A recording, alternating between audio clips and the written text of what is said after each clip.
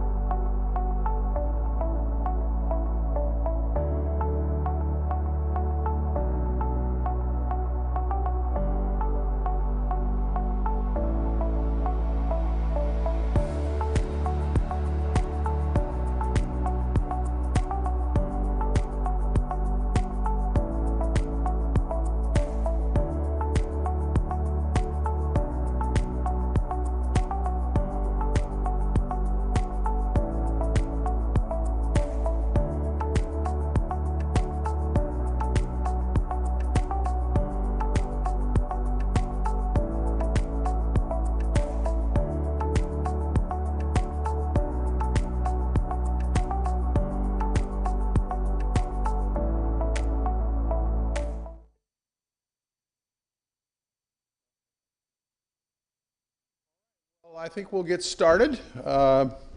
Thank you very much for attending. And I want to thank Matt Clausen and the team from Maritime Alliance BlueTech Week for putting on this conference and meeting. It's a lot of work, takes a lot of time. I came to the first BlueTech Week in 2008 when Michael Jones just started the organization. And it's grown tremendously since then. And been a very useful effort, I think, for most of the people who've been able to participate. If you take a minute and silence your cell phones or put them on vibrate or whatever else, please, that would be appreciated. This is the Water Technologies International Needs and Opportunities panel. This is panel 1 today. There are going to be 6 panels, or actually 4 panels and 2 roundtable discussions. So it's going to be a long day of talking about water technologies, and there's a lot to cover, lots of companies, lots of businesses. San Diego is a very interesting city for water treatment. There are about 3,000 people in San Diego who make their living in the desalination business. There are huge global companies like Nito Hydronautics and Toray. There are chemical companies, there are manufacturing companies like Applied Membrane, there are just a whole variety, and then subgroups and consultants and other organizations. And we tallied it up at one time, and there's about 3,000 people making their living. Most of them do their business outside of the San Diego area. They are international, they are global. And so we don't often pull a lot of them here because their customers aren't here. But fortunately today we've been able to bring some in, and we're anxious to hear what they have to say. Our first speaker is Mr. Gil Dewan. Gil is a longtime fixture in San Diego in the desalination, reverse osmosis, water treatment business. He worked for Fluid Systems Division of UOP in the late 70s through the early 80s, working on some of the major wastewater treatment plants in the world in early days of desalination technology. There were zero discharge plants built at places like the R.D. Nixon Power Station in Colorado and the San Juan Power Plant in Farmington, New Mexico. And these took boiler, feed water, cooling tower blowdown, and other wastewater from power plants and treated it down to zero discharge using a combination of membrane processes and evaporation systems. And Gil was very much involved in some of the papers that were done and the early work in those projects. He also worked on some of the big seawater desalination projects that were emerging at that time, like the Jeddah RO and Umluj. He left Fluid Systems and started his own company, Applied Membrane Inc., and that's been about 4 decades now, I believe. And Applied Membrane is now one of the major companies in the world selling reverse osmosis membranes and systems, water treatment systems, and other solutions for a whole range of water applications. And if you see his plant in Vista, very impressive, a lot of work being done there and all. So I'm very pleased to introduce Gil, and we'll have hear what he has to tell us today. Gil? Thank you.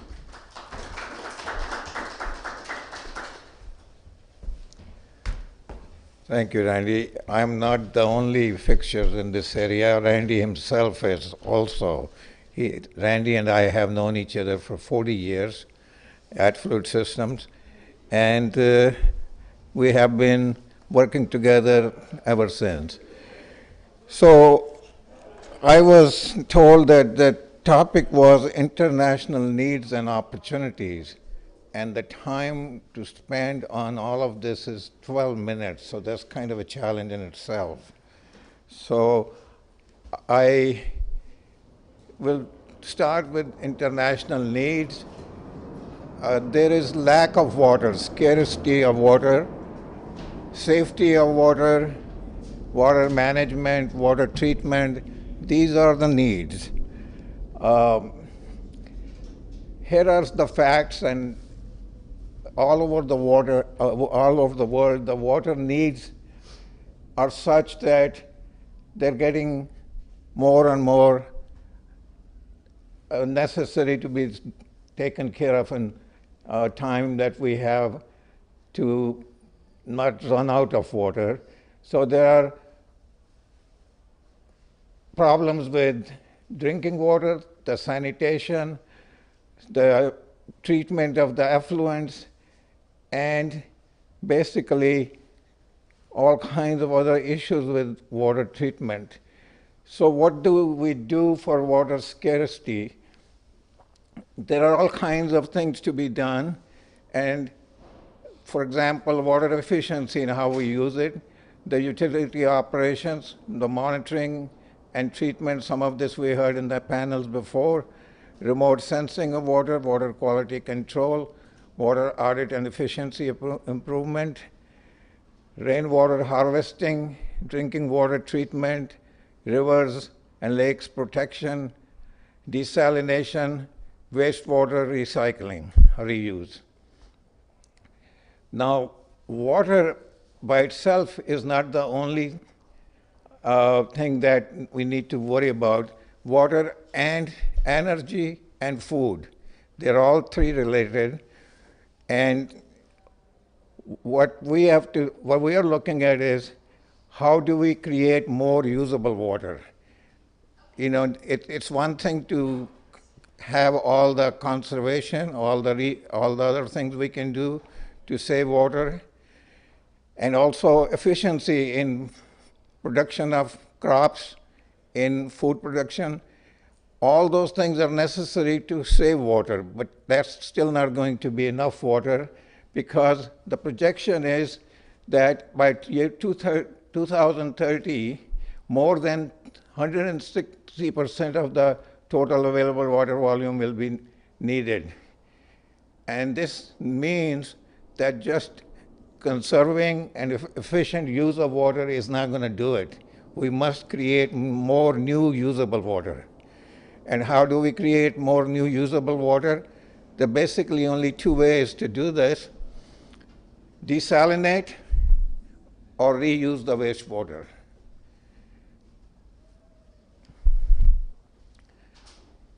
Then we have to look at what technologies can be used to reuse or desalinate.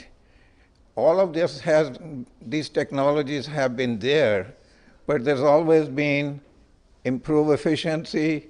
How can we simplify so places in the less developed countries can use these processes and basically reduce cost?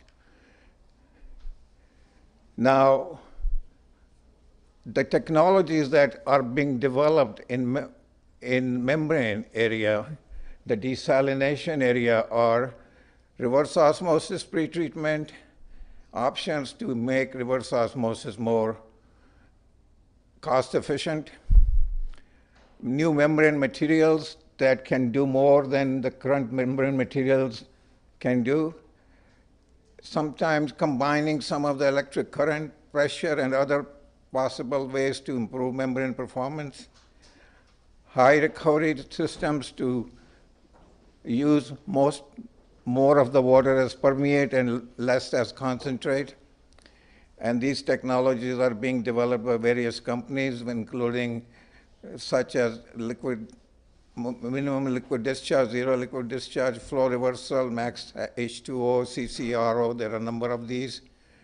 Solar evaporation, electrodialysis, and ion-specific membranes. Now, one of the things that people always talk about in desalination is the use of energy as being a problem, high energy usage. So there are two ways to look at it: improve the membrane technology to make it more efficient, or maybe make the energy less expensive. So a lot of work is being done on energy sides, like hydrogen generation and solar power and wind power and using the wave energy of the ocean. So let's not just put all our effort to make the membranes or the treatment more cost effective. If energy usage is causing the problem, why not make energy less expensive? Because that would accomplish the same thing. So this is happening in many ways, and So one of the things we have in the membrane side to improve things is ion selective membranes. This is being done to make sure we can make it more effective to remove what we want to remove, not everything. New membrane materials, that will help also the membrane separation or desalination more cost effective. Number of companies are working on this, and this is all very exciting because for many years, very little work was being done on new types of membrane materials, even though it's quite known that the current materials have limitations. So in the last few years, suddenly there is a lot more interest and a lot more effective work being done to make more effective membranes that might help. And these are companies like Zwitter, Aquaporins, and others using synthetic nanochannels, graphene, and also coating membranes, membrane surface modifications. So what I'm describing here are kind of opportunities to make the desalination part of the creating new water more effective and possible in places where energy is very expensive. Solar power. We got a request about 10 years ago to provide 350 solar-powered systems for Iraq. And the issue was 350 villages had lost power, electric power, due to the war. And so now they didn't have any water to drink from the water system supply. So they were going to the river and drinking that water which was polluted, and they were getting cholera and other diseases. So we were approached as a company to supply 350 solar-powered systems, about 50,000 gallons per day each. And they told us they needed them in a hurry because the people were dying. And I said, how fast do you need them? And they said, 4 months. 4 months, 350 solar-powered systems with the specifications like you're looking at, all tailor-mounted, enclosed with a sheet material so that people won't steal parts of this. And we said 4 months is not a long time to be able to provide you 350 solar-powered systems all built like that. So I didn't want to say, yes, we can do it and not be able to do it. So we turned it down. But they said, no, no, you got to help. It's a question of people's life. And so I didn't know how politely to tell them we cannot do it. So then I said, okay, we'll do it if we can have, the total project was $12 million. I said, we can do it if you have $6 million in our account in 2 days. So I said, okay, this is a nice way to say no. But to my surprise and shock, there was $6 million in 2 days. And I didn't know how they did that. You can't even transfer $6 million in 2 days within the town itself, from here, from one bank to another.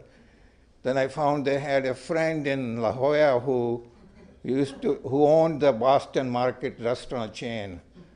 He just transferred his $6 million and figured out how to get it back from the Ministry of Electricity and Water in Iraq. And so we got 2 empty buildings that were for lease close to us that I said we needed to lease it for 4 months. And they allowed us to hire 25 people, worked 7 days a week, 24 hours a day, and made it happen. 2 minutes left. So this is another way to get energy, lower cost. Water waves. The way this works is water waves pressurize through a pump. It looks like a piston pump. Every time the wave goes up, it pushes the piston up and so on, and creates energy at a lower cost or very low, almost no. The second part that is to create new water is water reuse. And this has many possibilities. Direct purification like Orange County Water District, and other reuses like we have here, 6 million gallons per day system with zero wastewater. This is for agricultural use, and it included nanofiltration, reverse osmosis, ion exchange, and seawater reverse osmosis. The total integrated system kept the farmer growing a crop that was going to be otherwise shut down in business by using this technology. Then we have another one that was used in Cedars-Sinai Medical Center. And California is still in a drought. A local institution is showing off what's described as a groundbreaking water conservation facility. This is what the plant in the Fairfax district looks like. Administrators tell us because Cedars-Sinai is in a low-lying area, they have to constantly flush out groundwater into the storm drains. Well, the new plant will now reclaim that water for use throughout its cooling towers. And that's expected to slash its water use by 29 million gallons each year. And that's enough to supply nearly 300 homes for a year. And this is indirect use where water is basically after normal pre-treatment is put down through the ground, and it's the kind of thing being used at Orange County Water District. New technology in the wastewater being developed. And this is an interesting one, whereas this biofuel is being created as wastewater byproduct, because many people are looking at wastewater as not just wastewater, but as a resource to get either minerals out of it or other ways to use the wastewater and create, and don't think of it as a waste, but as a resource. So this one has a system with a canal dig inland, and the water is then collected in ponds, and then that wastewater from the raising of the shrimps and fish is taken and diverted to fields and planted in this special material, Salicornia, a saltwater tolerant plant that grows in such climates. And this water, this is then harvested for its oil, which is then refined as a biofuel. So you took wastewater, converted it into one that could be used for aquaculture, and then took that and created another plant and used that to create oil, became a biofuel, and it's the best use of wastewater.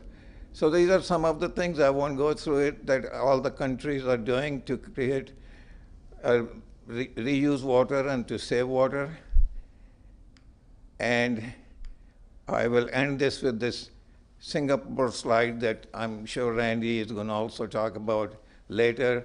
The whole idea is to make everything water-wise, make the buildings water-wise and make the industry and the water use in the industry water-wise, so it can be recycled, reused, and the wastewater is not thought of as wastewater. And that's all I have. Thank you. Thank you, Gil. And as you can see, it's difficult to cover the breadth of topics Gil has in 12 minutes. So, and it is, it's part of the challenge. One of the things Gil mentioned was a couple of companies, Switter and Oneka, on the system, and those representatives from those companies will be here this afternoon making presentations. So you'll learn more about Switter and Oneka as we go forward. So thank you very much, Gil. I think we'll hold the questions and answers till at the end, and keep moving forward. And thanks again. Our next speaker today is Professor Eric Hook, PhD from UCLA Samuel School of Engineering.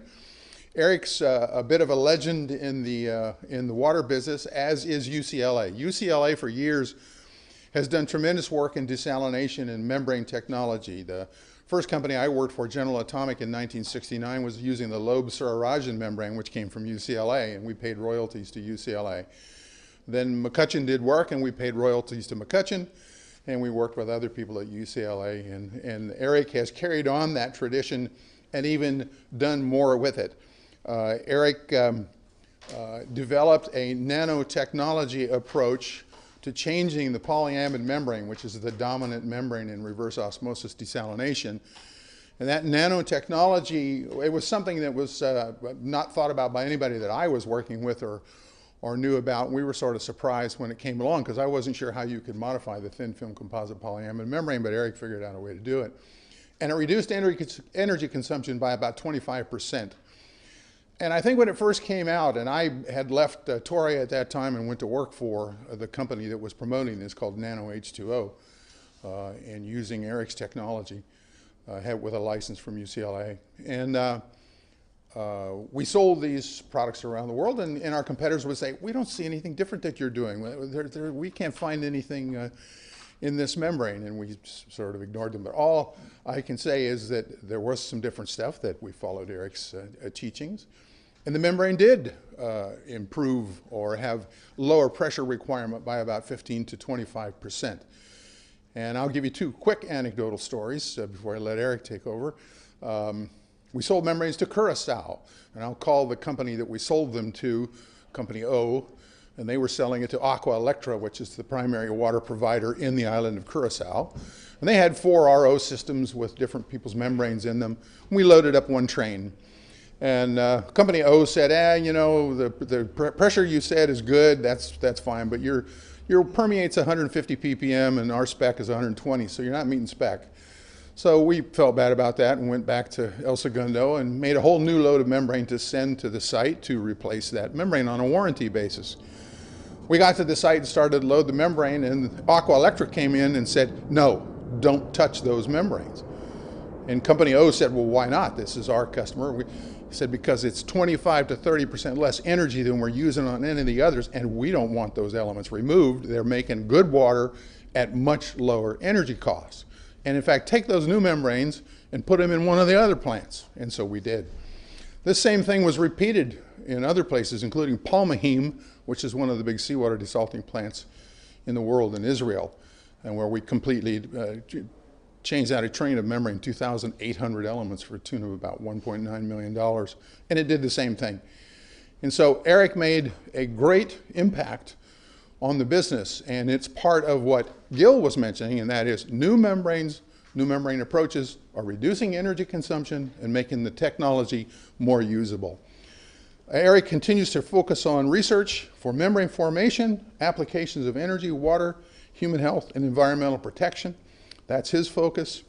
And he's recently published a book called Sustainable Desalination and Water Reuse. So Eric, please come up and tell us what you're doing.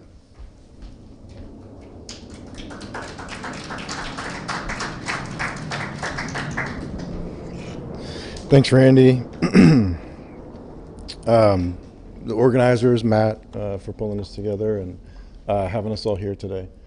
I'm going to have a slightly more focused talk, and not so much, not specifically about my own work, but sort of a perspective on some of the advances and challenges in brine management. So before I do that, I want to plant kind of the seed of an idea. So this is a quote from Adam Smith in the late 1700s. Nothing's more useful than water, but it will purchase scarce anything. Scarce anything can be had in exchange for it. A diamond, on the contrary, has scarce any use value, but a very great quantity of other goods may be frequently had in exchange for it. So this was deemed the diamond water paradox. I'm going to introduce to you the everything water paradox. So I did some Google searching and found out the prices of things, different materials that are in water, right, including water itself. And then also, this comes from my LADWP bi-monthly bill. I pay about $3 for a ton of water, right, which is an incredibly good deal, considering to dispose of salty water, you pay about 3 times more. a clean sodium chloride brine is almost 10 times more valuable than fresh water, which makes no sense. Ag lime, gypsum, a clean calcium chloride brine, almost 100x clean water. Ammonium sulfate, which you can extract from wastewater. Forget about bottled water. Hydrogen, 1,000 times more valuable than clean water. But what is water made of? 2 hydrogens and an oxygen. Volatile fatty acids like acetic acid, propionic acid, these can be sometimes used directly for animal feed. Also, they can be upgraded to things like jet fuel. Again, about 1,000x, a little more than that. Metallic magnesium, and finally lithium carbonate, the stuff that goes into the batteries in your cell phones and Teslas and whatnot. So lots of possibilities here with respect to all the stuff that exists in different water sources, but be it brackish groundwater, freshwater, seawater, wastewater, what have you. Okay, so keep this in mind as we talk about how do we manage the brine. So Gil really painted the picture, so I'm not going to spend too much time on this, but we're constantly tapping into alternative water sources, brackish groundwater, municipal wastewater. The city of LA, the county of LA have committed by 2035 to recycle 100% of our wastewater. Right? So this is happening in massive amounts.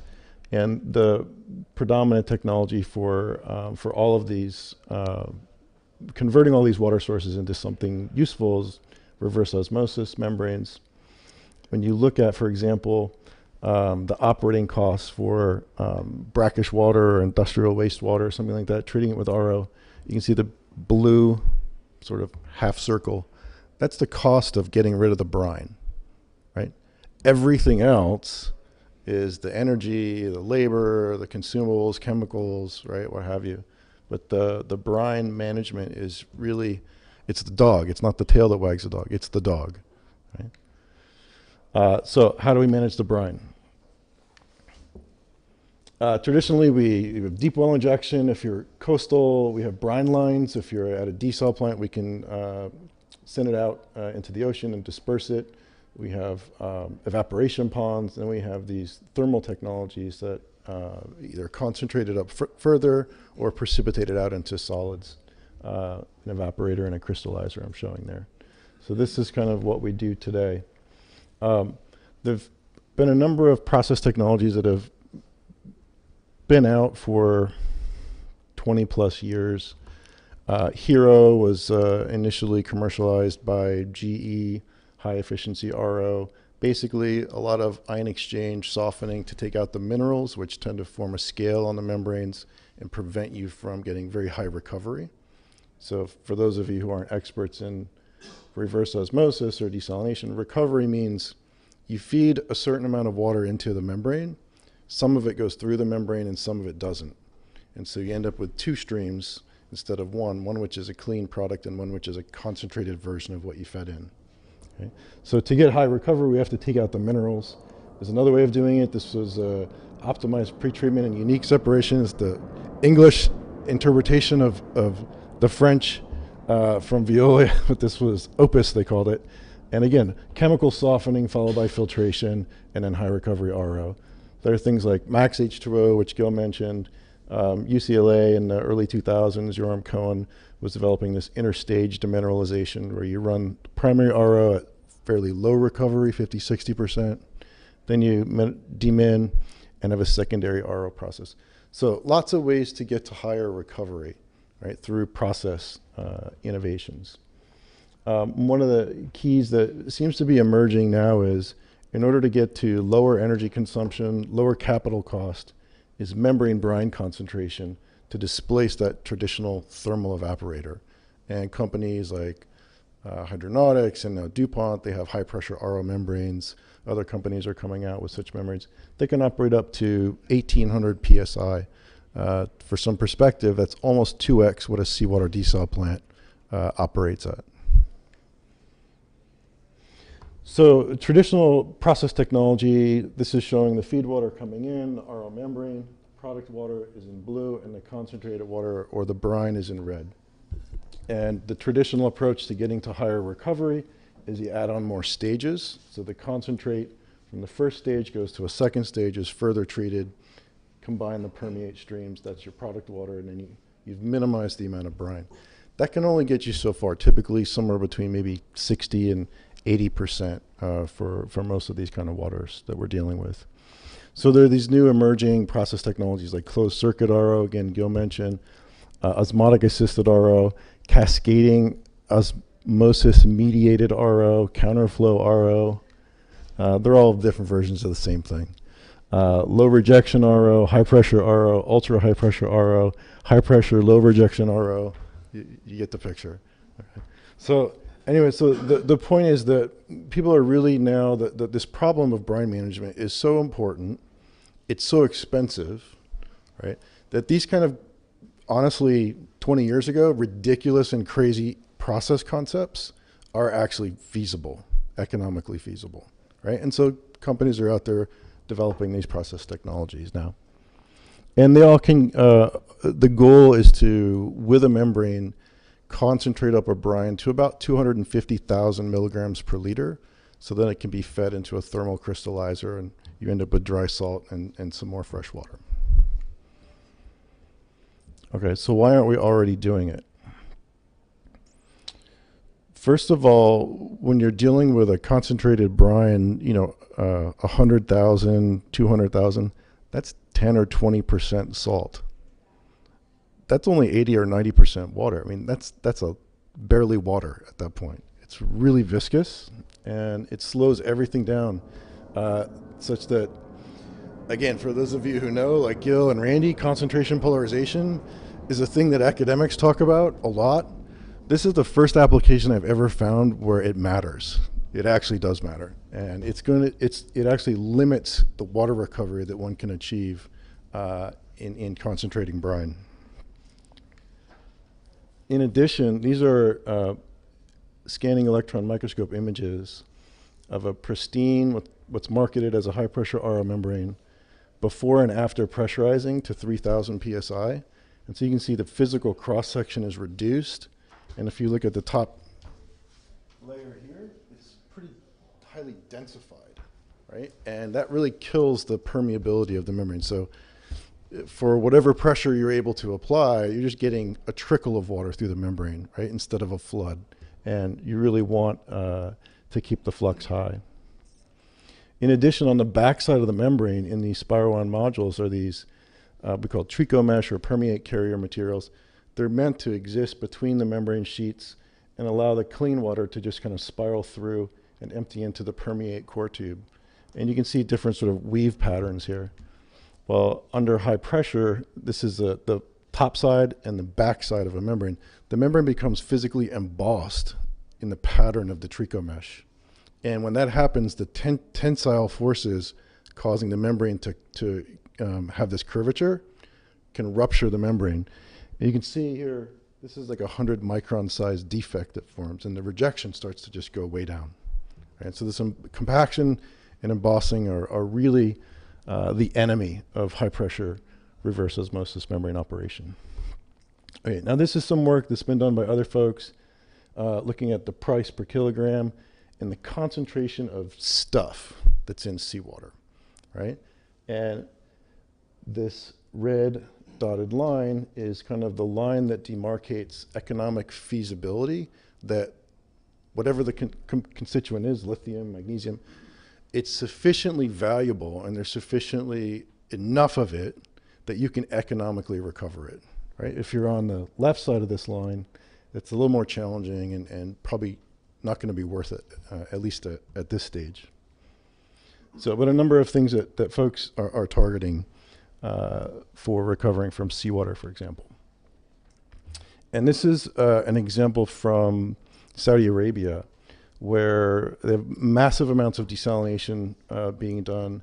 They also have chemical industries like chloralkali production and bromine production for industrial applications. Large markets, and the key is the selling price say $65 to $75 a dry ton for high purity sodium chloride, and the production costs are in line such that you can make a profit selling the salt, right? Same thing for bromine. The production costs are much lower than the market price, right, for this commodity. So there's economic feasibility here. And this is another example where they're essentially showing that from, this is the global sodium chloride market, 330 million dry tons per year.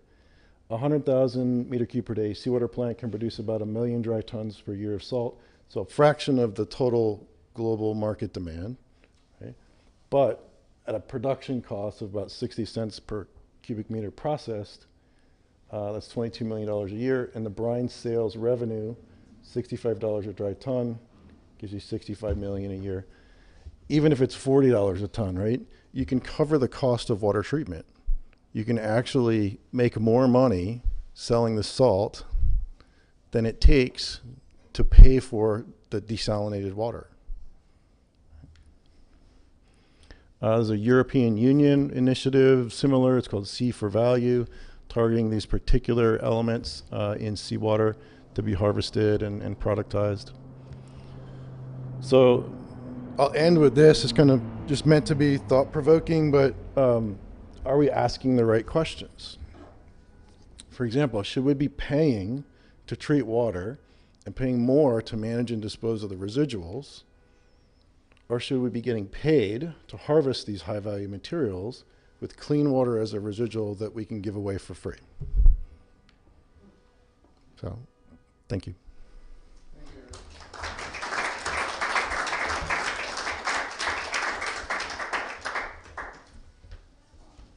It makes me think we've been looking at the wrong end of this thing. We've been looking at the price of selling water, and you're suggesting we should look at the other. That's very intriguing and certainly true.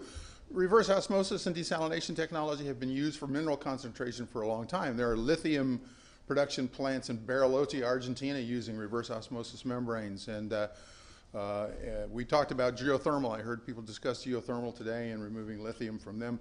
You can also get zinc and nickel, I think, from geothermal wells. And in fact, there was a plant in Calipatria that was doing that. And of course, copper has been mined that way for a long time. So certainly it's been done, but the scale you're talking about and some of the other minerals, that's tremendous and very interesting. Thank you, Eric. Our next speaker is Patrick Corsells. He's the Counsel and Trade Commissioner for the Consulate General of Canada in Los Angeles, Global Affairs for Canada. Patrick's been the counsel since 2019 and covers the clean tech sector, which is what we're part of. He previously covered clean tech in Canada, Sao Paulo, Brazil, and Guadalajara, Mexico. So he's been around. Do you speak all those languages, Patrick? Oh my gosh. All right. Well, so he is very knowledgeable. He helps Canadian companies do business in Southern California, Arizona, and Nevada. Patrick? Thank you very much. It's a pleasure to be here today, and thanks so much for TMA BlueTech for the invitation, and pleasure to be on a panel with some esteemed people who know a lot more about water than I do. But yeah, it's a pleasure to be here today.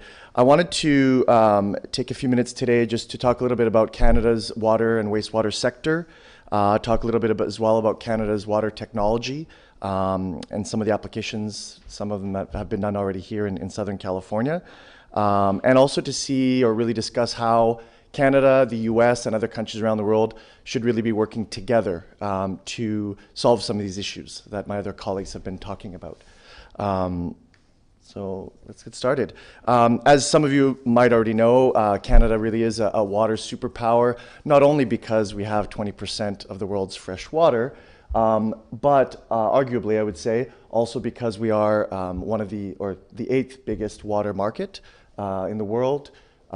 We have over 700 companies, water technology companies, in a range of sectors and markets. Spend a lot of money on research chairs in the water space as well.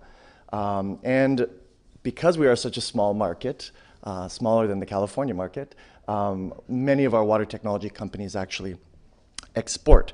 And I'll talk a little bit later about some of the examples of some of those water tech companies that have been very active here in the Southwest US.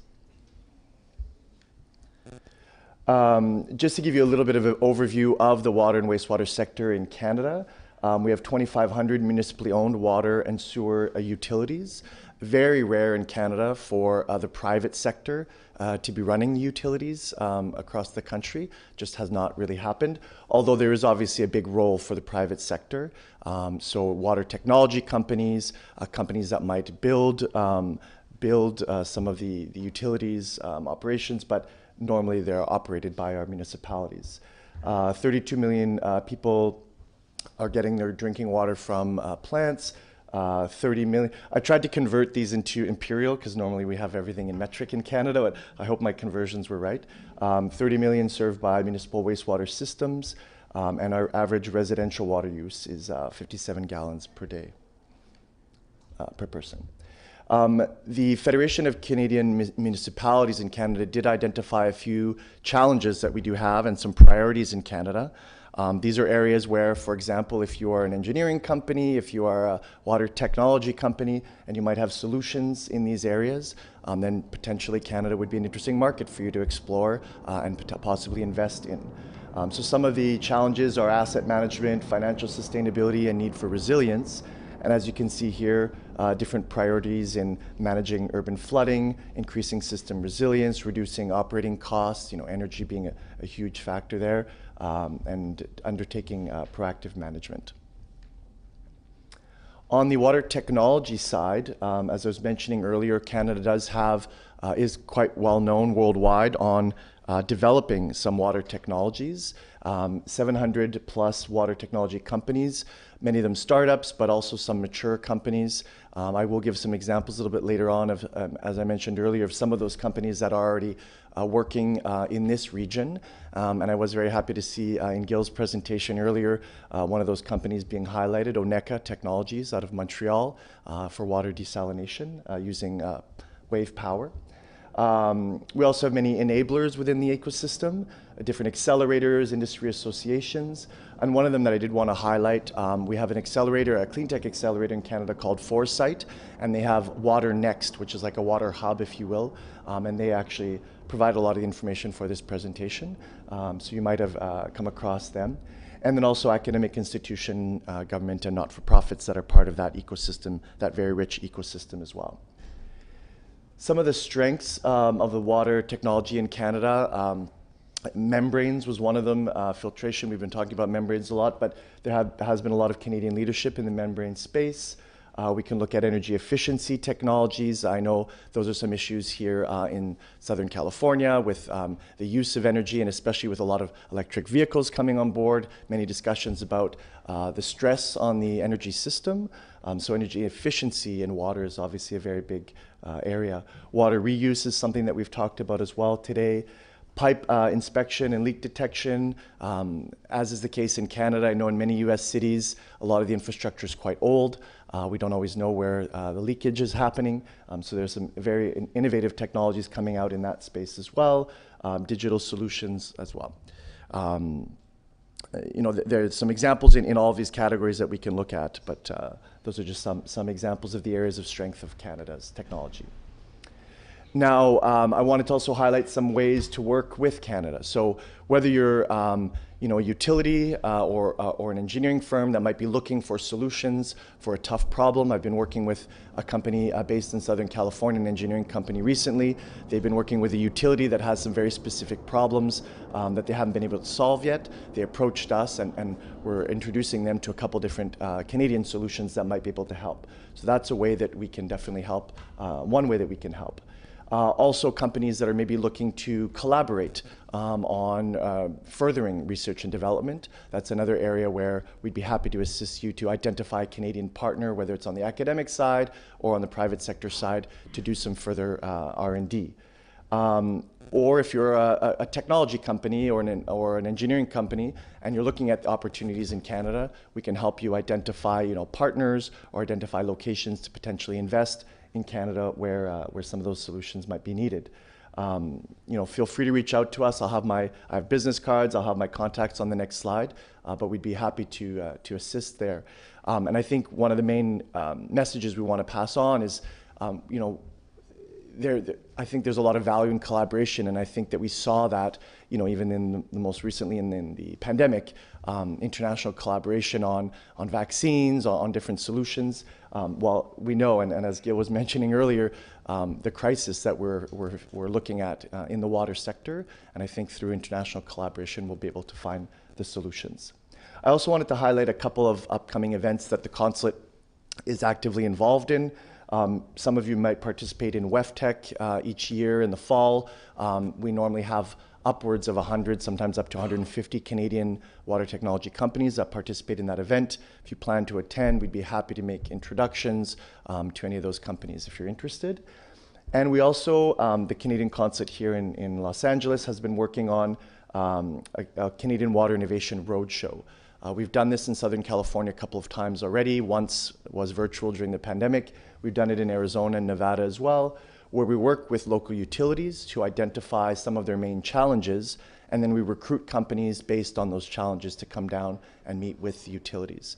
So we're actually working with a few utilities in the San Diego region, Ventura County, Santa Barbara County, and of course LA on this roadshow that will be taking place in March. So happy to have you guys involved as well, anyone who might be interested. The utilities also help us choose which companies are chosen for the roadshow. So we're actually in that process now of starting to recruit and then select those companies that'll take part. And I just wanted to highlight a couple examples. Oneka was one that fortunately my colleague Gil did present, but a couple of the companies that have had some success here in Southern California, just a couple examples. Fred Sense, a company out of Alberta that does monitoring of different elements in water with field kits. So these are a tiny little box about this size that utilities or engineering firms can use to test water in the field, can get results in minutes as opposed to days, which is really exciting. They've participated in past editions of our roadshow and have been selling these kits to many utilities throughout Southwest USA. But we're also chosen by the Port of San Diego with the help of my colleague Mario at the back here, who Mario is one of my colleagues who works in our consulate here in San Diego, who linked them up to the Port of San Diego, and they've been doing an ongoing pilot project with the port over the last couple of years. Deep Trekker is another company, that one out of Ontario, that does different pipe crawlers, robots, underwater robots and cameras. Robots are always really cool to see. And they've sold, again, they participated in our previous roadshows, and they've sold a few of their units to, it's not public information, but to some very large utilities, we'll say, in Southern California. So again, I mean, I think, as I mentioned earlier, and the real point that I wanted to make today is that collaborating, I think we can, better solve or more easily solve some of these major challenges that we have in the water space. I encourage you to reach out to me if you have any interest in collaborating with Canada or Canadian companies or investing in Canada, and happy to answer any questions you might have as well. Thank you so much.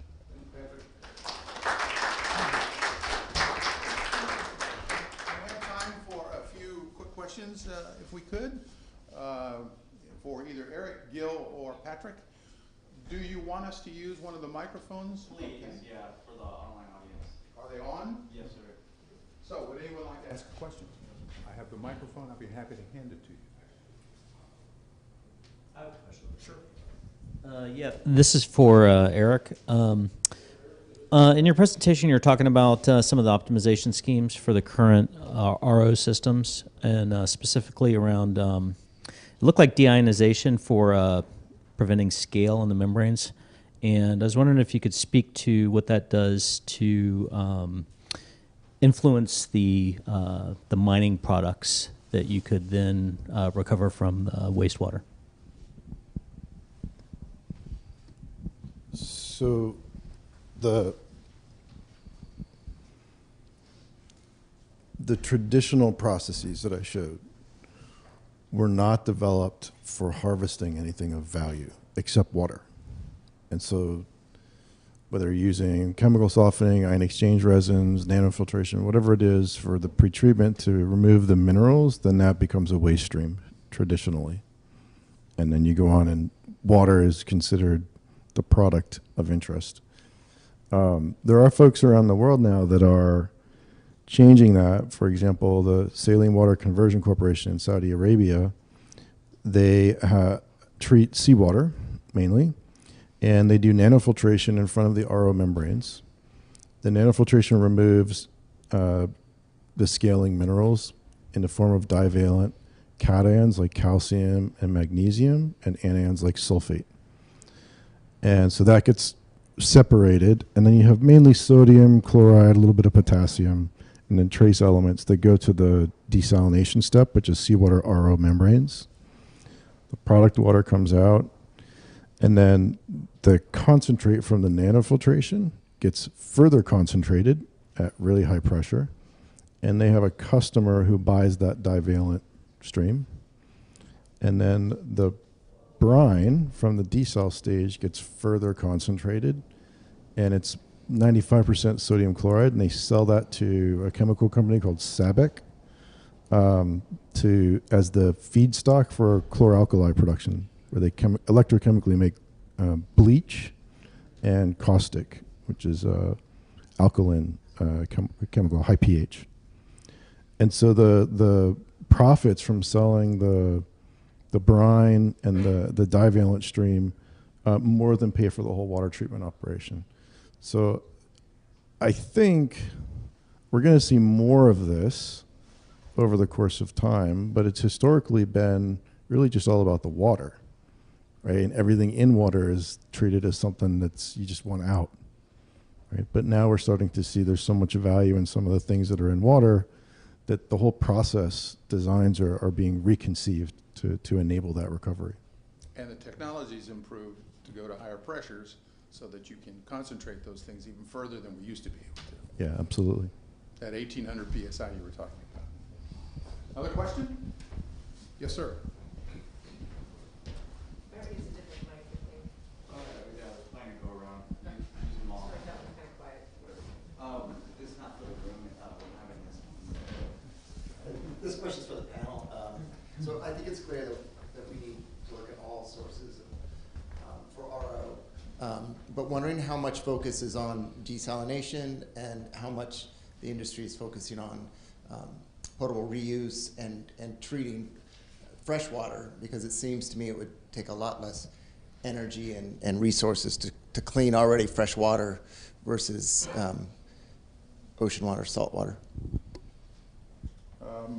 I'll take an early stab at that and then hand the microphone off. The biggest market for desalination technology right now is seawater desalting, and it's growing very rapidly. Historically, when the business started, it was all brackish water desalting. We were treating groundwater from Florida and other places in the world to make fresh water from groundwater, brackish water. But as seawater came along, the volume is so much bigger, the need was so much greater, that it transitioned to that whole seawater market. And wastewater reuse is really was started in 1977, but has really caught fire in the last 20 years, where you take sewage and reclaim it. And that's, again, a brackish water kind of membrane, a lower pressure membrane. Treating fresh water, like city water, with membrane processes has been done for a long time, but it's usually used for industrial applications, like ultra-pure water for the semiconductor industry or for boiler feed water, or processed water, or even breweries or water companies who make bottled water. If you look and read the labels on those bottled waters, you'll find almost all of them have been processed by a reverse osmosis plant. So that's pretty typical for what's going on. But right now, seawater desalting is where the growth is. It's about 20% a year. You want to add to that, Gil? Yeah, I think some of this is on the availability of what you have. Like in Singapore, the only source of water they can make more water out of is wastewater. They don't have the other sources. And some places, its river is what the thing closest to you, so you use this to create more water. Some places, you don't have either river or the ocean, so well water is all you have, or water reuse is all you can do. So it also depends on the sources that you have available to you to get the new water, not just the cost of which water is easier to treat compared to other water, but what do you have to work with? Anybody else? Can I make a point? Sure. So I think just kind of agreeing agree with what Randy said and Gil. But if you look at the whole global scenario, you have 71% of water, right, when you talk of Earth. But only 0.7% of this is kind of available as fresh water. So if we speak of surface water, groundwater.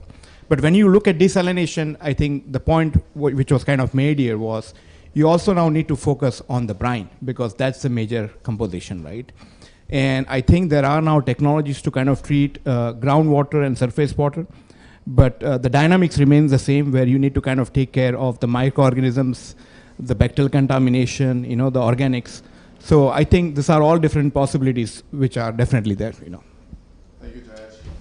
Well, I think in the interest of keeping to our schedule, we'll have to end our session at this point. This is the end of panel 1. Thank you very much.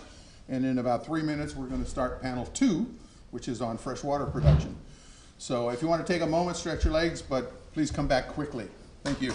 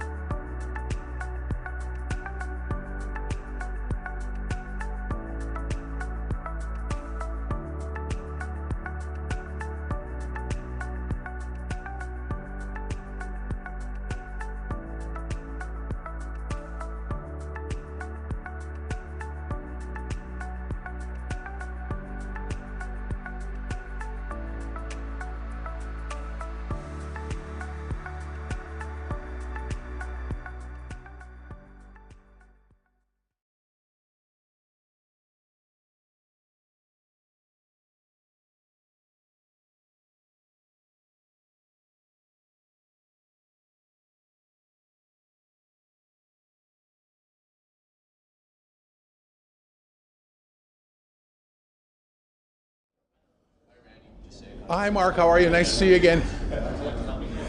Okay, I think we need to get started. We're going to be running out of time. So, this is panel 2. And I want to welcome you again on behalf of the Maritime Alliance BlueTech Week. And if you didn't hear me the first time, please mute your phones. We've got 4 speakers this time, so we're really going to be running short on time. Our first speaker is Mr. Dennis Calvert, the CEO of BioLargo. And he says we take some of the hardest challenges because of how our products and solutions are the real deal. The real deal. Not the phony deal, the real deal. The real deal. and they do with PFAS, VOCs, advanced water treatment, and some of the challenges that they've addressed. And they have multiple patents on all these issues. So, Dennis, take it. Yeah, we're going to be pithy. Thanks, everybody, for being here. I would really encourage you to take a look at BioLargo. It's a small public company emerging with its first couple of big hits. It took 15 years and a lot of money. It's an incredible journey of innovation. We call ourselves an innovator solution provider, focused on all things sustainable with a heavy emphasis in air and water. And the diversity is remarkable. And we think it's awesome that way. About 4 years ago, we did a deal with an engineering group that was a team that had worked at a 55,000-man firm, Chicago Bridge and Iron, also with Shaw Engineering, if you know those companies. Anyway, a team of people that have been all over the world. And we brought the whole team in all at once because CB&I ran afoul, and they laid off 17,000 people in one day. And I called Randy Moore, and I said, what you going to do? And he said, what you got in mind? I said, I think we should form an engineering group. And so literally it's like that. So no clients, whole team, all at once. And now these people are shining all over the world. We're winning contracts around the globe, and they've been critical for helping us really scale and develop go-to-market strategies for the innovations that we've invested 15 years developing. We have 8 technologies. It's a multiple platform. PFAS is arguably the largest one in the portfolio. We've got more coming, but PFAS is a big deal. Everybody know what PFAS is?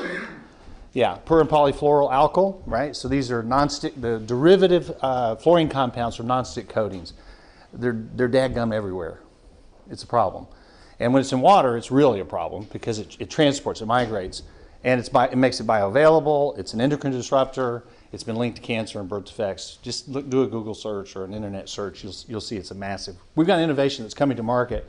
It's called the AEC. It proposes, and we believe we can defend the thesis that it's going to save everybody a bunch of money, number one. Works in a bunch of different types of water. And then ultimately, its environmental footprint is 1/1000th competition, 1/1000th. So what we're doing is we're electrostatically concentrating and isolating the PFAS into a collection system. Once you collect it and you concentrate it without all the other salts, you have an extraordinarily small footprint. That allows you to then manage disposal. Everybody always says, what are you going to do with the waste? We're going to do what the government tells us. Because any other choice is a high-risk proposition. We chose to enter the commercial market as the most efficient collector. We just got our first customer. It's 3 years of work. It's a big one. It's an industrial client. It'll come in 7 to 10 million a year for the next 10 years. And so think of it as like an environmental remediation Superfund site. That's the program. And we have a backlog, national footprint. We've got 45 of the 50 states covered now with national reps. And we're just out of the gate, and it's very exciting. And there it is, and there's a scaled unit. Actually, that's a small unit. Put about 7 of those racks together, you do about 1,000 gallons a minute, right? So it's a building. When you talk about treating a very high scale, it's a building, right? And we're isolating and collecting the PFAS. We've achieved non-detect status. That's a big deal. Non-detect means beyond the level at which science can detect it. These are the units that are now going in the field, so we're doing trials all over the country. Orange County has made public information, by the way, that they expect the budget to treat PFAS in just Orange County with 60 wells at 1.5 billion. 1.5 billion B. We also have micropollutant and advanced oxidation system and AOP, extraordinarily effective at micropollutants, and we believe it has a role to compete with UV as well. Great piece of technology, received over 100 grants. It represents a technical breakthrough, very difficult to get to market. So we don't have commercial clients yet, but we've just completed an 18-month trial in Montreal with a wastewater treatment facility. It's really cool. We have a partnership with one of the leading privately held water companies in North America, Garrett Callahan, if you don't know them, great company. 4th generation, 107 years old. And we developed a treatment system for recycling water cooling tower water. Reuse, water reuse, recycling. Great innovation, just now going to market. And of course, we have a 300-man sales force at Garrett Callahan to back us up. So this is really cool. Poof, you got to see this one. Now, how do I get this to play?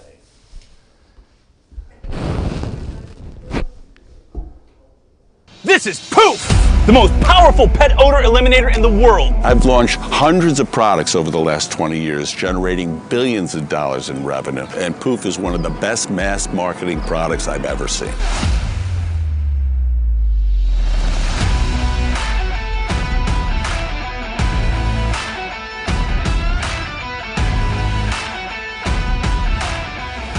All the other products that are in the market right now do one of two things. It either destroys the odor molecule with a harsh chemical, or it masks it with a fragrance. We don't do either of those things.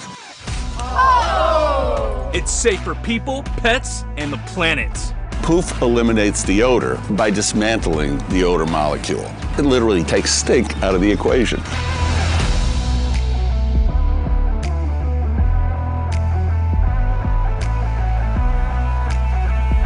Poof uses a form. Let me tell you the story on this real quick. So Poof is just launched in Walmart last week. We've also got 2 major retailers coming behind it for mass market. Our partner has launched about 8 brands that all do $1 billion. $1 billion a year, right, in revenue. Like Tide and Febreze and Copperfit and Swiffer, big brands. Okay, so we went industrial and we paid a price, right? We suffered. But we did succeed, but it took a lot of time, a lot of energy. We became expert. And because of that work, a partner came to us and said, I think you got $1 billion product. I said, we do too. And so we're heading to $1 billion. And I look at that product, and so we have a partnership that's financing all the rollout, and we're the vendor to the project, which means we supply the product and make our money at wholesale. We participate in the exit at 20%. It's an example of over 10 years of work, and all of a sudden preparation meets opportunity. And that's our business. We have a whole portfolio of those. Preparation meets opportunity, the right people, the right spot, and we're in go mode. Poof, make sure you go, P-O-O-P-H. Look it up, watch. Now that you've seen it, you're gonna see it on TV and you go, I know these people. And it's a great testimony to great science, right? And all the things that make it commercially viable now finding the win. So that's BioLargo. Okay? Thank you.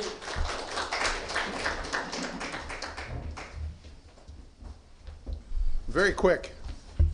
Appreciated. Appreciated. And we'll do some questions at the end.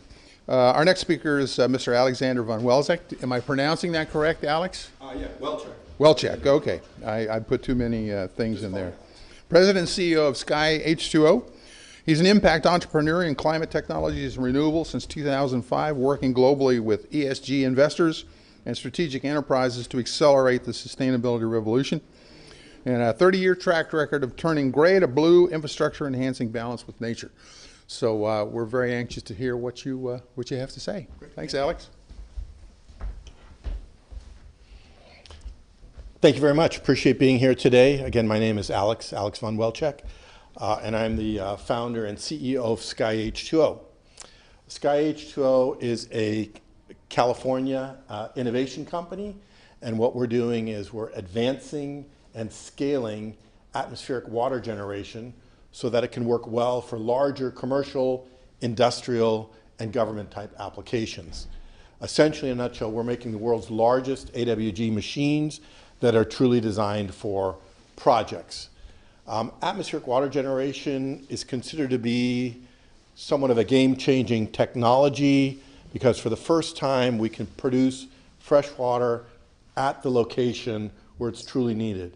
In other words, the big difference between atmospheric water generation and any and all other water technologies is our resource to make the water is the air and not an existing body of water, enabling us to put these systems at a location where the water is truly needed, including as well allowing us to do this in a way to eliminate costly non-existent infrastructure.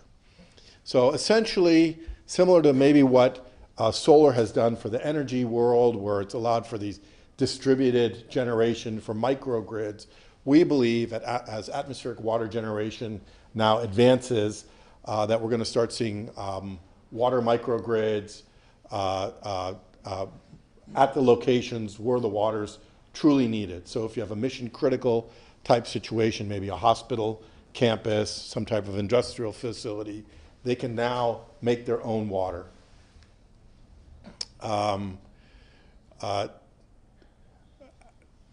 Atmospheric water generation, as you pull together a project, there are three elements that ultimately make up your cost of the water. One, of course, is the CapEx. The other one is the operating ongoing maintenance, which is relatively minor. And the third is energy. These systems work off of electricity. The good news is they work off any kind of electricity, and also these systems are very, very smart. So they can be programmed and even remotely controlled to take that energy when the energy is cheap and very available, which is becoming more and more as utilities are going to 50, 100% renewables, where we're having much more unique times of use. So certain times of the day, certain days in the week, certain seasons, energy is getting overproduced, and we can turn that overproduced energy into valuable water. Atmospheric water generation has been identified by GGE Technologies as the #1 climate impact technology for the future. And the industry is still in its infancy, although in different forms it's been around for a long time. But solar was also around for a long time. But we're now at a point where this industry is expected to grow about 10x over the next 3-4 years. And within that context, Sky H2O is the company that's making the biggest, most efficient systems. When it comes to application of AWG, one really needs to think more refined about water and the water use. There's the water pyramid, and essentially where AWG can do well is providing the water in those, let's say, top 3 areas of the pyramid. Of course, one, drinking water that can be bottled or whatever, that's in many cases very, very expensive water. The water that you would maybe use for cooking, preparing food, particularly in water-stressed areas. And then thirdly, perhaps water that you're using for personal hygiene. The water that you would use to water your lawn, to do big ag, our water is too expensive for. So it needs to be more refined on how you're applying this. Atmospheric water generation is renewable water, similar to the way solar or wind is renewable energy. It works in balance with nature. It's essentially net zero water. And ultimately, because of those characteristics, as well as being able to make that water any place at any time, it's really the ultimate in water sustainability. We at Sky H2O, as mentioned, we are innovating and scaling the industry. What we currently have is the AWG Maximus 4.1. That's our flagship model that we're rolling out. We actually manufacture it here just across the border in Tijuana.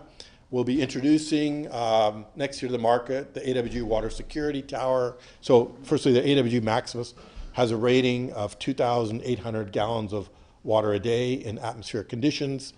The AWG Water Security Tower will be introducing next year. It'll have a generation capacity about 10x of a Maximus, so about 25,000 gallons of water a day. And then what we also plan to bring to the market is rooftop building integrated, so that a building itself can generate, manage its own water to provide the ultimate in water security. I think that's something that we should be seeing like at hospitals, mission critical buildings. These buildings today already have to have renewable backup energy. Why shouldn't they have renewable backup water? Sky H2O, we have from the ground up invented our own AWG technology. We did that in collaboration with award-winning professors and scientists, primarily from UC Berkeley.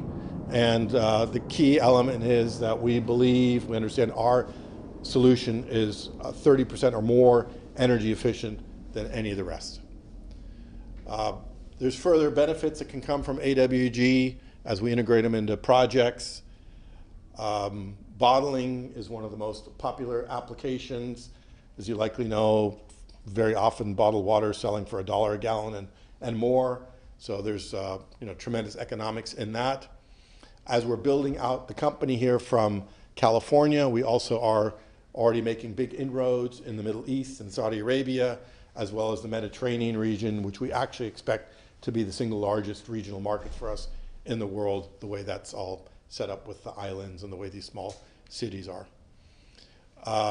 Every location works differently, similar to solar or wind. The key driver behind an efficient AWG is relative humidity. Basically, the higher the humidity, the greater the output. So when we try to site projects, we're looking for those locations that have a high value of water, low cost or available energy, and also high relative humidity. We're actually currently building the world's 2 largest AWG projects near Houston, Texas. Here's some examples of deals we're working on: military application in Bahrain. We would like to help free Catalina Island from all of its restrictions, which is really water. We can make water there. There's a number of facilities in southern Texas who are looking to go net zero water. Great applications there. Very often these waste to energy facilities have a hard time selling the energy. We can turn that undervalued energy into valuable water. We're looking at doing that in Monterrey, Mexico. Emergency relief is a popular application. The systems can be mobile. Malaga, Spain is a beachhead into northern Africa. And like I said, what we're rolling out now by Houston are what we call Sky H2O stations. These are gas station type looking, but they're water stations. And in fact, BioLargo is going to be providing the water processing on these systems that we're very proud about. And that's the footprint of it. One of these is going to be generating about 30,000 gallons of fresh water a day. And we're looking to roll out about 100 Sky H2O stations over the next 4 or 5 years, including a couple here in the San Diego area. So I think that's kind of a wrap, and I can be available for questions. Sure. Thank you, Alex. Thank you.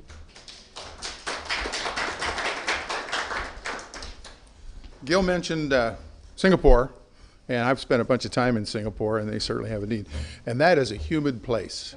And I would think every building in Singapore would need one of your units to make water, and I think it'd be an ideal market. Yeah, it makes all kinds of sense. I've never sweat so much in my whole life as in Singapore. Go to Houston. Yeah, oh, well. Our next presenter is Subir Bhattacharjee. How did I do, Subir? Close? Pretty good. Close, okay. He's the founder and CEO of IntelliFlux Controls. He worked in water management and reuse for 3 decades. And in his own words, he's working with an ACE team to embed the process engineer part of his brain into an AI-based software platform for process automation. Now, as I think about that, if you succeed, won't you be out of a job? Good point. Come and tell us about it. Thank you very much, Randy. And I think it's better that way because that part of the brain comes without the personality. So getting into the crux of what we do, IntelliFlux Controls is trying to redefine the human-machine relationship in process industry. We are doing it through a software which is called Apricot.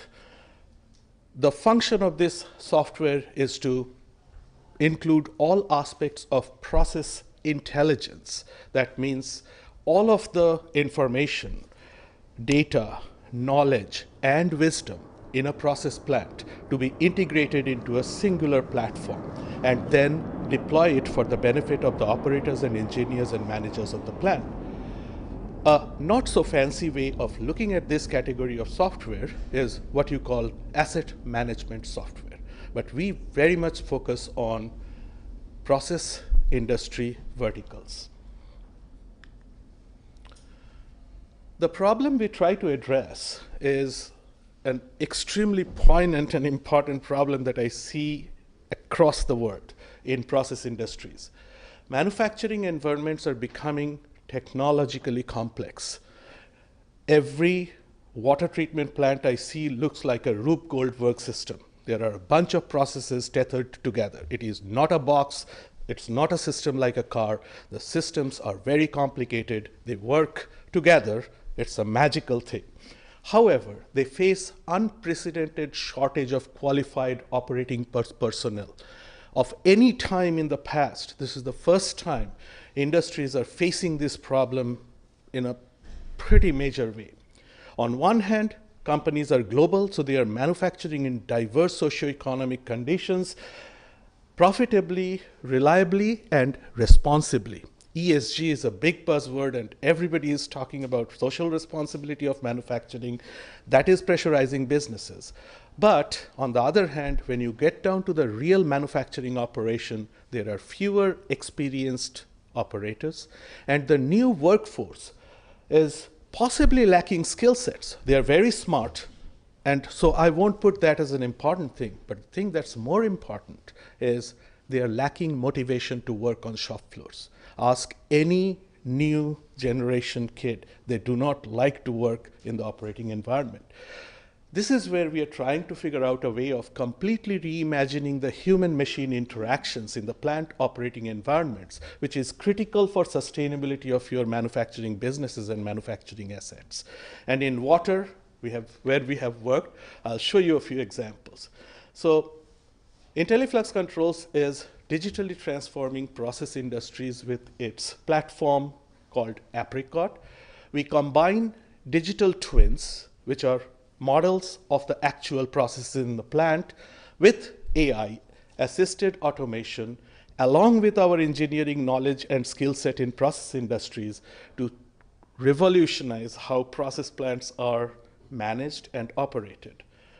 Apricot is a platform to deliver process wisdom. This is one bracket of AI, or intelligence, and it's one of the highest manifestations of intelligence is what we try to achieve. To adaptively operate and optimize process plants in real time, and we sell this product at 3 tiers. The lowest one is essentially a global connector for process plant information. It's a glorified SCADA. However, the other 2 embed higher level functions, which I will talk about a little bit. I'll do that through examples. So here is an example of a water treatment plant where you have a membrane bioreactor following an upflow anaerobic sludge blanket reactor. And in this particular system, keeping the membranes alive and working, though they are ceramic membranes, was a nightmare for operators. We put in something called Apricot Operate to automate the cleaning of these membranes. This is sort of visible through, I hope there is a pointer, but no. You will be seeing this through these yellow circles that dance around. They are different intensity or different ways of cleaning the membrane that dance around inversely to what is the quality of the feed water that's coming in. Bad feed water, membrane gets more dirty, you clean more effectively and aggressively. But good days, clean water, you produce more water, do not disrupt the cleaning with harsh cleaning, you clean more benignly, you increase the life of the membrane. But the most important thing we did here was increase the uptime of the plant by 80%. The plant was down a lot because people had to wait for CIP, etc., but we changed that quite dramatically. We lowered the rate of membrane permeability decline by 75%. Not a good news for people who sell replacement membranes, but pretty good news for the plant. We saved OPEX, which is primarily energy, by 16%. Another example, sewage treatment plant, which treats municipal sewage and discharges it into the river Ganga. And in this plant, we provide Apricot Connect and Assist, which provides a digital twin-based guidance to the operators about how to manage and tailor the operation of the biochemical reactions in the reactor and the UV system to keep it continuously operation as the feed water quality and quantity changes. And that feed water in India in rainy season can be quite fluctuating. We are seeing energy savings at about 2 megawatt hour per day for this plant, which is about 120 million liters per day.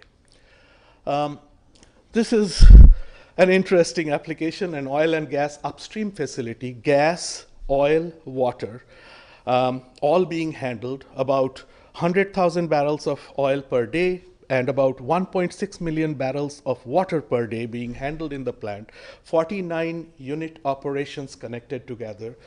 Whenever a problem happened in this plant, operators would typically go back to software like Aspen HYSYS and do process simulation and troubleshoot it over a month. This is almost like embedding a process simulator for these 49 unit operations that do that calculation automatically every 6 minutes. So the people are being alerted by this software if there is any anomaly in this complex plant. And this is being applied to manage energy at this site. Wherever we have gone, we are very value-based priced. So savings in clean water use, savings in energy use, more employees working remotely and can manage the plant from anywhere, and whenever we have a membrane or filtration plant, increase the replacement time of the cartridges or media replacement or the membrane replacement are the basis of us acquiring value from the customer or getting paid by the customer. What we do to manifest that intelligence is very simple though. Normally, what human operators do in a conventional process is close something called the IDKW loop. Information, data, knowledge, wisdom. And how human beings do it when a problem manifests is you will detect the problem, you will go around collecting the data and the information that will help you analyze the problem. You then become an Excel warrior in the modern day. You will crunch that number in many ways to synthesize the solution. Then you will find the root cause, you will socialize it with your peers, and then you will find a solution. That takes time. Every problem troubleshooting takes time. What Apricot does for customers is does the grunge work and the detective work almost instantaneously. We are tethered to the plant automation system, detect the problem instantaneously, and even a multiple unit operation system, we detect upstream problems and tell people 6 hours ahead of time something is coming your way in the RO system. So we do the information data gathering in the background, the software is doing it. Data to knowledge conversion, instantaneous. However, we leave for the humans when we do Apricot Assist to do the highest faculty tasks that a human being loves to do. And that is think, be creative, and come up with a solution, and you feel good and successful. And when you tie this to a social media-like platform, we call it our community platform, it does magic. We have seen top-tier scientists of the company who are talking heterotrophic bacteria and autotrophic bacteria doing things with the electrical engineering operator simultaneously exchanging notes on the same platform and giving instructions and help to each other. And the problem troubleshooting time comes down because a system needs to be managed by a system of people who are not working in silo. It breaks the silos between different engineering departments. So that is what we do. But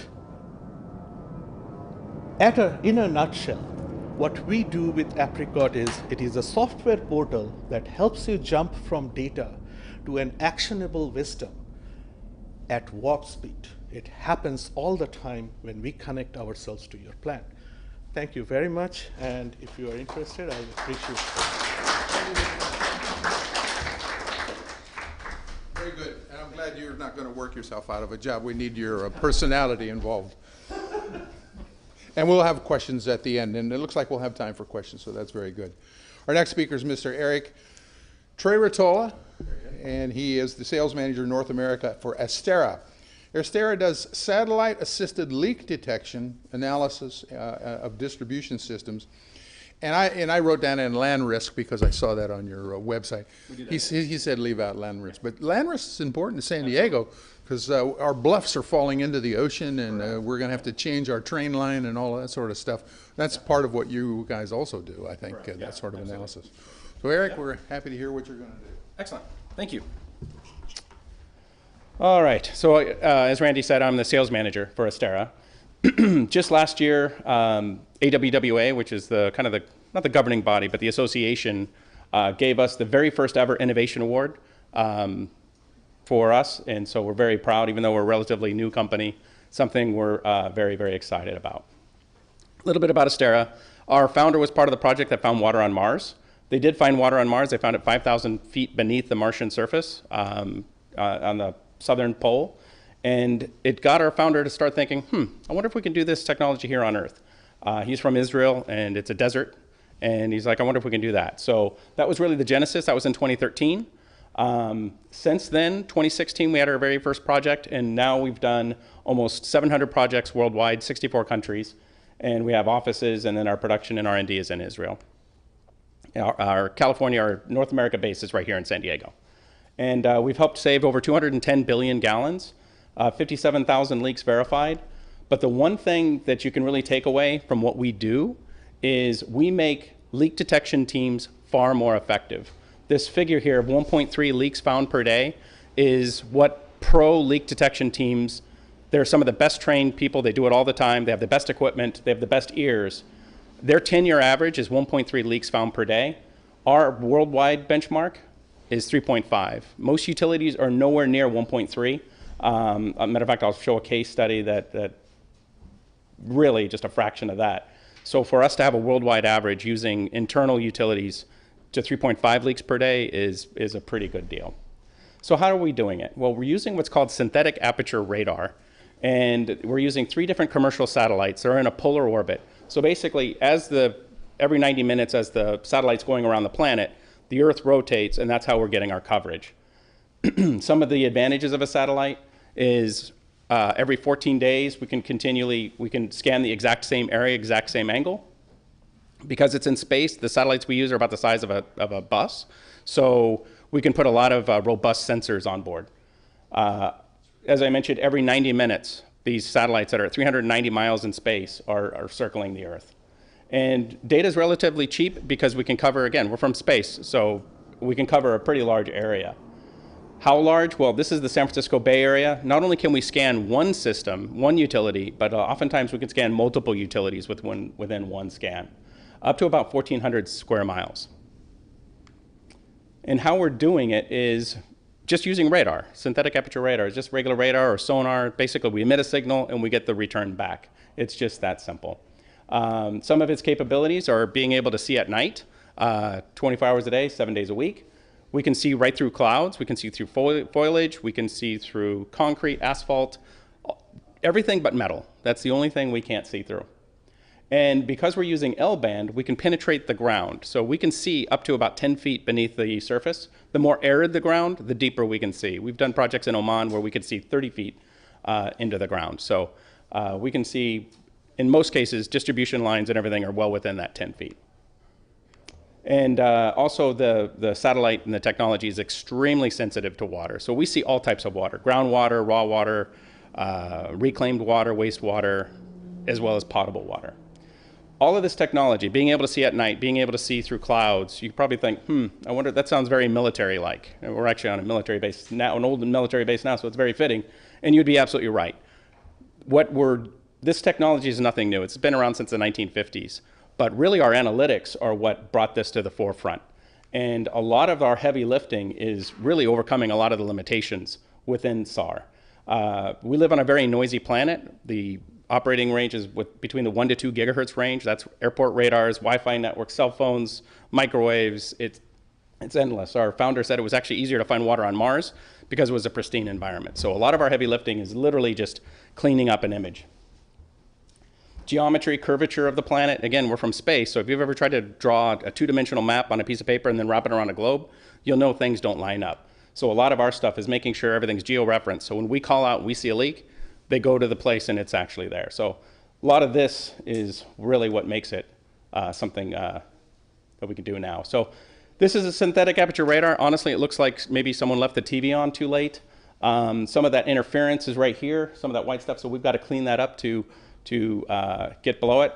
Honestly, it looks like the Matrix to me, but what we're actually looking for is the conductivity levels of different elements. And this is as geeky as I'll get, but basically this is a dielectric properties. It's basically the ability for an element to conduct electricity. Everything has a very unique dielectric constant. Air is 1, dry sand is 5, saturated sand is 30, very dynamic, very unique. Our challenge is all types of water is about 81. So because we're on a wide wavelength, we're able to expand that out to where we can start differentiating the difference between seawater, sewage, and potable water. So that's the other part that we're doing. So a lot of utilities, what they do is, honestly, they just wait for something to surface.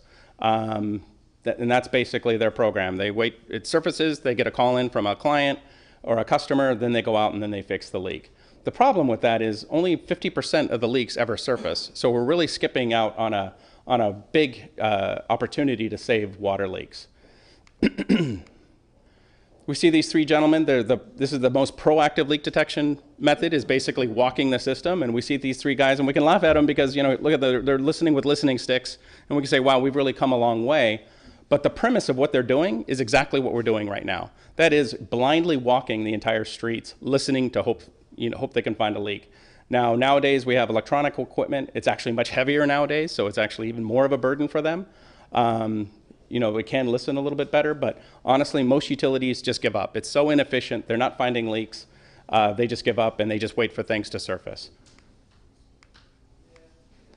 So what we do is we are able to scan an entire system, isolate 5 to 10% of the system that where we're seeing the potable water leaks, or if they're interested in wastewater, we can isolate that, and then send those search crews to that 5 to 10% so they're not walking the entire system. Is basically how that's working. Just kind of going through some of our projects. This one was a leak that we found. It was on a 16-inch line, zero evidence. It was not surfacing at all. This 1 year savings was over $112,000 for just one savings. Again, it wasn't surfacing. It would have persisted for probably years. This is a really interesting one. You can actually see kind of a Google Earth archived image of a blue lagoon. This was at least for 3 years, easily could have been 4 to 5 years. It was 700 to 1,000 gallons per minute leaking. The general manager there said if it wasn't for us telling him where this was, and this was in the middle of a tidal marsh, so we found leaking potable water in the middle of a tidal marsh. It was causing them $500,000 a year. And it, like I said, from the Google Archive image, we know for at least 3 years it was leaking, so easily could have been 4 to 5 years. And then lastly, we've got this leaks found per day. I was mentioning a lot of utilities. This is in New Braunfels, just outside of San Antonio. They're at 0.06 leaks found per day. I said the pros are at about 1.3, and a lot of utilities are nowhere near that. This is a good example of that. We helped the exact same crew find 4.1 leaks per day. So they really knocked it out of the park. Again, just guiding them to where the leaks are. The previous year, they found 16 leaks. With our guidance, they found 229 leaks. So just making them far more effective. And it's not just the water we're trying to save, it's the heating, the treating, and the pumping of water, all of that energy that's tied into that. So if we can get more efficient use of our water, we save not just water, but the energy itself. And basically, just in summary, it's non-invasive. Again, we're just tracking the water. We have the ability to track infrastructure, pipe replacement, and it's by far the most cost-effective way to support regulatory compliance. And that is basically it in a nutshell. Thank you, Eric. Yep, you guys drank from the fire hose. Well, we have plenty of time for questions and lots of microphones. And I will start with one question for Sabir. Sabir, your technology, it seems to me, requires good sensors that give accurate data into the system. And one of the things in the early days when I was messing around with R&D and reverse osmosis and water treatment is we had a hell of a time with good sensors or keeping them clean and functioning. Now, I think things have improved remarkably since then, because I'm talking about 30 or 40 years ago. So does that make a big difference, and has there been a big improvement there? You're right. Good sensors will improve the quality of the data and the information. However, in these types of projects, when we try to put in water quality sensors, they are so expensive that they are out of the range for most of our retrofit customers. A UV-based sensor to be put in to measure COD is at the range of $24,000. You cannot do this. This is where IntelliFlex's approach is based on digital twins, where we are connecting the laboratory information management system, or the LIMS, so that the lab measured data is directly integrated with the SCADA. Now what we are doing is time correlated data that is allowing us to get a semblance of accuracy in our model and verification of the data. I hope it answers your question. I wish sensors were available at a price range, pressure sensors. Flow sensors are expensive, but vibration sensors in motors, for instance. This is an important area of research, and if it comes in as inline sensors that are inexpensive, we will change the world with respect to reliability of water treatment systems. How quick a feedback cycle do you get from the analytical labs? Do you have to push them to get the analysis done and put it into the system? Very good point. Not more frequently than once a day. Okay. With respect to sensor data. This frequency, however, is a very important thing that differentiates our product, why we are pushing full automation or decision automation over supporting operators. So we can generate instructions for operators to say, do a CIP in the next 6 hours, to do a CIP every 72 hours. But when we are doing it in a decision support mode, the operators will typically do it at 9 a.m. every day. So the value proposition of decision support, when you tell the human has to do something, it has its own disconnect with the implementation of digitalization. These are the nuances that you learn when you go to the field and see the actual operation. And this is why we were very much under the radar until we got operational data in real working plants. These examples I showed are actually real working plants. And the problems on the human side are enormously more intractable to fathom than the technical problems. All technologies in 21st century work pretty well. Do you call this artificial intelligence or machine learning? Or both? It is, there is machine learning embedded in our software. We combine the digital twin, which is purely a process simulation of the exact process. So that part is very physics-based. Now that is mapped with machine learning, or quote unquote one subclass of AI, that captures all of those random events, weather, temperature, biological processes. Temperature goes below 15, this tank has foaming. So we are using machine learning to get two parts. One is the human operator, and the other part is the weather and other anomalies. It's very, I mean, I may sound very insensitive when I say this, but you need AI to actually understand human interactions with machines. The machine part or the design part is very well done by engineering analysis. Okay, thank you. Other questions? And please state your name and affiliation. Hi, I'm Shannon Lopez with Hydronautics. I have a question for Alexander. You mentioned in one of your slides that you were looking at using the atmospheric water collection with waste to energy applications. Is that through the combustion method, or I guess where in that application are you looking? So these systems, they run off of electricity. We require we require electricity to run the machines, and you know, a kilowatt hour is a kilowatt hour. We prefer that it comes from renewable energy, but it can really come from any energy source. And what we're seeing often on these waste to energy projects that are often a very multifaceted business model. They get tipping fees and all kinds of things. We often see, and we're seeing this in Mexico, where there's challenges with the local utility, where they are doing a waste to energy project, but they can't sell the energy. You know, CFE is not taking it, so they literally flare it off, or I don't know what they do with it. So now they're looking at putting on the back end of it AWG, so at least they can make something valuable out of that energy that they've created, water. Another question? And name and affiliation. Thanks, Randy. Greg Murphy with Blue Economy Strategies. A question for Eric. As a sales guy, I can imagine how many scenes that you find where there's a municipality that's leaking and they're not a client. So what do you do in that situation?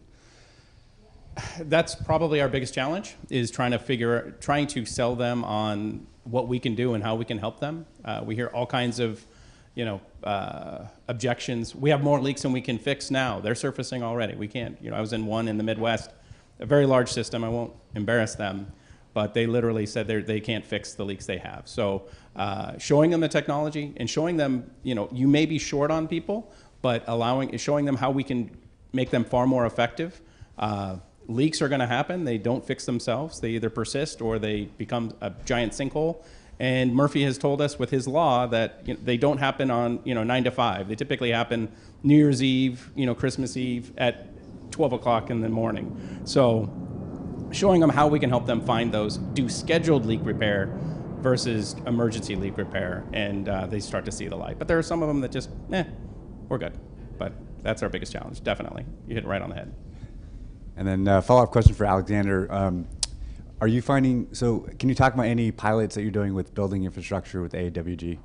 With building infrastructure? The building, the last business case that you had within the building. So that's a, if you will, aspirational project we have in the drawing books. Okay. As we build out the company, we're going to be introducing rooftop building integrated, hopefully by the end of next year. We are in discussions with a number of real estate type owners, operators who've expressed interest in this. We've kind of socialized it to see, is there a market? We said yes, and that's where we're going to go forward and develop that and are developing that. That's great, thank you.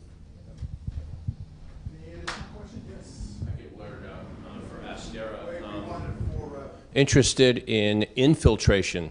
A lot of wastewater facilities get more water than they thought they were going to get. So that's the opposite of a leak. Yep. Can you monitor that? And we don't see the pipes at all. The way we work is we see water leaking into the system. We see the saturated soil is what we actually see. And then once we lay over the GIS data of a system's leaks, that's where we signal the points of interest or likely leak locations. So to answer your question, no, we can see extrusion on the high force mains, not intrusion. But you're absolutely right. Yeah, that's another big problem. The community definitely feels extrusion is the biggest deal. But as far as a plant operator and they're being charged to treat so many gallons, intrusion is very important for them. But it still potentially gives you you're right about people have a route. They go check the whole system once a month. They do these 5 streets today and keep rolling. And if you can give them some anticipation of where to go, start looking, it's a big savings. Yeah. If we can highlight 5 to 10% of the system, then there you go. Yeah, they don't have to do it. And with staffing nowadays, it's very tough. So I like it. Thank you. Thank you. One more, Shannon. I'm sorry, I'm hogging it. This is a question for Dennis. So you mentioned that you have a method that you're using to filter PFAS and that they were below detection level. My question is it for just the PFAS chemicals that are currently being looked at, or are you looking at the wide spread of it? I know some of them, there's different challenges with at least adsorption media due to the electrostatic nature of the surfactant. And so I guess I'm asking, is it a wide range that you guys can capture, or? Yeah, we've tested about 29 of PFAS, mostly focused on the highly regulated and toxic ones that are labeled, where the federal mandate is moving into CERCLA and hazmat status, because those are the hot ones. The system, though, is indiscriminate. It's going to get the molecules that have that charge and have a fluorine compound bond are going to be attracted to the membrane for collection selectively. So, so that's the answer. So it's like 29 sample constituents so far in our panel. There's a lot of work going on about extending that into more and more. It's just a money thing, right? How much money you want to spend? How deep do you want to dig into the data? From our perspective, the market is really demanding the focus on the ones that are highly regulated. That's the most important today. And then our first customer is a replacement for carbon. And so most of the systems that have been installed are ion exchange or carbon systems, which are really problematic.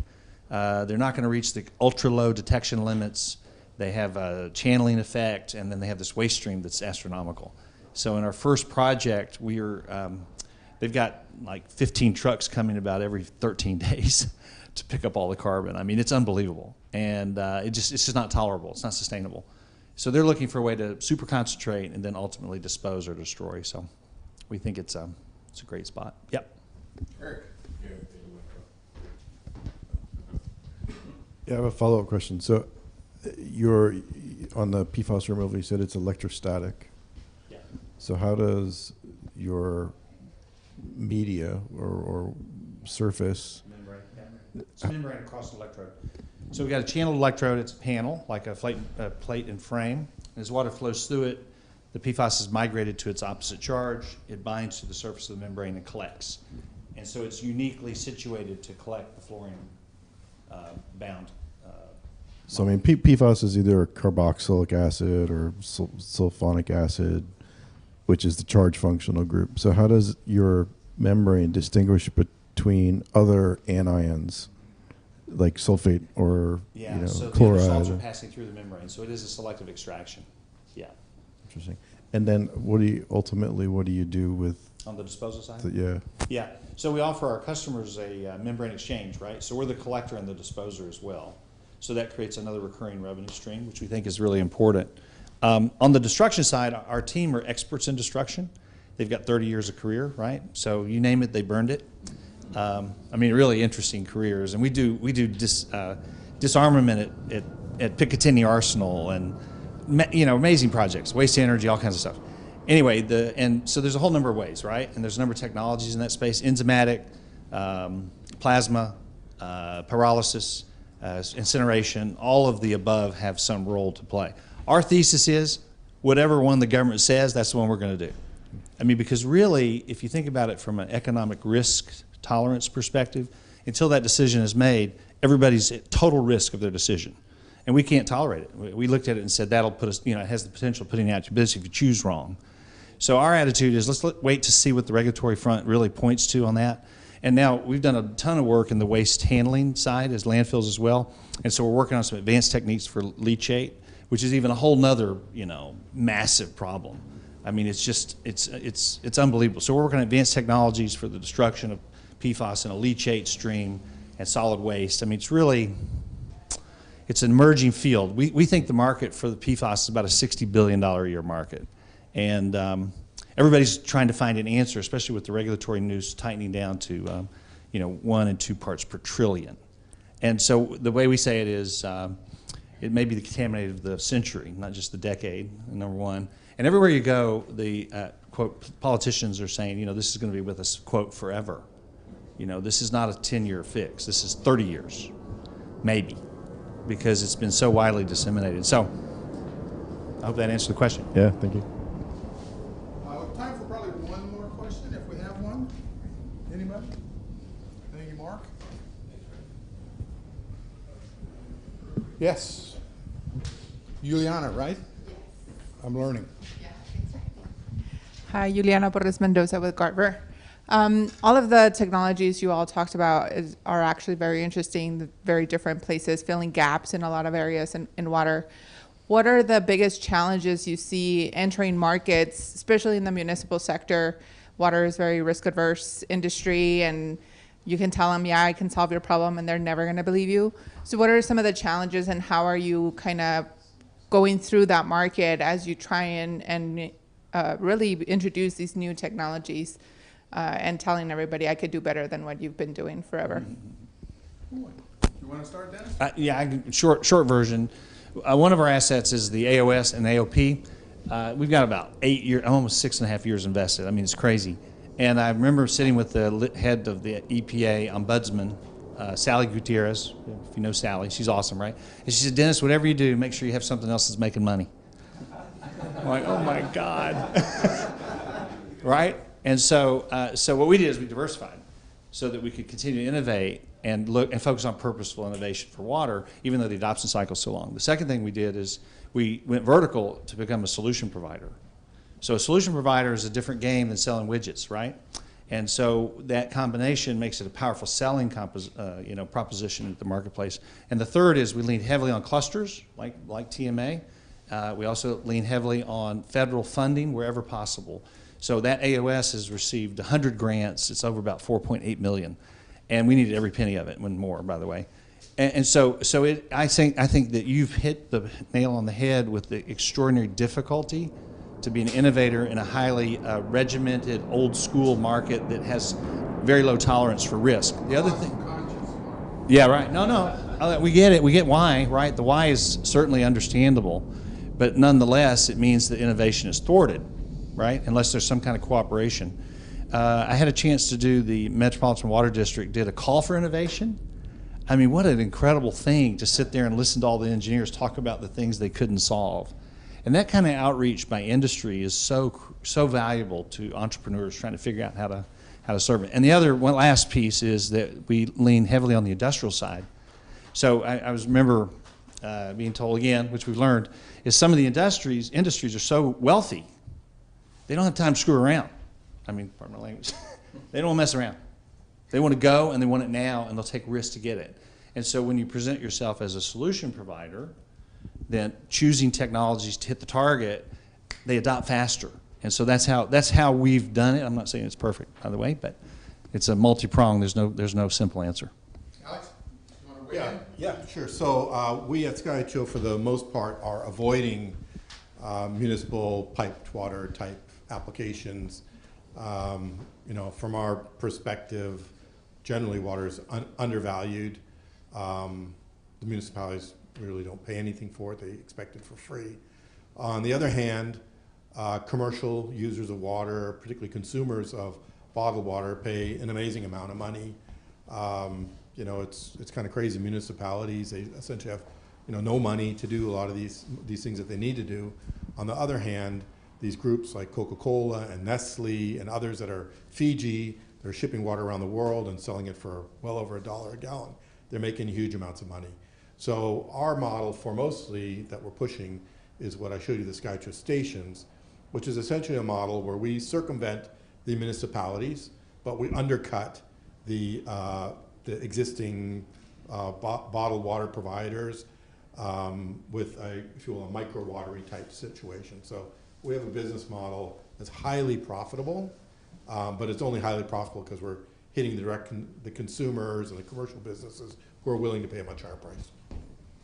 And I think that's a good place to stop, but I will give you a quick summation. All of these new innovative technologies start in the industrial sector, and once they're proven and have worked well, and they've got the data and the economics and technical papers and everything else you need, they can go to the municipalities, and then you have a chance. If you try to start with your municipalities, you've really got an uphill slog, and I don't think you're going to make it. So with that, we're going to end this session. This is panel 2. We will have panel 3 at 1 o'clock right here in this same room. And for the next hour, we invite you over to the main area for some libation and refreshment, and I think some networking, and there are some people over there who have exhibitions. So we'll see you back here at 1 o'clock. Awesome. Thank you.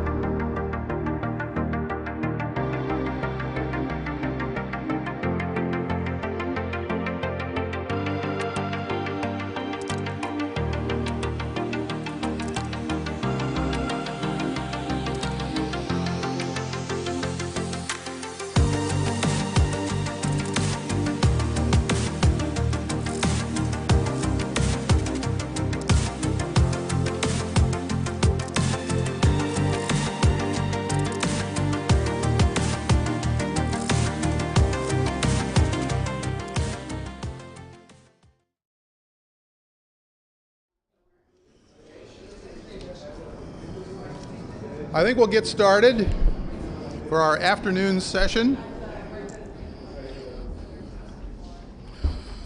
And for those of you, this is panel 3, water recycling, reduction, reuse, and recovery. 4 reasons to be here. Begin with RE, reasons. Come on, that's as good as I can do. Yeah, thank you. I'm here all week. Our first speaker today is Christopher Drover of CTO. He's the CTO of ZwitterTech. And he's going to talk about fouling-resistant spiral wound elements for treating difficult streams, including fish oil. Membrane can handle chlorine, which is not allowed with conventional RO membranes. And so this is really quite along the same lines as the themes we've been talking about for some of these other things. And fouling resistance is a big thing that keeps coming up again. So, Christopher? Sure. You can use that one if you want. That was the live mic. And this is the clicker. Excellent. All right, well, thanks, everybody. As Mr. Truby said, I'm Chris Drover. I'm the CTO. I'm one of the co-founders of ZwitterCo. So we have been spending the last couple of years trying to bring to market a new, what we call exceptionally fouling-resistant membrane chemistry. And so what we mean by that, there we go. This is a membrane chemistry that uses a new type of polymer to form the selective barrier. And we like to think that it enables filtration that's not possible with other membrane chemistries. And so we're really focused on expanding the market for membranes and going after applications where traditionally filtration or membranes in particular haven't been possible. A little bit about us. We're based right outside Boston, Mass. in Woburn. We've been have met products in the market for about 18 months commercially. We've sold 15 projects in that time. And we did just do a capital raise earlier this year, and so we've been expanding quite a bit. And we're excited to enter some new markets and introduce some new products next year also.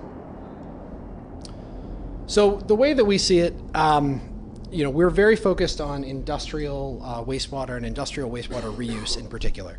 As we see the problem, about 1 out of every 6 gallons of freshwater withdrawal ends up as industrial or agricultural wastewater.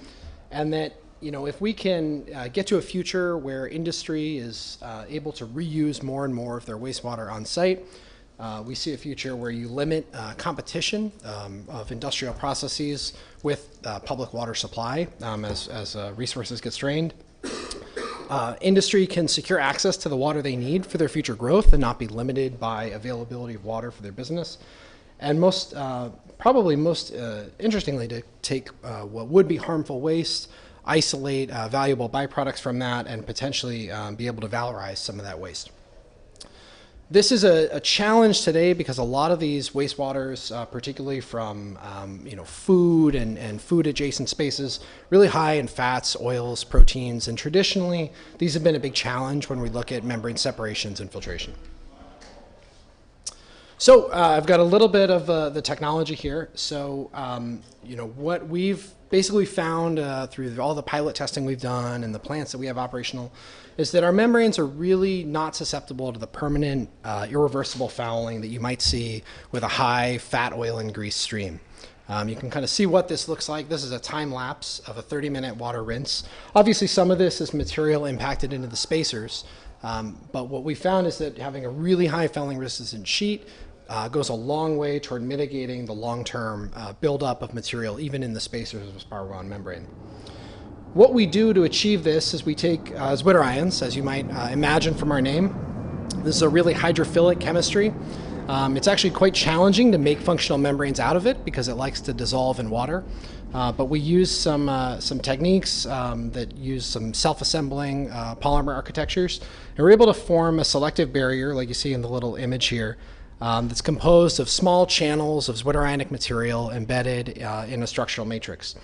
Because the pores, the channels themselves, are made out of this chemistry, that makes those pores really, really resistant to oil absorption and permanent fouling. And this lets us do things with these membranes that you traditionally don't think of being able to do. So what we aim to do, the opportunity that we see, obviously recover clean water, avoid discharge, and capturing these co-products, which is a common theme we see in a lot of the projects we've done. That can be everything from nitrogen-rich fertilizer protein-rich animal feed. We've seen a couple projects that we've worked on where there's a sale of that concentrate once the material's been removed from water. And we want to, we're looking to do that in some of these areas you see here, the cartoons. We've got poultry projects running right now, bioprocessing, fermentation. And this year we've started to engage with some of the seafood industry, which is why, we sort of got interested in BlueTech Week. And I'll go through a little bit in a moment here what that looks like. So seafood processing is a pretty challenging from a wastewater standpoint. In addition to producing a high BOD and fat, oil, and grease load in the wastewater, you think about the maritime environment in a port. Real estate is not inexpensive. You've got odor concerns from traditional wastewater operations. And most significantly, it's really seasonal, right? So as different, shrimp comes into season, a fish comes into season, a traditional wastewater plant really struggles to adapt to these huge swings in flow and the water chemistry. So, our sort of proposition is that as new membranes come to market, including obviously the ones that we are offering, there's some other paths that are opening up and other ways we might think about wastewater management in the seafood industry. We did a trial earlier this year as we started to engage here. This is from a shrimp peeling operation, so highly seasonal. The difference between the average flow and the peak flow is a factor of 6, so very challenging to design a wastewater plant for this. The membrane that we have out on the market today can do complete suspended solids removal, near complete or complete fat, oil, and grease removal, depending on the sort of analytical method you use, as well as a majority of the biochemical oxygen demand. And as I mentioned before, they clean up very nicely, even after a few weeks of processing. So here we've got the untreated seafood shrimp peeling wastewater, the permeate, and the concentrate, which is only about 2% of the volume in this case. So that kind of brings us to where to go from here. We see a couple different scenarios that can make sense in seafood processing. Water reuse is perhaps one of the more tantalizing, where we'd be able to reuse some of this spent water, perhaps with additional processing to meet whatever standards are needed and go back into that process. There's also opportunities for byproduct recovery, so nitrogen-rich and phosphorus-rich liquid wastes under the right conditions, if they're kept free of chemical contamination, can be quite valuable in the fertilizer market, and get some minimal or zero discharge from these operations into the maritime environment. We see that in seafood processing. We're also interested in aquaculture, and in addition, some non-food applications like bilge water and other wastewater operations from ports. So more than anything, I'd say you tell us. We're here to meet with folks from this space and learn more about what we might do for wastewater management with new tools. So with that, I will turn it over. Thank you, Chris. We're going to do questions at the end, but I'll ask you one right here while I've got you. How about ballast water? Different from bilge water. I haven't looked at it. Okay. I would love to. So please reach out. Okay. It's one that I keep getting asked about, and I'm not sure if there's any there, but there's a lot of regulation there, that's for sure. Our next speaker is Mr. Jayesh Shah. He's the Senior Global Marketing and Product Manager with NITO. He's located in Oceanside, California, at the Hydronautics facility. They have 14 beautiful acres there in Oceanside and have been there for a long time. Hydronautics is one of the biggest employers in Oceanside. They're a very big company, and they are one of the dominant membrane suppliers. It's reverse osmosis, ultrafiltration, that sort of thing, globally. Jayesh interfaces globally with commercial and government offices, educate and inform about the beneficial use of membranes in a variety of water applications. And if you were here this morning, you heard him asking questions along with his associate Shannon. So now we get to hear what Jayesh has to say, and we'll ask him some questions.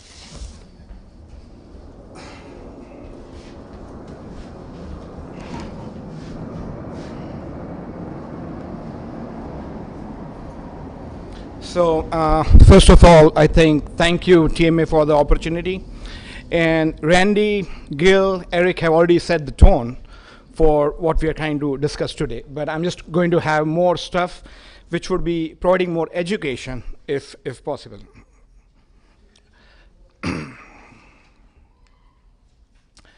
So I think if you look at some inputs from the World Economic Forum, The biggest crisis, which we all kind of know, but the slide kind of talks about it all, is the global water crisis.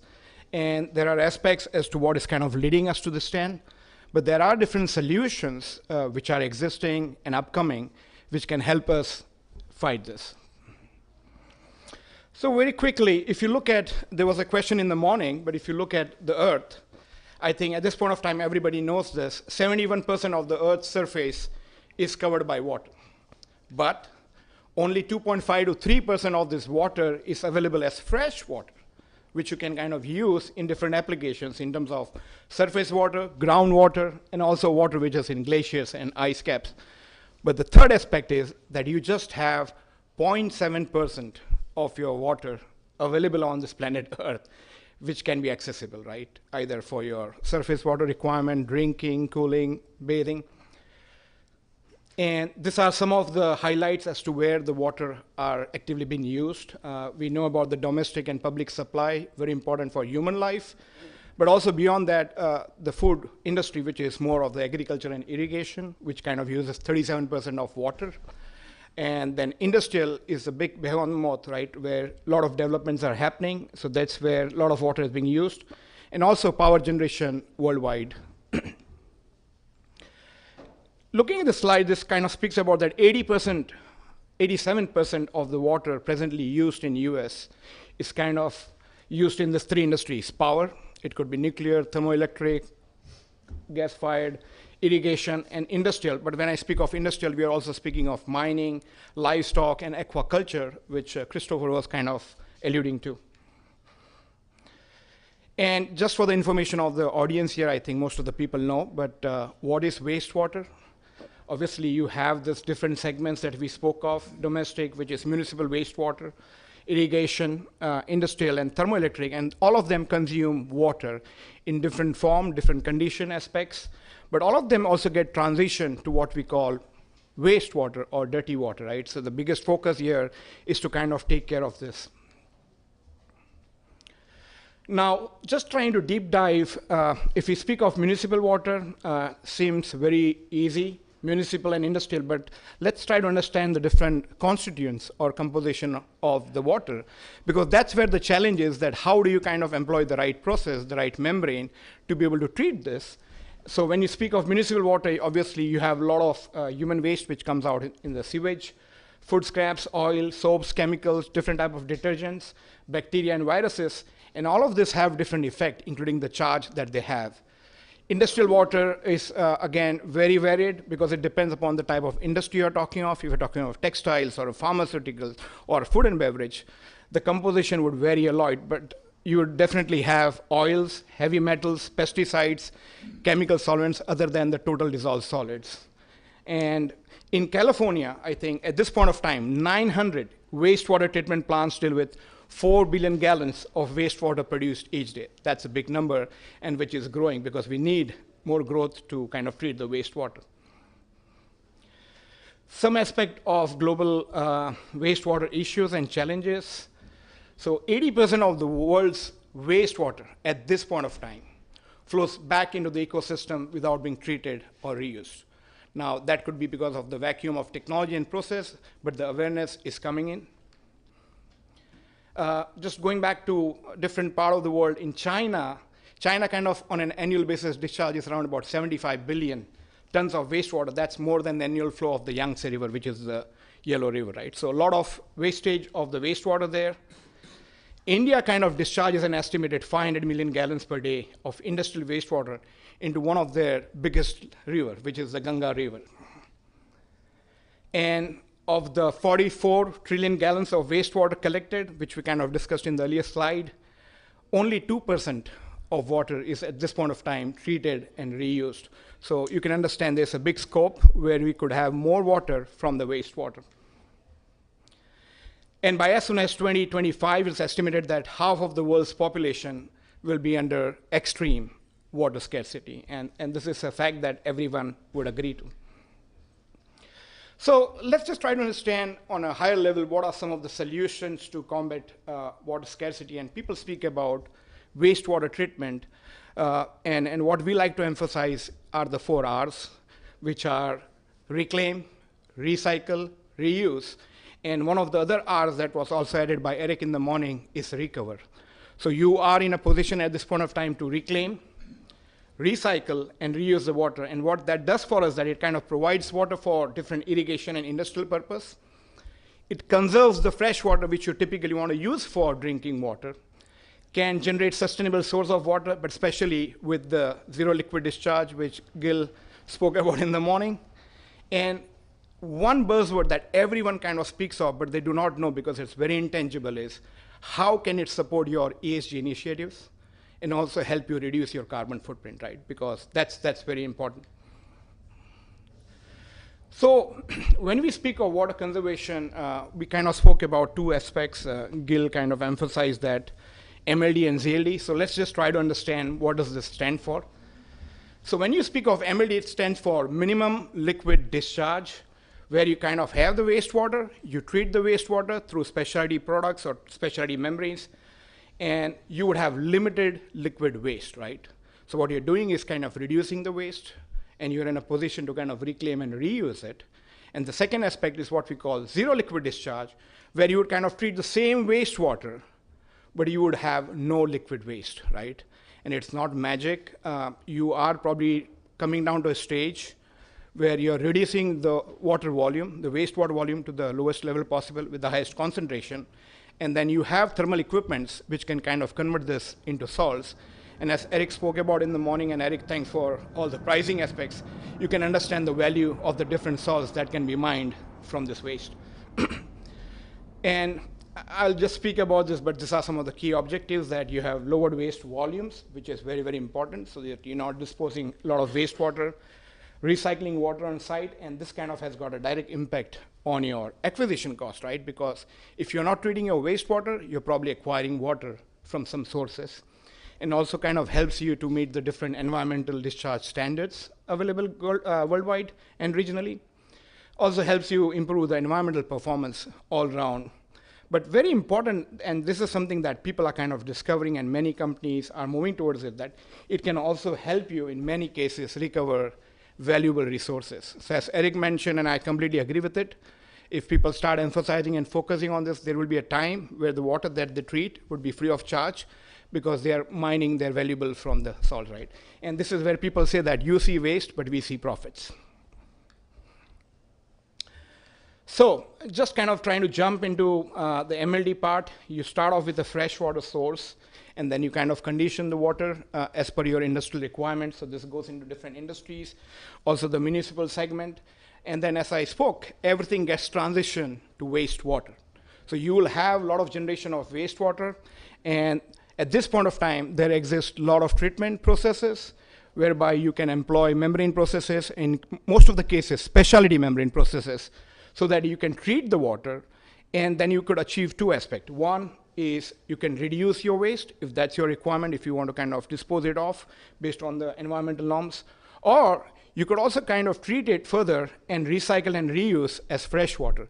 This could go back to the utilities or any of the plant requirement on the process, but depends on what the requirement is. The second part is that you could take that extra step by looking at further specialty membranes, which can help you with further concentration. But the difference between MLD and ZLD is that you do need to have a downstream thermal equipment, which is kind of taking care of your low volume waste, but converting that into salt. So this is the same loop where you start with fresh water for different applications, generating into wastewater. And at this point of time, you need membranes which are very unique, which can handle high temperature, high concentrations, high pH. So that's what we kind of do. But once you have kind of treated this water and you have the minimal waste, you can take it to thermal equipment, which are primarily in terms of evaporator and crystallizers, and this gets converted to salt. So you kind of achieve the recycle and reuse and reduction, but you can also recover salts. And as Eric was kind of alluding in the morning, is that if you have designed your MLD in the right way, you can have OPEX and CAPEX benefit because the downstream thermal equipment can be reduced, right, in terms of the sizing, the energy consumption. So there's an inherent life cycle cost and value when you consider MLD and ZLD. So that's what I was saying: recycle, reuse, reduce, but also recover. let's just kind of look at some of the examples, which I like to call path to sustainability. And the first country we're going to visit is Singapore. I think people have been speaking about Singapore. Randy, you kind of touched upon it, other than the weather part. But this kind of just defines what the treatment scheme looks like. And just starting off with the issue of the problem statement, right? Singapore, as anyone may know, has got very few natural water sources. Most of the time, they're kind of resorting to getting water from Malaysia, which is the neighbor. But that does not always happen because every country is now facing an increasing amount of scarcity. So the past supplies have been from Malaysia, but they knew that this is not sustainable. So what they did was that they kind of focused on a motto which said reclaim, recycle, and reuse. And they went into an initiative which is very profound now, can be found all over Singapore, different plants. But they invested into what we call integrated membrane solutions.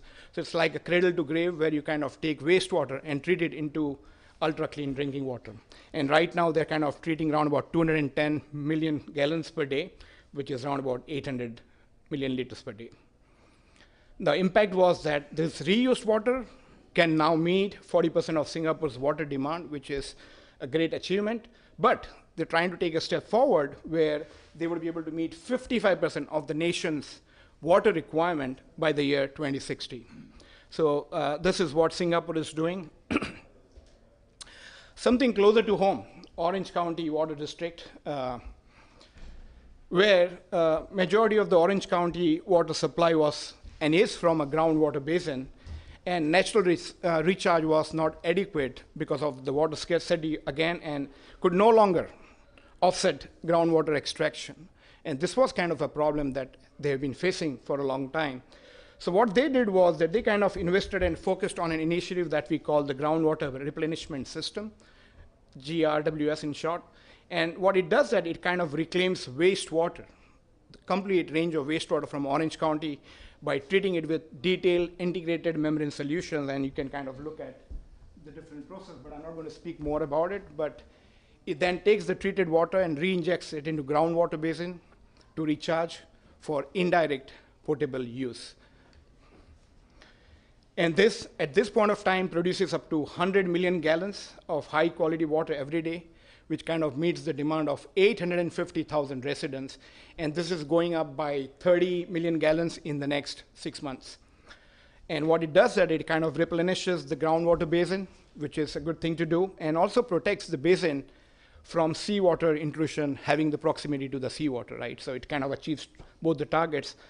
And it does this at half the cost of seawater desalination. So I think there was a question in the morning, isn't it cheaper? It definitely is cheaper, but obviously you need to be cognizant of the demographics in which you live. There are countries which are blessed with the coastal Rhine. I mean, they can kind of resort to desalination, but all the regions which are landlocked may need to kind of look at wastewater treatment for their water treatment.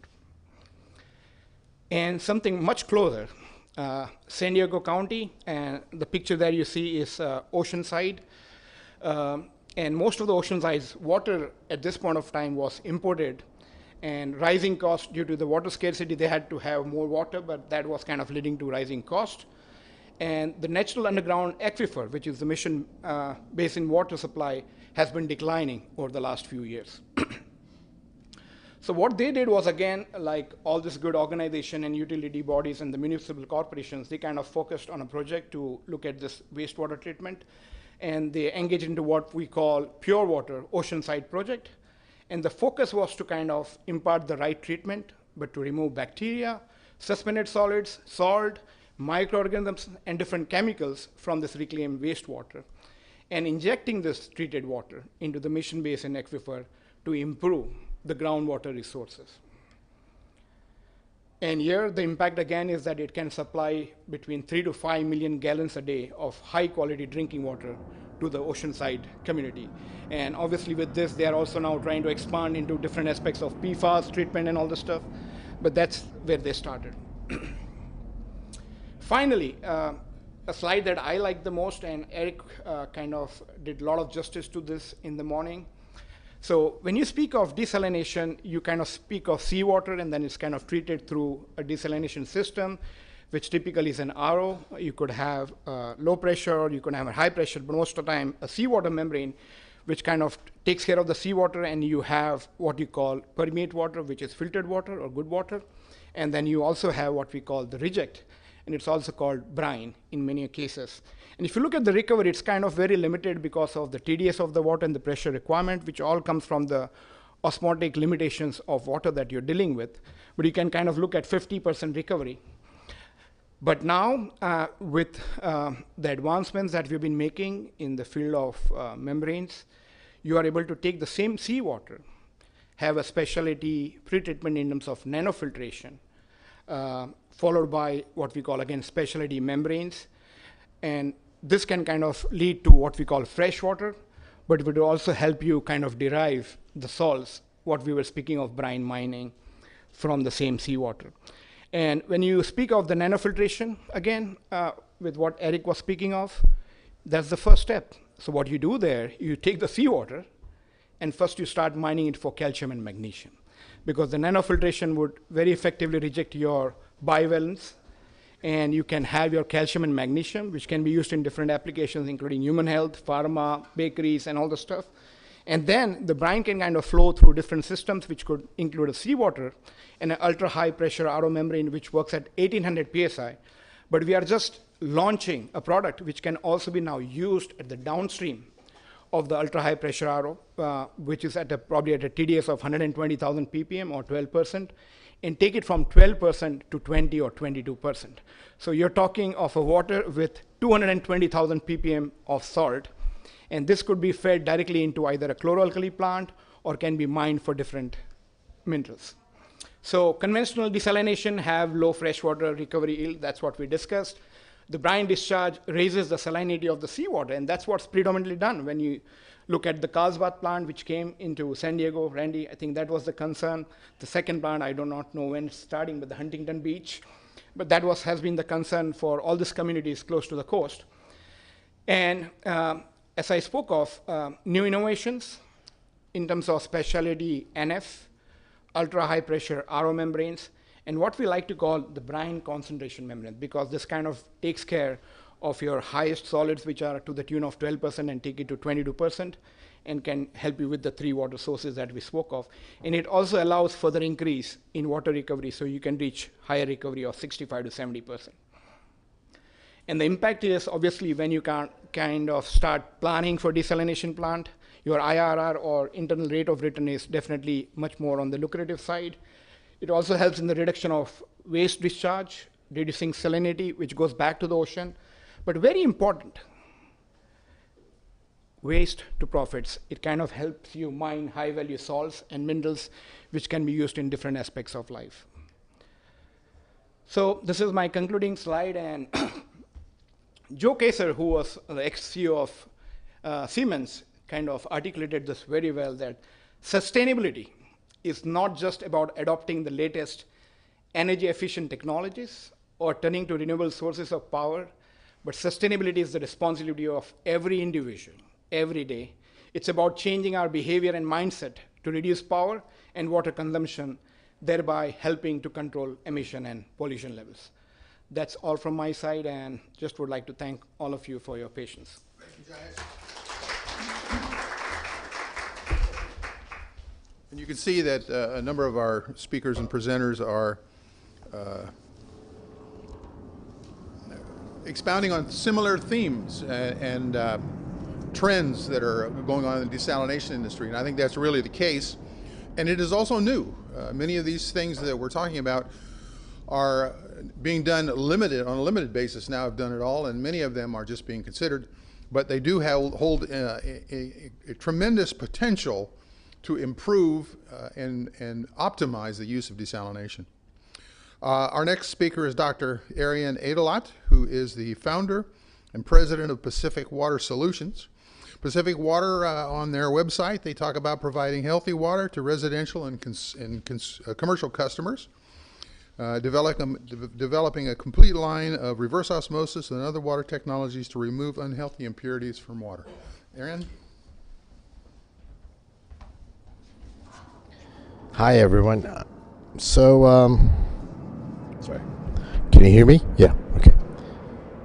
So, Pacific Water Solution is as I like to look at it, it's a company that we formed about 4 years ago, and we've always been on the lookout for technologies that can bring about some kind of a change into the desalination and water treatment, advanced water treatment market. And one of these technologies that we've, over the past couple of years, we've been working on developing has been what we call active membranes, essentially. And active membrane, continuing on the theme of fouling resistance and scaling resistance, is a membrane technology that utilizes a unique phenomena from turning a passive membrane separation process into an active membrane separation process. I will explain how that's going to take place. Now, about a couple of months ago, I was invited to speak at a very big desalination conference in Riyadh, Saudi Arabia. It was held by a Saudi government agency called Saline Water Conversion Corporation. For those of you who haven't heard that name, it's about 20% of, they own about 20% of world seawater desalination installations in Saudi Arabia, both on the Persian Gulf as well as the Red Sea coast. And they're fascinated with a couple of things, and this conference was very interested because whoever they invited, they asked one question and said, look, whatever you want to present, you have to answer the question, how can we make a gigantic desalination plant such as that? And this one is on the coast of Oman Sea, one of the world's largest installations in Fujairah, United Arab Emirates. And they said, well, how can we minimize the cost of this process? Because the cost of it is killing us, and what should we look at, what components and aspects of desalination should we look at and concentrate on? And everybody had to provide an answer to that. There were about 100 global speakers, and what I always wanted to look at as somebody who's operated these desalination plants for the past number of years, and if any of you have been anywhere near operating a plant, it's about the cost centers are about key components of the plant. In terms of seawater desalination, about 12.5% of that plant cost is intake and outfall. About 9%, a little over 9% is pretreatment. Membranes, pressure vessels, high-grade alloys, a staggering 14.4%. Installation, design, all of that is 12.8%. Construction cost is about 21%. Equipment, ERDs, pumps, 25%, control 5%, so on and so forth. And operating cost, you're talking about power, chemicals, and labor and maintenance. And lastly but not least, environmental monitoring, other indirect costs of operating a plant. But what do all of these have in common? The key driver is that you have at the heart of this plant is something called a membrane. This membrane, everything around this plant has been designed to be able to give this membrane best shot of operating at the highest recovery and a more sustainable way and keep the plant up and running with minimized preventive maintenance. That's the whole purpose of every component of this plant. Everything that adds as a cost center to this plant about building it and operating it is designed around making that membrane having the best shot of survival in the longest run as much as possible, while operating at the highest possible recovery. And then that has been done throughout most of these processes, especially in the desalination sector, by the nature of this membrane, which is a passive membrane separation. And what do you mean by that? You all know this. I mean, I don't have to go through this process, but anyway, a membrane is typically in a spiral wound form factor. You get feed water coming from one side, you get the permeate and concentrate going on from the other side. And by permeate here, we mean the water that has been desalinated, and concentrate is a concentrated form of the feed, which the relationship between the volume of that feed and that permeate is called the recovery of a membrane, typically at any range. So, and any of these channels in here, you have the membrane flat sheet, you have the feed spacers, and you have the water going through it. The permeate comes at the other side of the membrane flat sheet, and the concentrate goes at the other side. This water comes with all sorts of minerals and colloids and whatnot, and if the pretreatment is not done, or even if the pretreatment is done, over time you'll have a couple of phenomena forming.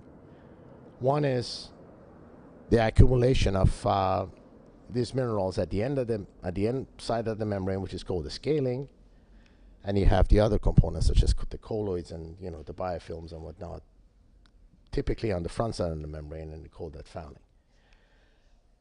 And to control these two phenomena, which is essentially at the end of every desalination operation process, you have to limit your recovery. You have to do your pretreatment. The extent of that pretreatment depends on how badly of these minerals and colloids and biofilms and whatnot are existing in that plant. And all of that adds to the footprint and operating complexity and the cost of building and operating these desalination plants. The technology that we've been developing looks at it a little bit differently.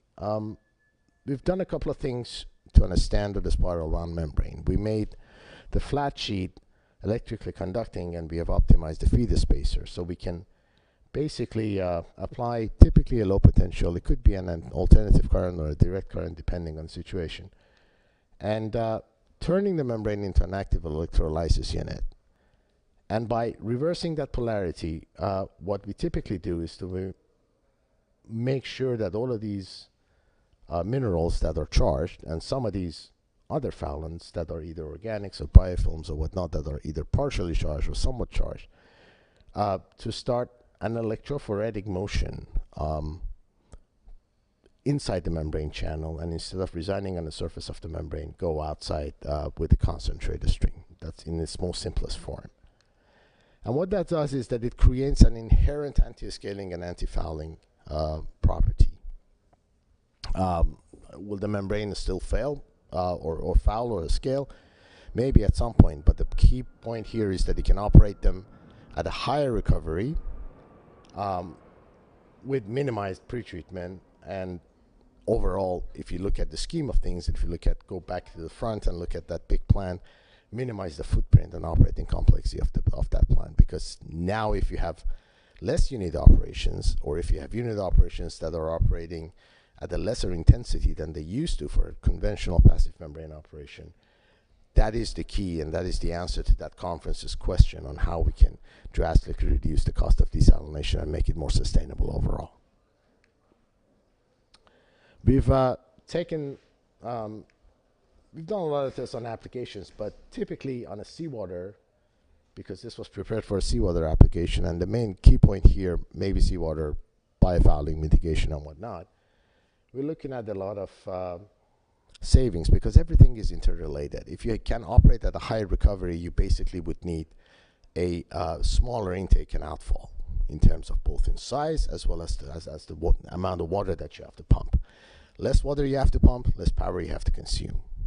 Smaller the pump that you have to employ, the less, the smaller the capex of the plant would become.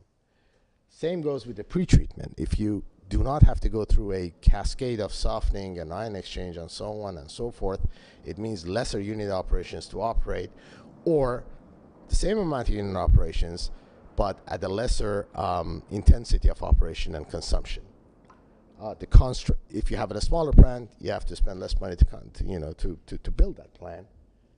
The size of the pumps, the design requirements, the installation and whatnot. And if you go to the OPEX side of things, you are now looking at a much less complex plant to operate with optimized power consumptions, much less membrane replacement and chemical and waste disposal and labor and maintenance and so on and so forth. So the key at the bottom of all this thing is having a different look at the way membrane separation is happening right now, and turning it from a passive separation into an active separation, and thus being able to do some level of fouling mitigation or scaling mitigation, and that would eventually impact the entire ecosystem of process design and desalination and pretreatment and so on and so forth, very similar to what the other gentlemen were talking about. Thank you. Thank you, Aaron. Very interesting, and again, along the lines of some of the other things we've talked about, that fouling resistance and and reducing fouling, and the impact is a big impact on desalination systems, and a lot of work is being done in that area, and we've sort of seen that today. So let's throw it open for questions for either one of our three speakers. So if you have a question, let me know, and please state your name and affiliation. And you do need to talk into the microphone because we're recording, and so you need to talk into the microphone. Anyone?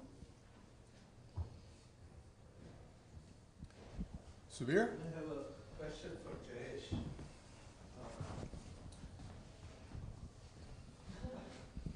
I know he has an answer. Hi, Jayesh. Let me think. One thing you mentioned about very high concentration brine treatment with RO seemed like when you mentioned that you will take it from 12% to 20% TDS. 22%, yeah. Are you planning to do that in a cross-flow mode or dead-end mode?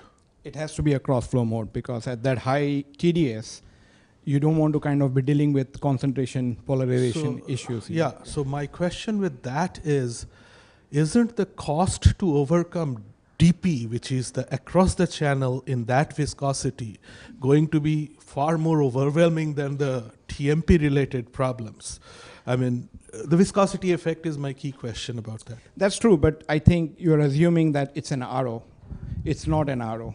It's a new membrane chemistry, which is more on the premise of a nanofiltration. Okay. So you can kind of deal. So when you speak of an ultra high pressure RO based on the osmotic requirement of the feed water, you definitely need to go to 1800 psi or 120 bar. But when we are speaking of the BCM membranes, which is the brine concentration, that goes up to 1200 psi. Got it. Yeah. Thank you. Additional questions? With your permission, may I have sure. a question to maybe both Aryan and Zwitterko? Again, it's very curiosity driven. Are both of your membranes based on a polymer matrix? You have a polymer matrix in your membrane. Yours would be a polymer matrix as well, or? Partly, yes. Okay. I am coming from the battery sides of things. When you cyclically do things with polymeric materials, they have an end of life which is not dictated by fouling, etc., but by something which we call hysteresis. Has that been studied in your case, which is a chemical hysteresis, in your case, which is kind of a polymer dealing with electrical cycles and fouling cycles? I might have to ask you to clarify what you mean by chemical hysteresis here. Typically, these zwitterions, how many wash and foul cycles will it bear without losing their effectiveness? So we haven't found an endpoint yet. I think what makes what we're doing with them unique is we're not just coating a membrane with an anti-fouling surface, right? The selective barrier is a self-assembled structure where that zwitterionic character is all the way through the pore channel. And so what you're really talking about is sort of the end of life of the material at that point, right? And we've put them through accelerated life cycles, that we believe represent several years of operation, and they're stable. So we don't see an effect like that playing out.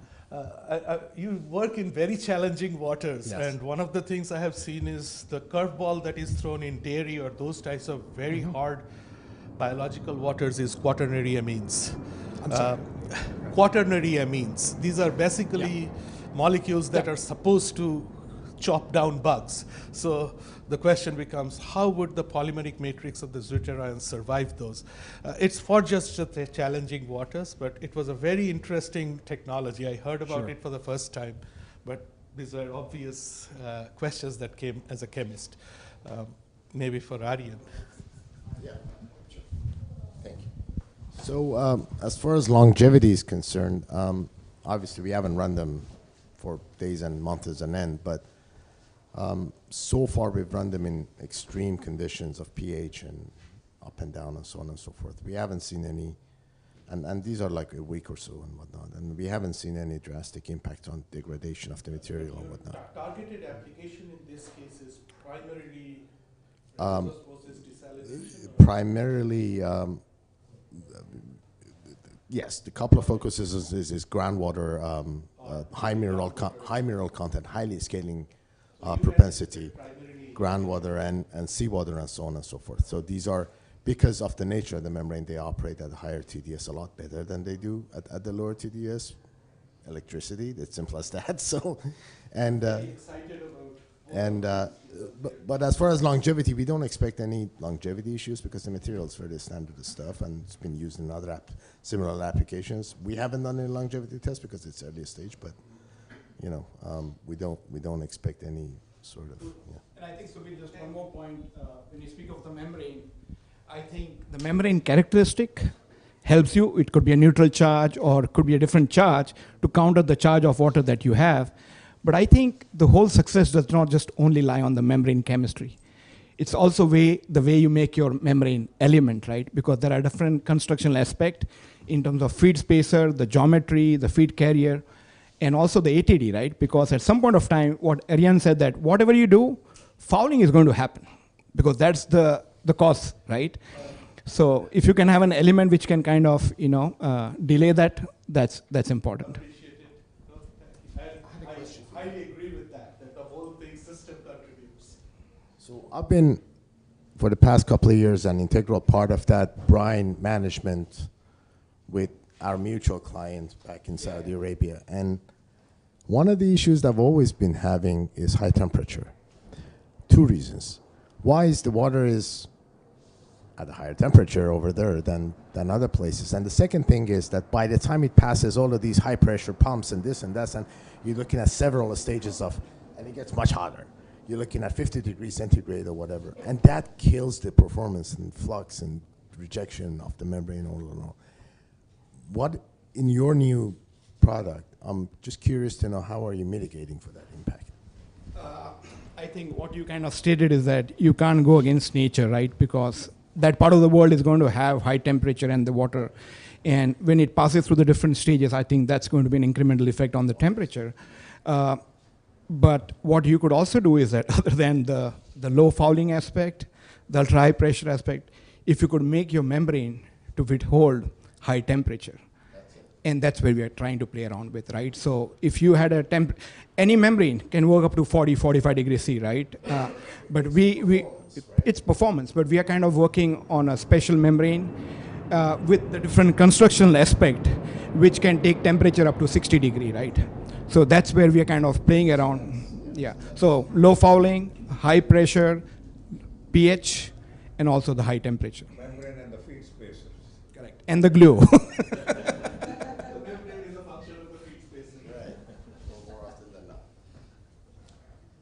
Any other questions?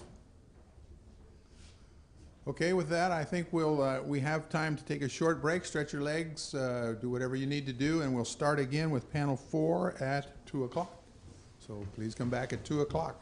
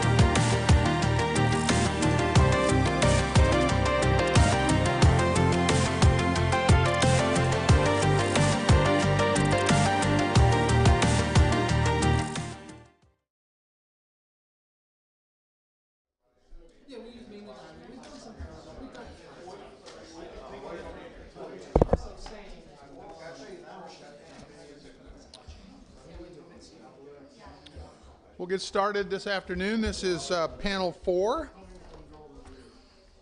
And this panel is entitled Advancements in Desalination. We had 4 speakers scheduled, but I'm sorry to say that our first speaker, Lacey Reddix, from the founder and CEO of Olakan Minerals, was not able to be here today, and so we're not going to have the benefit of Lacey's presentation. It would have been very timely because her business is all about recovering minerals from water, which we've been talking about a fair amount today, and it would have been very nice to hear what progress their company has made. You can look it up on the internet. It's called Olakan, O-L-O-K-U-N, Olakan Minerals. So if you're interested, you can search that, and you'll see what perhaps some of the stuff she was going to talk about. So we'll move on to our next speaker, a very distinguished gentleman from who's been in the water business for a whole lot of years. He looks a lot younger than he is. Mark Lambert, he's the strategic advisor and board member for Oneka Technologies. Mark has been around for a long time in water business, and I won't. We have a number of very good friends who we worked with over the years, and I'm sorry to say that some of them aren't with us anymore, but that happens. Time passes, and Mark and I are unusually sustainable. Mark was very much involved with the creation of the Santa Barbara and the Carlsbad desalination system, so he's been around for a long time on what we're doing in California with desalination. And he wants us to know he's an avid fly fisherman committed to protecting water resources and rivers. So he's doesn't want to rape and plunder the waters. He wants to make them usable for everybody. And he is available to assist with any startup that needs help and needs expertise. So, Mark, we'll leave it to you. Thanks, everyone. I apologize because of the airplanes going over. I could hardly hear anyone, so I'm going to maybe speak up a little louder. Thanks for having me. So just a little background. I only have 6 slides, so it won't take very long. I was a TMA board member about a decade ago and ended up running out of time and bandwidth to stick around, but I am pretty impressed with what's happened with the group over time. And as Randy said, most recently, my biggest, maybe proudest activity time was I was CEO of IDE Americas, which was responsible for the Carlsbad, California desalination plant, 50 million gallons a day. And all the things we're talking about, all the issues are relevant. And then Santa Barbara, a much smaller facility, 2 completely different construction models, by the way. One was so-called stick-built, where everything goes to the site and then you build it.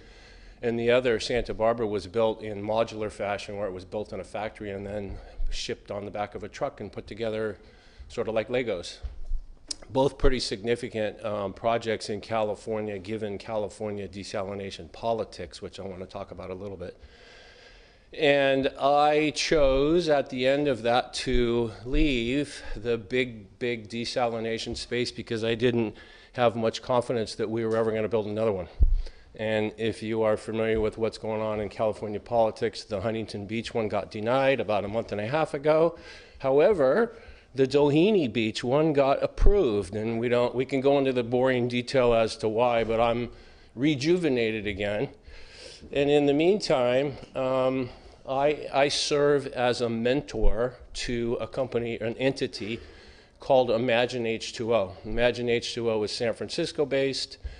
We look at, it's an incubator accelerator company, and we look at exclusively water technology companies, early commercial stage, and try and help them get up and running. And I've done, I suppose, 8 or 10 mentorships, one of which I'm going to talk about today, and that's not why I brought it. I brought it because of the potential for this to become a key piece of the portfolio for California, specifically in the desalination space. So I'll start off by saying I love the desalination space. I also am a big fan of recycle and reuse. 30-plus year water guy, started way back when Dick Heckman founded US Filter. And I have some friends and colleagues here in the room that I've worked with over the years. And so let me introduce this company called Oneka. They're Canadian-based. They went through the, how do I accelerate just the red button? They went through the Imagine H2O process, and I was their mentor, and I quite liked what they're doing. They are taking, we've heard of buoy-based electricity generation. There's a handful of companies that are doing it quite successfully, although none of them have really reached scale yet. Oneka is a mechanical wave-powered direct desalination technology. So the buoy that you see generates desalinated water using reverse osmosis in situ, I'll say it, meaning within the wave profile, it makes its own water and pushes that water to shore. I won't bore you with all this. It's a wave-actuated system. It does use reverse osmosis. We've been talking about this. The theme has been all day, it seems like, reverse osmosis. And you could imagine, in order to scale up water, you would put an array of these buoys out in the ocean. How far out in the ocean? In the wave profile. So what they want, or what we want, is 2 to 3 to 4 foot wave profile. So you can go up and down any coast in the globe, essentially, and look for wave profile of that, and you will make desalinated water. We'll talk about how much here in a bit. Zero energy input. It's truly the wave power that generates the thing. And if you saw some of the slides earlier, and I'll quote for fact, 50% of the cost of water at Carlsbad is electricity. So the so-called $6 a 1,000 gallon water that we quote, which by the way is quite cheap, half of that is the electricity consumption. And if you took that away, it would be about $3. This can make water for under $2 a 1,000 gallons. So the capital cost is very small. It's a floating buoy. There's not all the pretreatment that we just talked about. Here's what one looks like. They tested it in the North Sea, actually off the coast of Nova Scotia and in the North Sea. And this is just a couple of the guys in pretty harsh environments to make sure that the thing didn't fall apart. The two guys were cold, but the equipment lasted for quite a long time. I think they were in there for 6 months or something. And this is when they were still in their sort of demonstration, early commercial stage, when all the companies are looking for funding, when companies are looking at how to talk to customers, when companies are looking at how to grow their business from zero to something. And so they've done this successfully. They've been around for maybe 6 years. It was university developed. The founder and CEO is quite a good guy. And by the way, I said 3 to 4 foot wave profile. It'll work in 30 foot waves, but don't need to go that far out. It'll work in harsh environments. 3 kind of sizes that they have developed. This small scale so-called ice cube is for piloting purposes. If a community would want to prove that it works offshore of their community, you could do something like this. It's very low. In fact, there's zero capital equipment. The business model for the company is water as a service, so you don't buy anything except water. That's just a business model. I won't claim it was my idea, but I was very supportive. Why have a community pay for CapEx and then OpEx and then buy water? Let's just sell them water. So 250 gallons a day, not very much, but proof of principle. The unit that we saw the picture of previously is this iceberg unit, which is less than 500,000 gallons a day, not per buoy, but an array of buoys. And then we could go up as high as 2 to 3 million gallons a day, which would solve quite a bit of the problem in coastal California. And let me backtrack just a minute. It's my opinion, and it's only my opinion, that we will never build another Carlsbad. I don't think 50 or 100 million gallon a day facilities will happen in California anytime soon. Instead, what we talk about in our industry is small distributed assets, meaning close to the customer. So smaller scale volumes of water, smaller scale volumes of wastewater treated, and the same goes for seawater desalination. Small plants that produce 2 to 3 to 4 to 5 million gallons a day and serve a small community, kind of like what Santa Barbara was. And that's the intent here, is that these buoys could be distributed up and down the coast. I'll use California because that's where we are, and I have a case study for you, but it turns out they are making water for this small gated community off the coast of Florida called Ocean Village. I can't remember it's 300 cubic meters a day, so that's 75,000 gallons a day, and that was enough to fill the gap from their challenged situation. They didn't have enough water, so an array of these buoys provides all of the supplemental water, if you will, for Ocean Village. My friend Orlando Correno was here and spent a lot of time in Chile. They just deployed a unit in Chile off the coast of Antofagasta, which we all know, love, and well. It's 13,000 gallons a day. The buoy is there and operating and producing water for an end-use customer, an off-taker. So those are the two sort of flagship installations so far, but again, small, but real.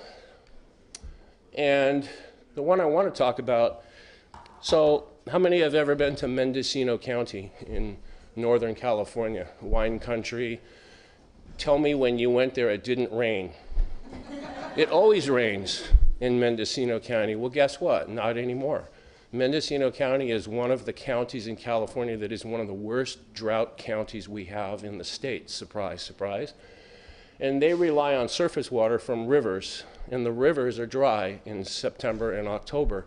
And so while they have surface water and some limited groundwater sources of water, in the city of Fort Bragg happens to be sort of the focal point of the Mendocino problem. It's a coastal community. I should have said that. You've probably been there. They don't have enough water, and small communities like Mendocino Town truck water from Ukiah, which is 75 miles away. They pay 15 cents a gallon for water to be trucked in 5,000-gallon tankers, and several trucks per day deliver water to Mendocino Town so that the restaurants or the coffee shops can stay open and serve tourism. That's simply their need for the water. So we have been actively involved with the city of Fort Bragg, who, as a side note, is reinventing itself and relevant for here as a blue economy town. They're going to revolutionize their entire community to become a blue economy. Fishing has kind of gone by the wayside, and it was a lumber town and a sawmill, and now they're going to be based on the ocean. And as part of that, they need water. So I say we, ONECA, has established a partnership with the city of Fort Bragg, and the city of Fort Bragg will highly likely be the first place that we demonstrate this buoy in California. It will make 15,000 gallons a day of water as a demonstration. And for those who are interested in what is the Coastal Commission going to say, who are the ones we like to wish would go away, there's a couple of issues here. One is this falls under the 0.1 million gallons a day pilot requirement. So if you're less than 1.1 MGD, so 100,000 gallons a day, if you're less than that, you can fall under an emergency parameter to demonstrate new technology. That checks that box. A lot of people who are familiar with ocean desal will ask, what about the intake and outfall issues associated with land-based plants and the entrainment and entrenchment of fish? This buoy operates at about 15% recovery with very small intake velocities, or very low intake velocities, and a very small screen, so there is no entrainment and impingement. And the buoys are going to be placed actually out about right here, about 100 meters, I think it is, offshore, and the water will be pumped to a tank that is very, very close to a piece of land that the city of Fort Bragg owns, and then that water will be then added into the distribution system. So we've had preliminary meetings with the Department of Water Resources, with California Coastal Commission is aware. This is probably going to take a couple of years before there's an array of those buoys providing water, but we think by spring of next year, a deployment buoy, a development buoy, will be in Fort Bragg producing water for the city of Fort Bragg. And I'm pretty excited about it, as you can tell. That's it. That's my presentation. Again, desalination is here to stay. Let's find ways to make it better, cheaper, and faster. That's me.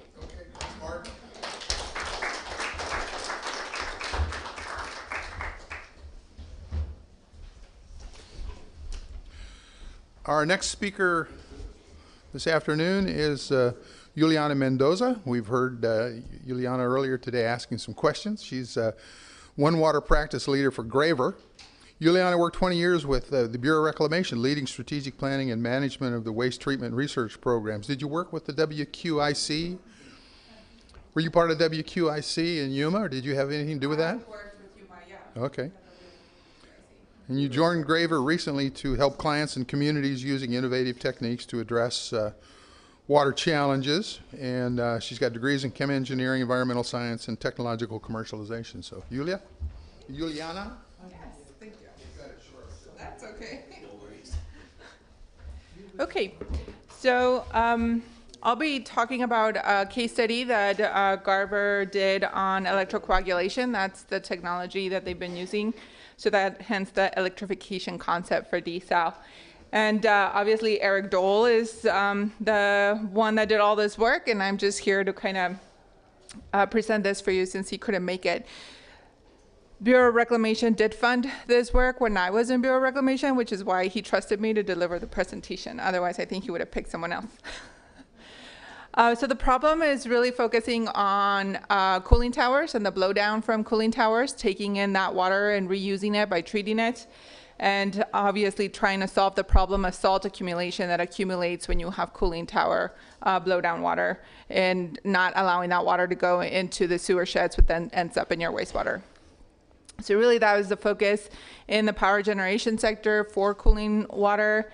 As you look at kind of how water goes all around the circle, if you could remove those salts, then you don't reintroduce those salts back into the water system, in this case, into the wastewater. Okay, so the solution, the treatment train. What is it that Garver put together to look at this? They partner with Red Rocks Community College in Colorado to start looking at their cooling tower. That is where their pilot was set up and put together. And it's really looking at like a small pilot system to look at all of their cooling tower blowdown. It's really the contributor to salt in the watershed there in Colorado. And they're looking at collecting that, treating it through a system of electrocoagulation and filtration before RO. And then using that concentrate from the RO for potential zero liquid discharge, basically through a VAED system, which is a vacuum-assisted electrosystem. So the electrocoagulation and the clarification unit process is really hitting the water from the cool down once you collect it, getting it through an EC system to be able to remove all of the constituents that are in that water that would basically scale up your RO. And that electrocoagulation basically is your pre-treatment for your RO system. So the goal of the research was to improve the process efficiency and the energy efficiency for RO with the use of electrocoagulation as a pre-treatment. It precipitated basically pretty well, actually. A lot of the suspended solids, the heavy metals, the bacteria, viruses, algae, silica hardness, boron, and a lot of other contaminants. There was different case studies at the bench scale that was done with electrocoagulation before this pilot to collect the data that this was a viable technology to use before RO. It really helps to prolong the life of that RO. I think there hasn't been any cleans on that RO unit since it started operating in late 2019. So it's been running for about on and off 2 years. And I don't think there's done any cleaning on that RO since the system's been running. So it's been doing actually pretty good. This is what the little EC system at the pilot level looks. This is just a simple filter for the water before it hits the electrocoagulation system. It does very well removing total suspended solids, heavy metals. There was some wastewater work that was done that had some oils, bacteria, and other contaminants from the water. It's actually pretty efficient chemical coagulation in a way. Charged contaminants are magnetically attracted to the anode side of the electrocoagulation, and then charged contaminants are also on the cathode side. So that's the unique thing with electrocoagulation. You have that charge within it. It's also polarity reversal every minute so that it prevents any plating within your plates that you have in your electrocoagulation. So it does pretty good. It is actually a pretty good running unit for EC. It is an alternative to traditional chemical coagulation that you would do as a pre-treatment. So it's actually a way smaller system that you could use in terms of pre-treatment instead of doing chemical coagulation, as well as not as energy intensive. This is a case study at a wastewater demonstration. So this is a little bench scale system that Eric travels with in a little case everywhere he goes. where he wants to do a test. And really, he needs just a water sample. He can run the EC system quite well. You could see very, very quickly the filtrate on the middle over there is the 11 micron gravity filtrate control. So if you just kind of pass it through a filter, you get like this little grayer area back here. And then if you run it through the EC, you get a little clearer water in terms of the filtrate that you get after EC. Let's see what other things he put in here. There. So the membrane fouling constituents are very challenging for RO. So if EC could potentially, and we have shown in a lot of the testing that has been done, can reduce this membrane fouling constituents. And a lot of various type of waters, cooling blowdown water is challenging, and wastewater as well is actually pretty challenging. Some of the highlights in terms of the lab results of the different raw water that was put together. Oh, there it is. You can see in the bottom all the different constituents that were measured in terms of the clarifier, and then what the EC unit was able to do. He ran it two different ways, just the electrocoagulation, which is that blue line, as well as with Fenton, which is just an oxidative process. And you could actually remove silica, total phosphorus quite well with the EC system, both the regular EC and just with the Fenton, and pretty successfully in terms of all of the different constituents that would cause you a problem in your RO if you don't remove those systems. So a 5-log removal of fecal was achieved, and Class A solids with the E-Fenton process was also achieved. After it goes through the EC system, you basically have a filtration system, so you can remove the floc that carries over. They used actually a microfiltration system. The idea was to use UF, but not a lot of very small UF systems are available for pilot scale, especially at this size. So MF was used instead. It was really well put together. It reduced the scaling potential through 95% removal of hardness, silica, and phosphorus. It achieved 3 to 5 log removal of virus, bacteria, and algae. It increased recovery 10 to 30% for the RO, which is huge for an RO system. And the solids accumulated on the cartridge filters, and you could literally just rinse those cartridge filters with a hose and all of it would come off. So I did see him wash those filters once. So it came off pretty quickly. The VAED system is the last step, which is your brine management aspect of it. You could basically make a cake of solids out of the vacuum-assisted electrodialysis system. This is the latest prototype. The company that builds these is called the Salt Miner, and they put the system after the RO, once you concentrate that stream, to be able to kind of recover the rest of the water out of it. It is vacuum-assisted electrodistillation. And the distillate was basically put back in the system. So the way the pilot was run was closed loop. So every water you recovered, you put back in the feed, and then you kind of continued to be able to put this together. It does combine ohmic heating with the vacuum distillation, which makes it unique in a one process to reach the temperature that you need to actually get a distillate. It's a higher TDS that you can get out of the system. And the higher your concentration, the quicker it flashes. So therefore, the more water you can get out of it. It's important to condense this as a quick flash, otherwise you kind of lose your vacuum in the system. So the higher the concentration of your water, the better the system will work. The unit they had here is 1 to 5 gallons per hour is kind of what the amount of water that was going through the system. There's a lot of challenges with temperature and kind of the materials you're using for the system. So through the pilot, they were working a lot through the materials that you're using in the system, just because how quickly this can heat up. I think he melted one. 250,000 ppm TDS is what the concentration was there, and they could distill it down to less than 500. I think they went as low as 300 ppm with the system.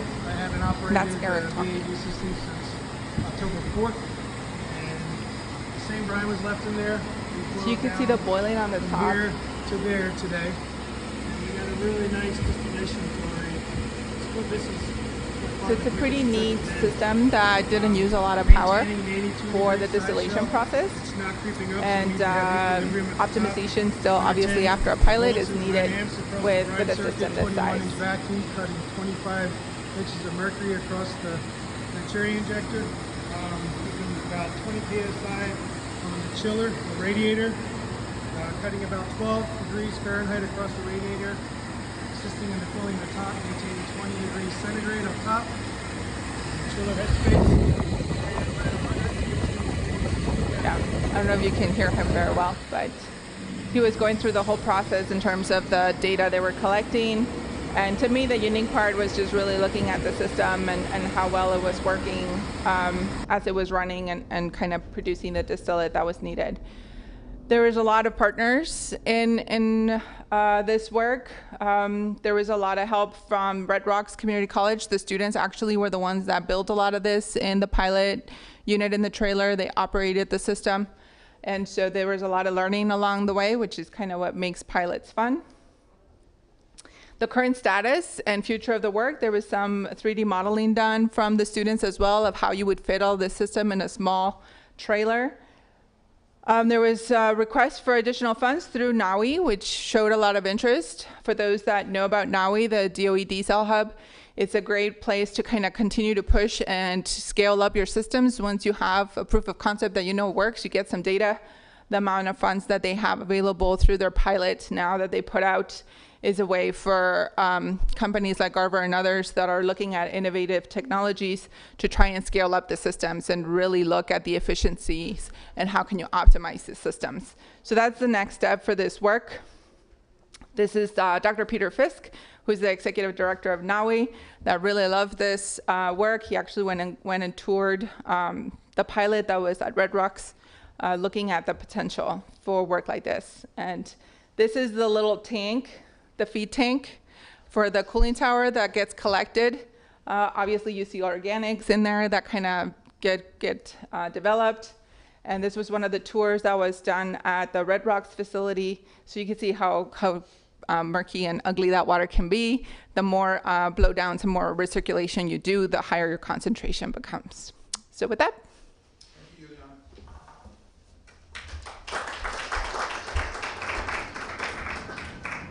I have to apologize to Juliana because I introduced our company as Graver, not Garver. And for some of you who are near my age in the industry, Graver Water was a very big water company a long time ago. I figured you wanted turkey and you were thinking about gravy. Maybe. That might have been very possible. Our next speaker is Mr. David Reevely. He's the CEO of Solar Water. David's traveled over 60 countries, introducing innovative new technologies, including broadband in the Caribbean in 2005. That had to be interesting. Along his ways, he's met a lot of prime ministers in the world, including 3 from the UK, 2 from Jamaica, Jordan, China, and Barbados. And in 1984, he received the royal warrant by His Royal Highness the Prince of Wales, who is now King Charles III. So David, we look forward to your presentation.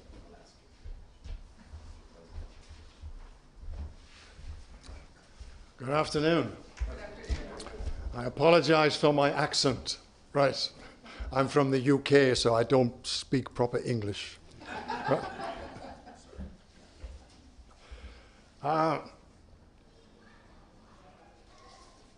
Time is of the essence.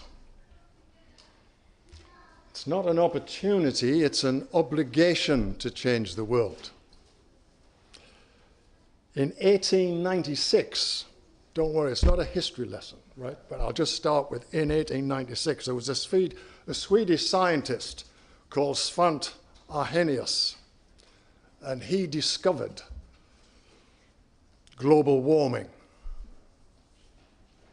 That was 126 years ago, and we're still talking about it. Right? Let's have another conference. Yeah. So, sustainably solving the global water crisis whilst combating climate change. Solar Water PLC, the first 100% carbon emission-free, decentralized and scalable technology solution.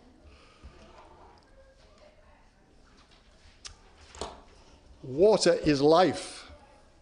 I've done a lot of work in the Middle East, and if you take a look at the Quran, their Bible, the first word in their first book, water is life. I'm not a water person. I've only been in the water industry 4 years. But it's wrong to say I'm not a water person. So in the moment I was born, I needed water. I won't share my age with you, right? But I've used water for a very long time, right? So we all need water.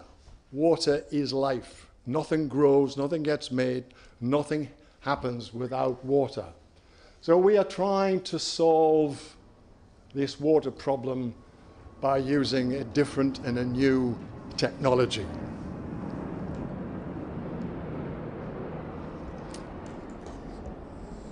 I don't know very much about California, but this is what I gleaned, right, from newspapers, from TV, etc.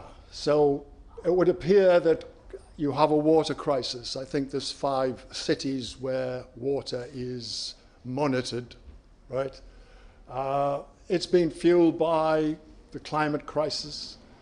As I mentioned, there's restrictions on water supply. It's impacting water availability in farming. The Colorado River is drying up. The state reservoirs are drying up. The governor seems to have decided that desalination can play a part, right? And as Mark mentioned about 6 weeks ago, some new decisions were made about desalination.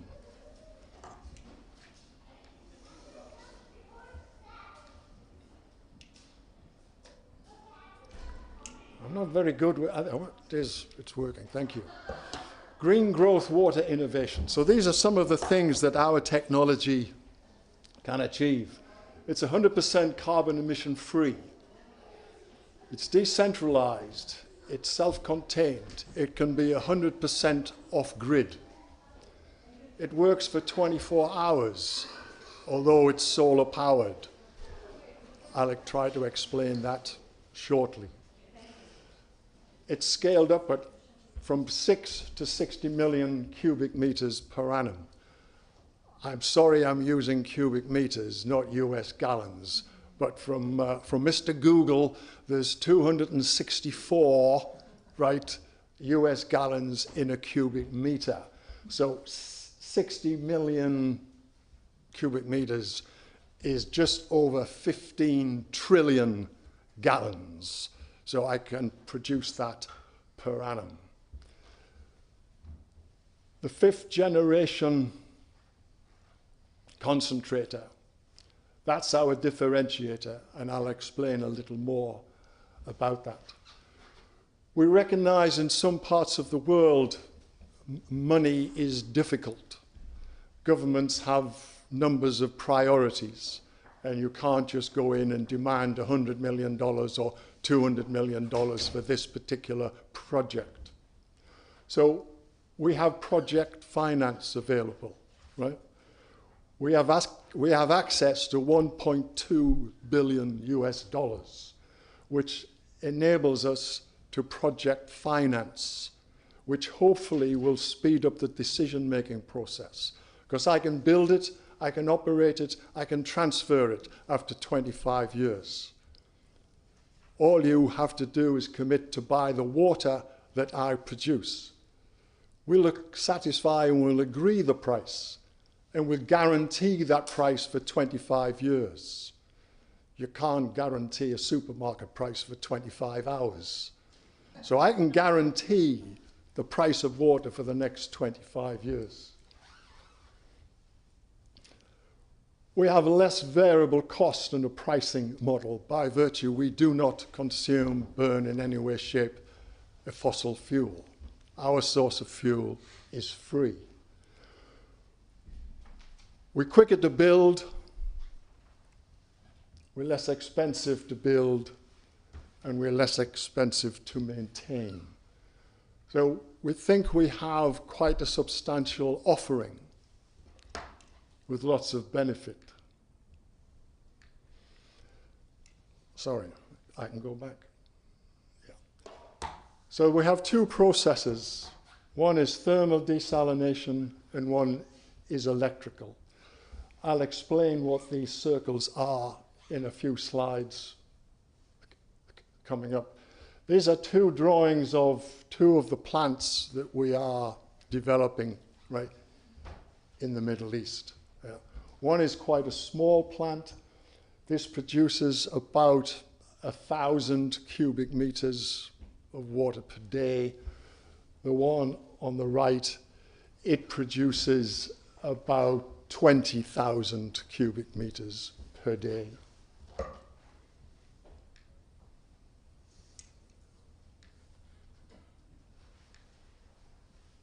seem to have difficulty with this machine. I think you just have to aim it at the when you press. Thank you. Water outputs and carbon mitigation. You can now, as a country, and therefore I'm assuming as a state, you can claim carbon credits back by saving and stopping emitting carbon dioxide. These are some of the countries that we are working in and some of the size of the projects. If you take that over a 25-year period, we will save these countries, therefore the planet, over 8.5 megatons of 8.5 million megatons of carbon dioxide. I was pleased to see that both from Mark and Juliana, the partnerships are vital. No one person, no one organization can do it alone. You have to have partnerships. You have to collaborate. You have to share. Right? These are some of our partners. The Mazda Institute, they're based in UAE, right? Cranfield University, that's based in the UK. They are a global force in solar power. They work with NASA, right, with regards to some of the issues. We work with SPC, which is the Saudi Water Partnership Company. Saudi Arabia is the world's leading desalinator. It has 28 desalination plants and desalinates 22% of the world's desalinated water. So if you want to know something about desalination, they've been doing it for 40 years. What they don't know goes on the back of a postage stamp. So we work with them to understand some of the things that they've encountered and some of the pitfalls we can avoid. We work with Siemens, a global organization, and we get some of our power units and the SCADA system to control it. And we work with Bechtel, a very large American corporation, but we have to pipe and pump water. So why not go to one of the world's largest pump and pipe organizations? But we have several other partners. This is what a concentrator looks like. My wife calls them sunflowers. Right? It's about 12 meters in diameter and stands about 13 to 14 meters high. It moves on two axes. The sunflower plant moves like that. The base here goes like that. The Siemens computer system, it controls this from sunrise to sunset. So as the sun rises, the sun will strike. As the sun moves across, this follows it automatically. It can create up to 1200 degrees C down here. We have one of these where you can go and see it in operation. We put a meter square of stainless steel, which is about 2 inches thick, and we put it up there. We burn a hole in it in less than 2 minutes. That's the power that we can create. That power is then energized to make it operational for 24 hours. We use about 1/3 of the power during the day. We use about 1/3 of the power during the night. And the other third is, if required, we can sell that back to the grid, or because we can be off-grid, we're generating our own green electricity. We have three business models. One of the key words I've tried to introduce into our organization is flexibility. We don't have a procedure manual, we don't have a process manual, we're just here to try and solve a problem. You tell me what your problem is, I can anticipate what the need is, let's collaborate and let's see if we can solve that particular problem. We have a pure sales agreement. Somebody wants to buy it, we can build it, and therefore all the water that is produced is yours. Thank you, good night. We have a build, operate, transfer model or a build, operate, own model. We also, in certain parts of the world, we have a license agreement. So we can sell our technology to an organization and they can have that territory and they can go out and do whatever there is with our support. As I mentioned, we have project finance in place. So we can go from 25 years to 30 years. The average cost, depending on the volume of water that you are requiring, is between 50 million and 350 million US dollars for the CapEx and OpEx.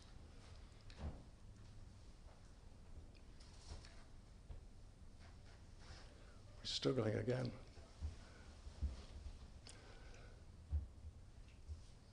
There's about 40 countries in our analysis where we can solve or help solve the water difficulty. It all depends on the DNI, the sun's power of the radiation. We have calculated where it's red and where it's orange, we can solve that particular problem. And there's about 40 countries, but that represents about 20% of the global population. Earlier this week it was announced there's 8 billion people living on the planet. 1 billion people today have a water difficulty. Another billion people today have no water. They have to go and find it. And generally, it's a child that is sent out to find it. And they'd use a bucket and they bring that back. They don't know the quality of the water because it's generally drawn from a well or from a river or a lake. They don't know the impurities that are in that water. I always like to think about positivity regarding the problem that we're solving. But when you understand some of the statistics, that 4,100 children will die today and tomorrow and the day after because of lack of water. That's why I said in my open remarks, time is of the essence. We collectively have to do something, but we have to do something in a way and a manner that protects the planet, therefore protecting ourselves. People talk about saving the planet. I like talking about saving us. The planet has been here for 4 billion years. We've been here for 7,000. In 7,000, we almost ruined it. So let's face up to facts, right? And let's do something about it together.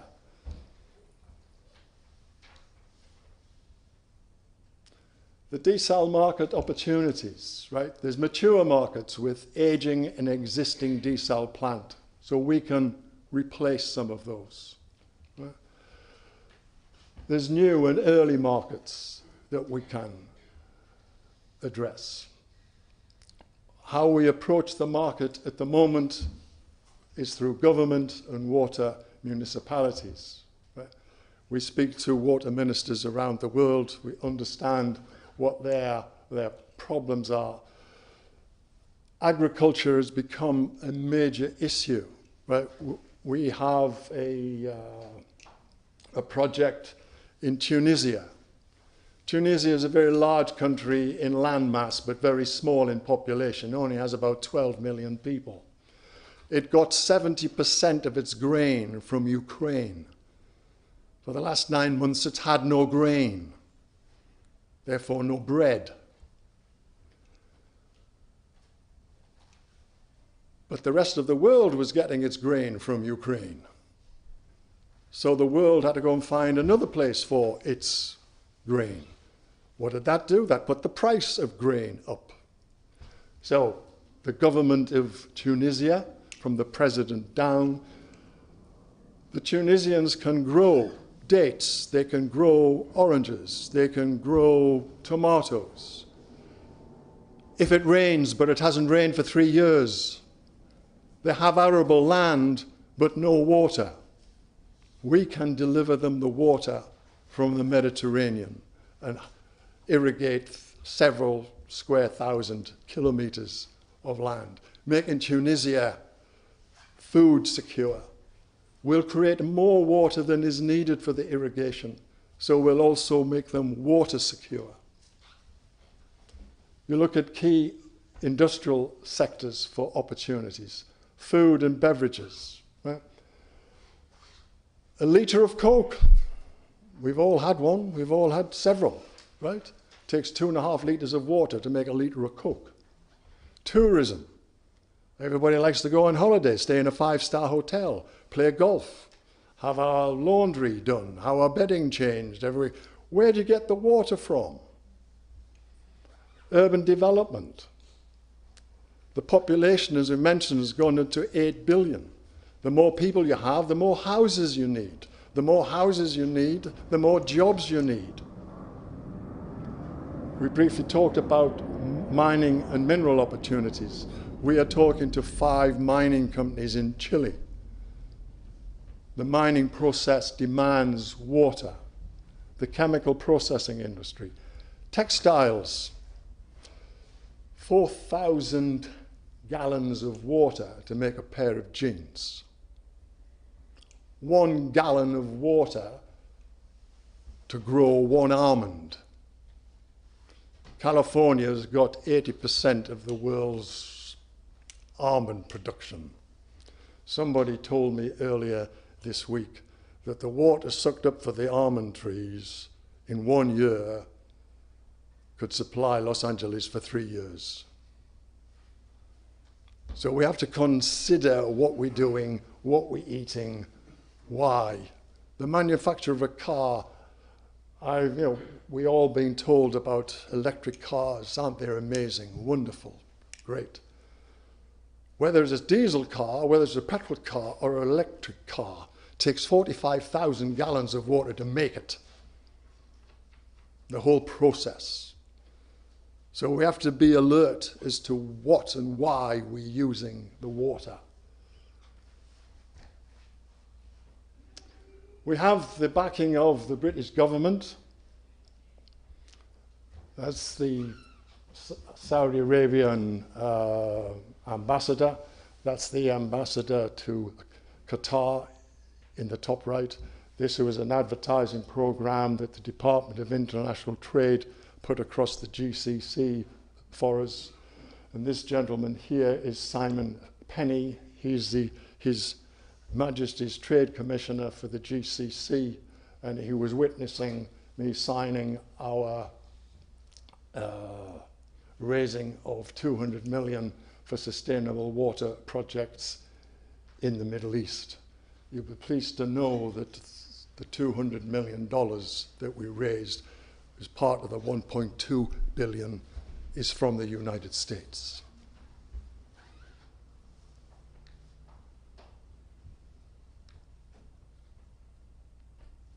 That is me, finished. I thank you. I thank you for your patience and time. Thank you. We have time for some questions, so again, if you would please state your name and affiliation and speak into the microphone so we can record you. Any questions from anyone? We wore you out, did we? Oh, Subir, I knew you were coming. I'm curious. My first question is to you. The solar concentrators you showed, they are Fresnel type of concentrators, or what's the technology there? They're not parabolic reflectors that are pointing No, to. they are made of steel and aluminium. And now we have 13 world patents on the technology. Okay. So if a point temperature becomes 1200 Celsius at some core point, are you directly circulating water through that point, or are you circulating sodium sulfate solution, producing electricity? No, I'm just using them to produce the power. Okay. That goes off to another treatment plant. Okay. Right? Now, we can go up to 1200 degrees, but we don't need it for desalination. We go up to about 600, right? But to demonstrate the feasibility and the capability, we can take it up to 1200. We have one particular project where it's not involved in the desalination of water. They just want the green electricity. My big question about this is, so your approach is solar to heat to electricity to desalination, am I right? So how is this, what is the fluid that is convecting the heat to the thermal power plant? Is it molten salt? It is molten sodium salt sulfate? or rocks. Got it. Yeah. Thanks. Anybody else?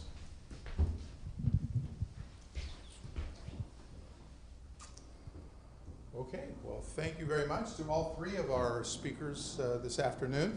Very interesting conversation covering a whole wide variety of topics. We'll break right now, give you 10 minutes to stretch your legs, get something to drink, use the facilities, whatever. We'll start again at 3 o'clock. Our next two sessions are going to be roundtables. We'll start the first one off talking about water tech, and I'll do a presentation, and then I'm going to ask Eric and Gil to follow up, and then and we'll just segue right into the final strategic session about what we can do in San Diego to focus some of these issues more in San Diego and develop some momentum here in the San Diego area. So everybody take a break. Thank you. Thanks, Randy.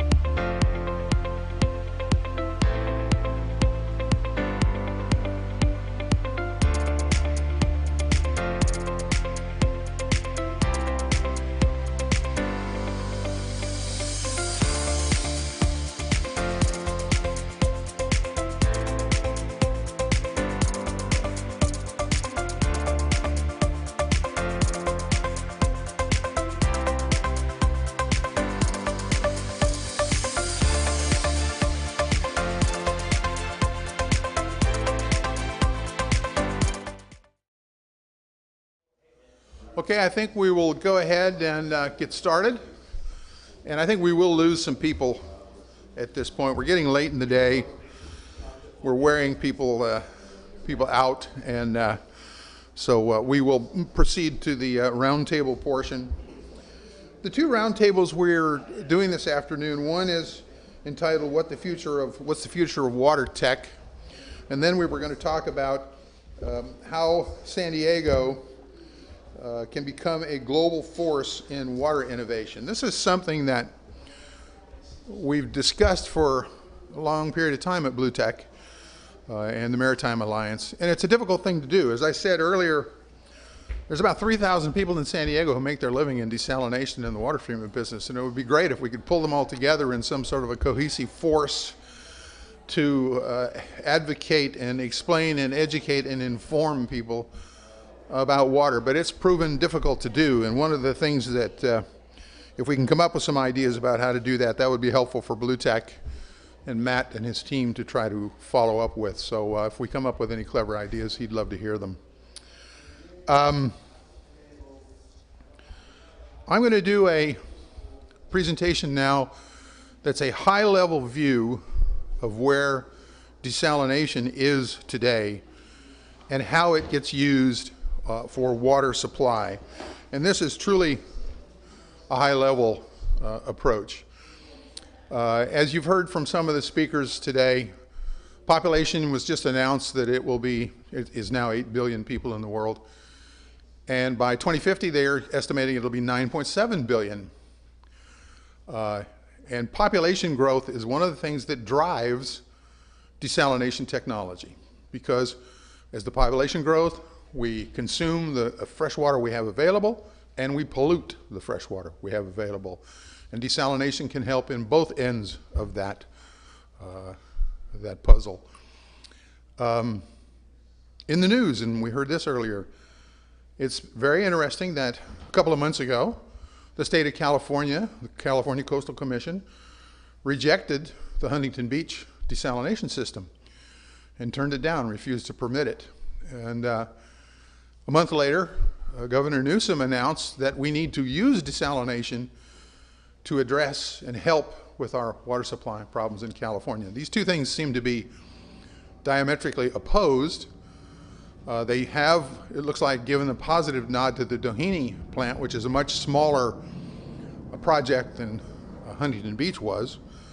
But nevertheless, it looks like maybe the realization is coming that desalination can play a role. And that's pretty much what I'm going to talk about, the history of how this has all gone forward.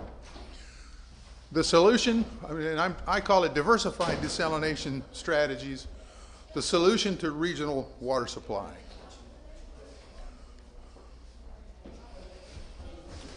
And this is a fair amount of background and observations that I've accumulated over the years, so I thought I'd better spend a minute and just say where I got my highfalutin notions. Number one, I entered the business in 1969 as a researcher at General Atomic here in San Diego, and it was the fledgling reverse osmosis program that we were working on.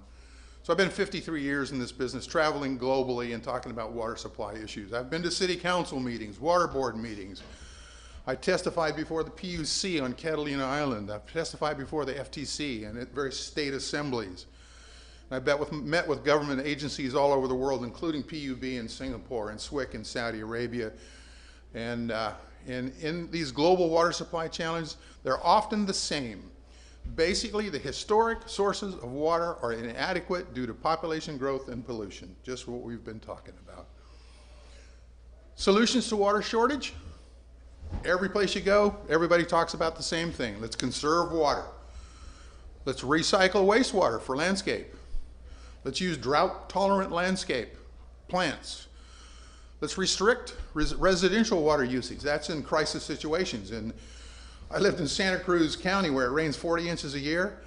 It's the only time in my life that I ever lived a place where that they actually restricted water and had cars going around making sure we weren't watering little patches of green or whatnot.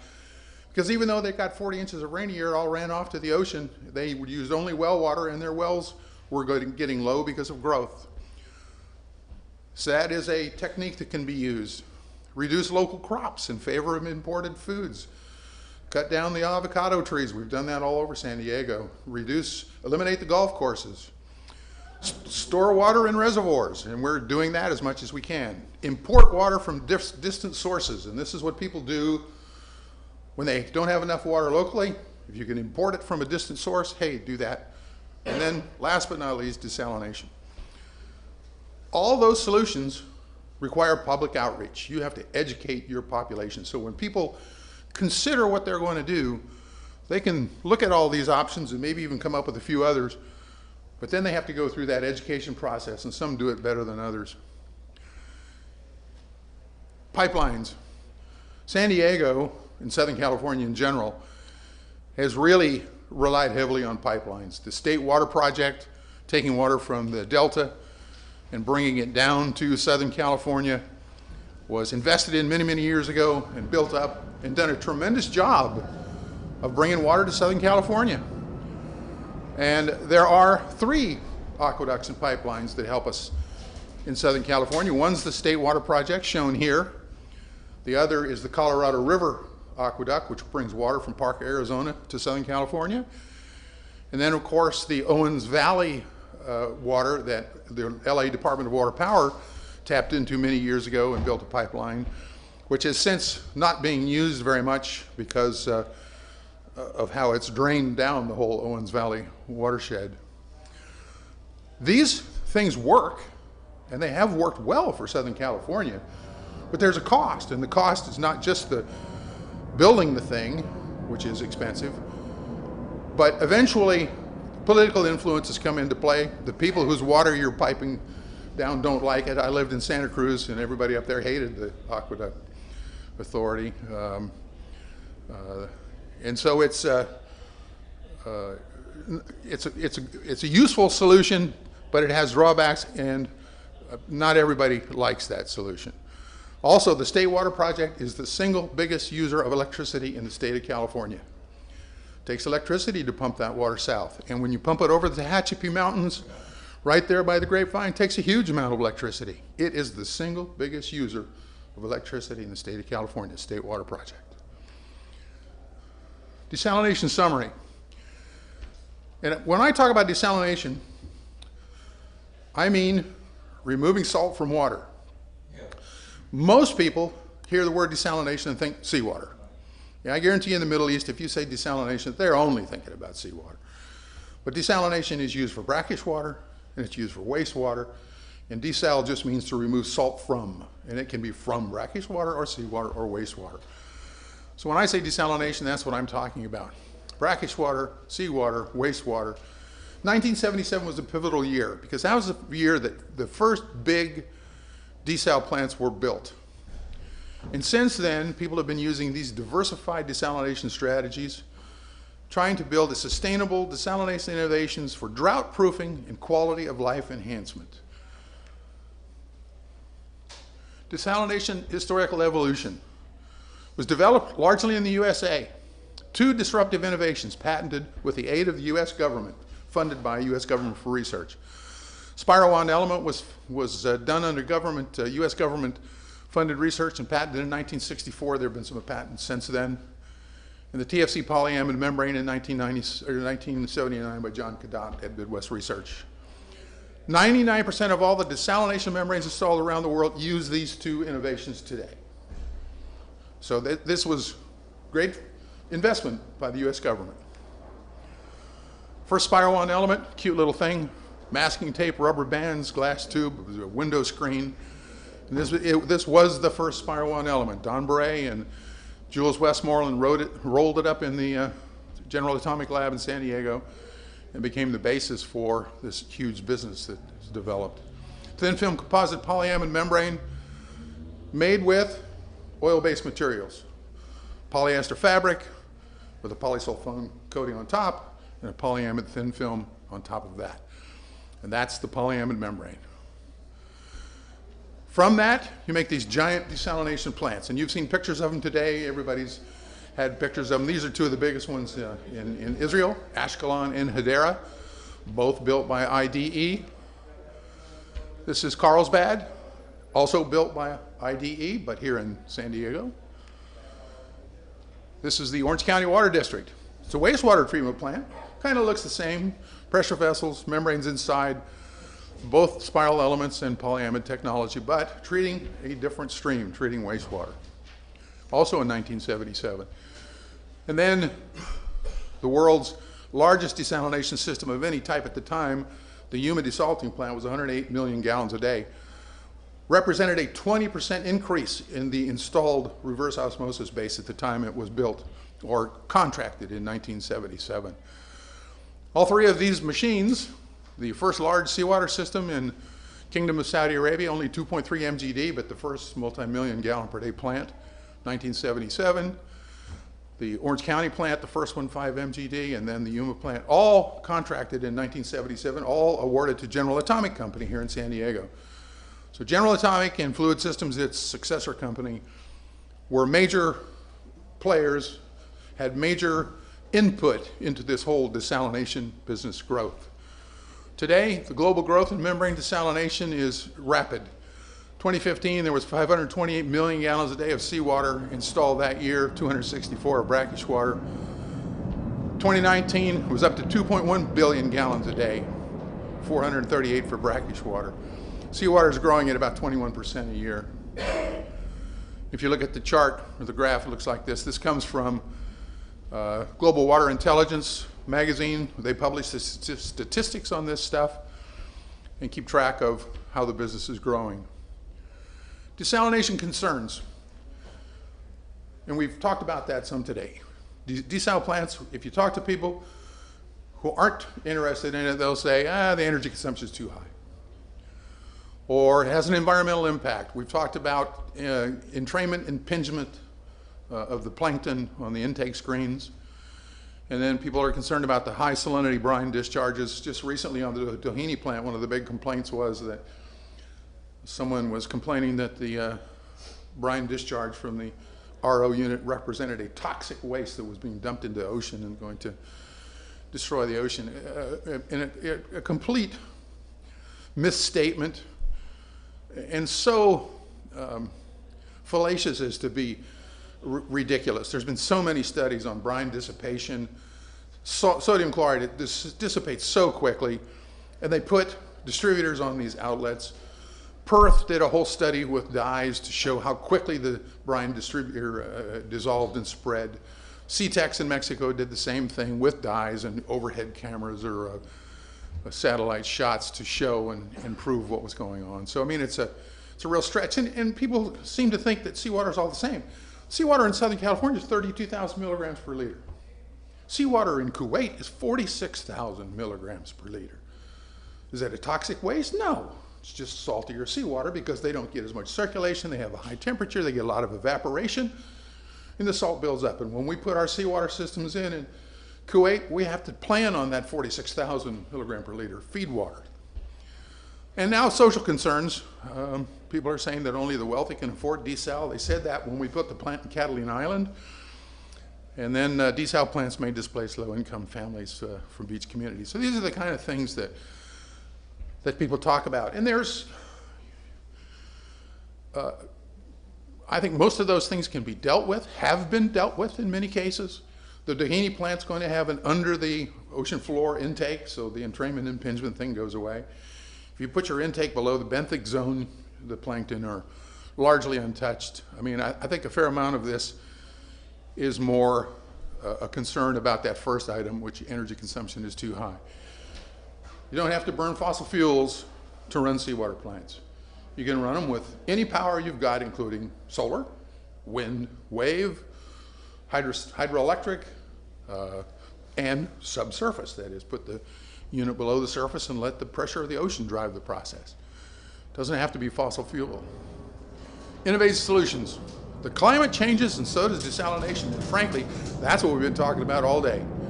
Everybody here is talking about, the papers we've had have talked about changes to this desalination technology, innovations, improvements, enhancements, alternative energy, energy efficiency. The energy consumption of seawater plants has gone down remarkably since 1977. The energy recovery devices, the isobaric devices introduced in 2000, knocked it down about 35 to 40%. Tremendous innovation, particularly the ERI device. And desalination is basically changing. The costs have been reduced remarkably. New membrane improvements, I talked about Eric's improvement with the nanotechnology. Other companies have made improvements. And operating improvements have been made. And in fact, Sabir was talking about his technology, and there are companies that are doing that and applying it directly to desalination plants. Gradient is one of those companies. There was a startup company called Sinata, run by a bright young man named Mike Dixon, PhD from Australia. Mike created this company, and it's a new company, new technology. They won the Global Water Intelligence Award for Water Technology Idled in 2020. They actually won an award again at the IDA conference just last month in Sydney, Australia. It's machine learning using algorithms that lower energy cost of desalination. And basically, they take existing desalination plants, and like Sabir is doing, they use this algorithms, machine learning, to improve the operation of the plant.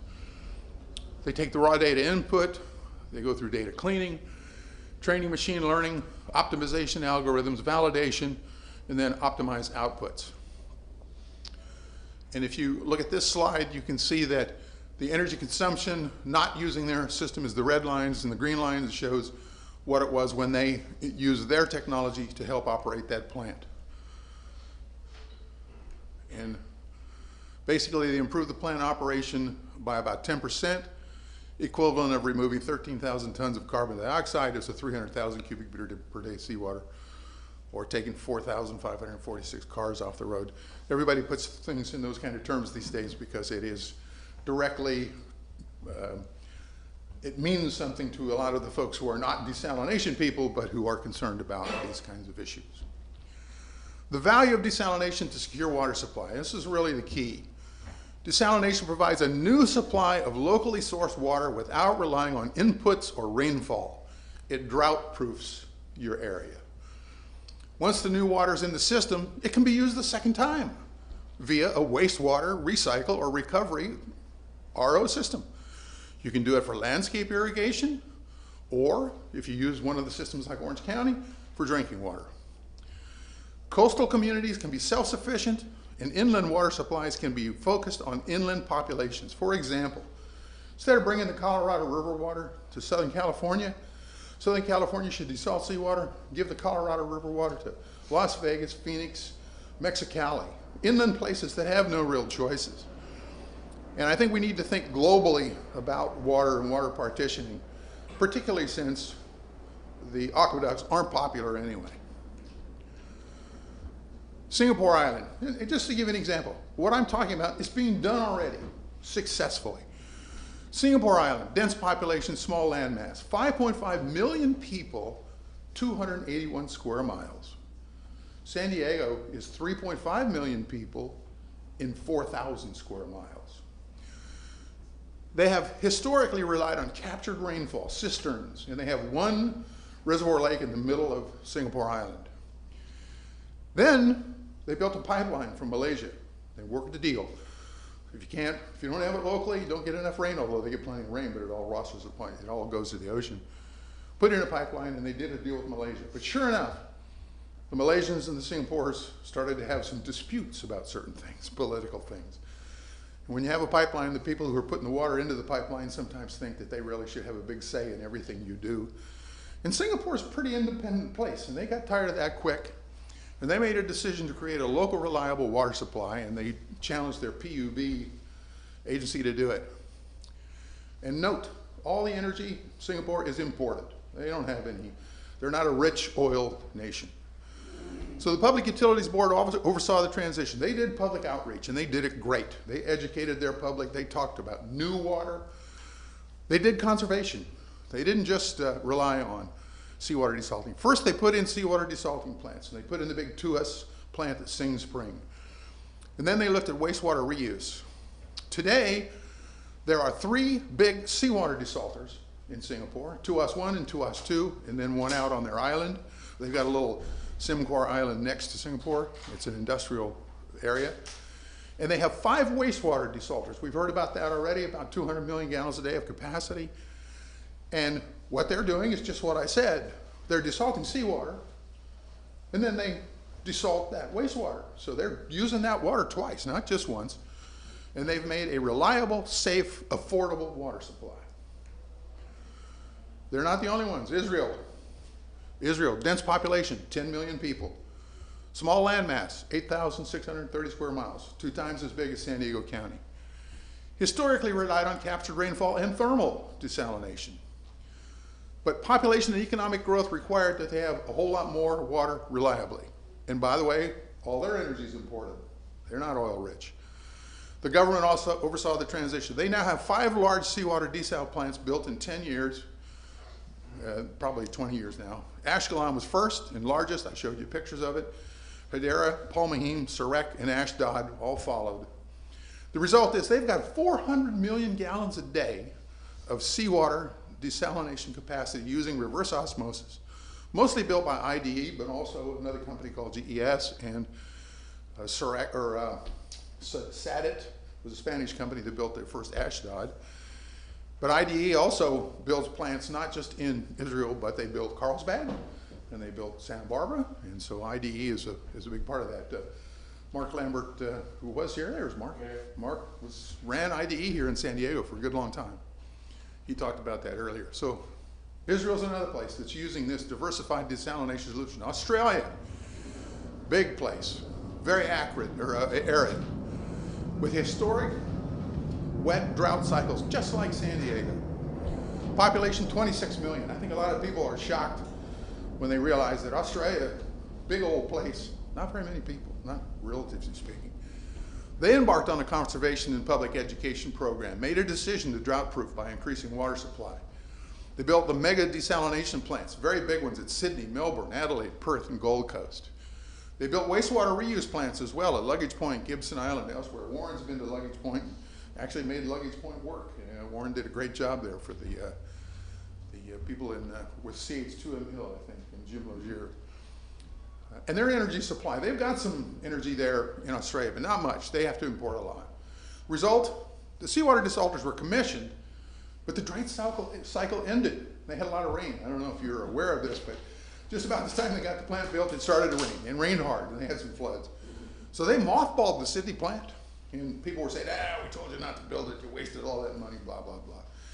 But of course, the drought came back, and when it did, they fired up the Sydney plant. Since then, they've built more plants, and they built 3 in Perth, Australia now. So Perth, because it's a lot like San Diego, much drier, they've added 3 desalters in Perth. Perth is an interesting story for a couple of reasons. Number one, when people talk about the brine from RO being a toxic waste, the people of Perth and Australia in general value their seawater. They make their living on tourists coming in. They protect the barrier reef and all that stuff as best they can. Perth has done studies on the brine from that, and they've built 3 seawater desalting plants because they haven't had problems with the brine discharge. They've put distribution lines in them, diffusers, and they've done a great job. Also, every time they built a seawater desalting plant, they expand their solar panel grid. They put enough solar panels on their grid to make up for the energy they need for these desalination plants. They don't direct couple solar panels to the RO. They put it in the grid so that at night they can keep running off the grid, but at night it's not being funded or powered by solar panels. So Australia is another example. Diversified desalination, current status, San Diego. Carlsbad desalter has now provided 100 billion gallons of high quality water and is 10% of San Diego's water supply. They could double it. San Diego County Water Authority was very smart. When they built the Carlsbad plant, the pipeline that connects the plant to the distribution system, they put it in big enough to handle 100 million gallons a day. San Diego County Water Authority thought ahead. And you could double the Carlsbad desalter and provide 20% of San Diego's water just by doing work at the site, and you've already got the distribution system. Oceanside and Sweetwater, we heard about the Oceanside plant from Jayesh earlier. And Sweetwater, these are brackish water desalters. They've been in for 20 years. They produce 40 billion gallons of water. There's not a lot of groundwater in San Diego, so that's not a great solution. But it works. It's part of the picture. The Padre Dam wastewater system will go online in a few years. and add another 25 million gallons a day of additional water, and this is wastewater recovery. The City of San Diego Pure Water Project should add another 60 million gallons a day if they build it, and that's not decided. They are putting a demo plant in at Point Loma, and if you from San Diego are familiar with the Point Loma outfall, it's one of the few places in the world that takes raw sewage, filters it only, and dumps it off the coast. There is no secondary treatment at the Point Loma outfall. There is no activated sludge, extended aeration like there is in most places. They only filter it and dump it. And they've been in trouble for this. They've had a couple of fines, whatnot. So what they're doing is they're putting in a pilot unit that puts in an MBR and then an RO at the end of that so that they can recover that water. And actually it'd be a great solution because MBR is a good alternative to extended aeration and will provide an excellent quality of water for the wastewater RO to treat. And they're looking at that, but they're just starting now. So the diversified approach is giving San Diego sustainable, drought-proof, reliable water supply. New York Times wrote an article on October 21st and basically said all of this. They said they used to rely on imported water, had an aggressive program of conservation and recycle, talk about stormwater use, and we'll talk about that in a minute.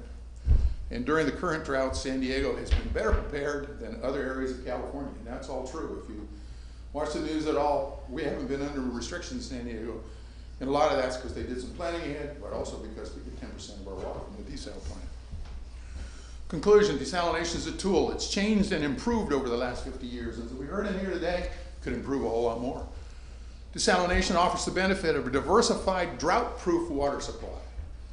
And desalination can be part of a sustainable, reliable water supply, enhancing the quality of life, including combating wildfires and seawater rise. I got to tell you, seawater rise, that's almost frivolous on my part for mentioning it, because you're never going to pull enough seawater out and desalt it to keep the seawater level from rising. But you're going in the right direction anyway. You're taking it out of the ocean, and you're using it on the land. And so you could argue you're fighting seawater. The only reason I even thought about that is I get invited to do papers for the Propeller Club of Northern California, and they always want to talk about sea level rise. So we do. So anyway, that's my 30,000 square foot review of desalination and what it's done and what I think it can do and will do. And a lot of the stuff that we've talked about in here today has actually shown additional avenues in there, like mineral recovery from brine or other recovery operations. And so I think there's a whole lot and improvement of the processes. We've had a whole number of folks that have talked about how they're going to combat fouling and that sort of thing. And I think all of that will have a benefit. So that's kind of a summary of everything we've talked about today with a couple of other things. And I'd like to throw it open to Eric right now and let Eric make any comments he would like to make as a follow-up to what we've heard today and or disagree with me, whatever you choose. Eric?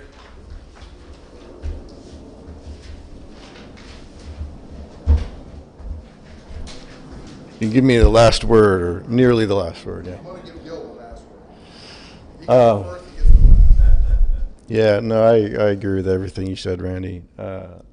In fact, I've read studies that looked at Australia and Israel and other parts around the world of the brine outfalls, and the composition of fish around the outfall is the same as the composition in the general area, and in fact, it's at a higher population near the outfall in all these studies that were done.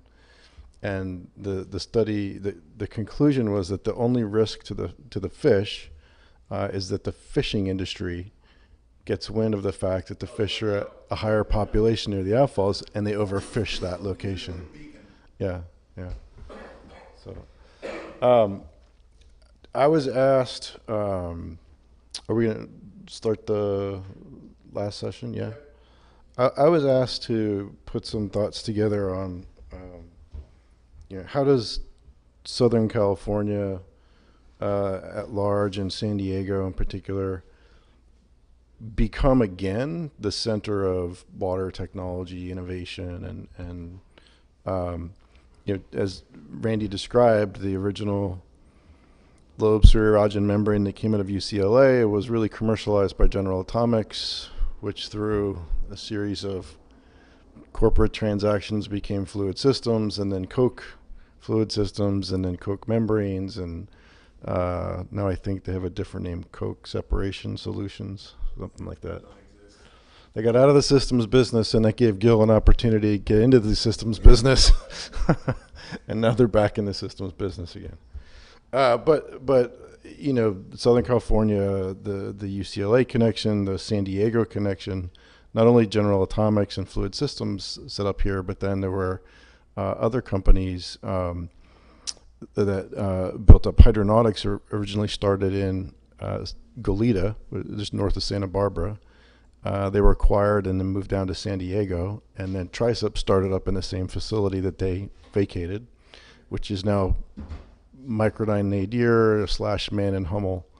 Desal was born out of some sort of expat Fluid Systems folks. That eventually got acquired by Osmonics, based in Minnesota, and then rolled up into the GE Water, and then Suez, and now Veolia, which is inconceivable for many of us that Suez and Veolia are one organization now.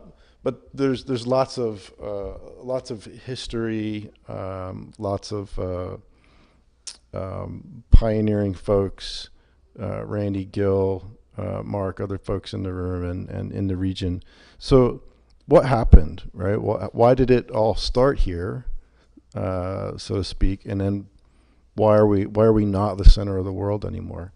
So as Randy described, as part of Singapore's securing a water supply, they invested hundreds of millions of dollars into the two main universities there, NUS and NTU, built up a world-class membrane technology research center. They have actual full 40-inch width casting and coating lines for making membranes in university labs, and a center that does sort of outsourced work for helping develop membrane products. The PUB invested in a pilot testing facility where there are about 11 or 12 pads that you can rent a pad and bring your technology there. And they had piped access to seawater, municipal wastewater, industrial wastewater, virtually every kind of water you would want to test on in one location. And that drew people to Singapore, and not just university-based startups. At one point I was there, GE Water, Siemens was there, Toray was there, right? Major players were there demonstrating technologies, demonstrating new membrane products, demonstrating new advanced oxidation products across the spectrum, and also startups. And so you just saw this shift from, Southern California kind of being the epicenter. It's shifted to Singapore because of the investments that they made, and because of how they attracted the world to them. Singapore Water Week and all the various activities. Right now, that center of the world, so to speak, is shifting back to the Middle East, where it was maybe before it was in Southern California, out of necessity. And why is that? In Saudi Arabia, they're building a 100% sustainable city called Neom. They're going to do seawater desalination to zero liquid discharge. And it's not that they won't have any liquid streams going off site besides the water, the drinking water. They will, but they're productized and they're selling them. I mentioned in my talk, and they're selling them with such a high profit margin that it pays for the cost of desalinating and producing the drinking water. They'll be doing the same with wastewater, renewable, all 100% renewable power, whatnot.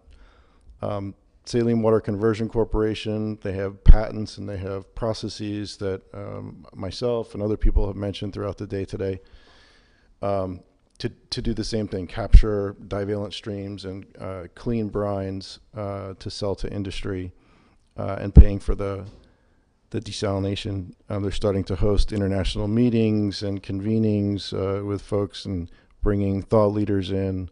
And so I see that's the direction things are moving right now, with this push towards brine concentration and brine valorization, as some people describe. So how do we get it back?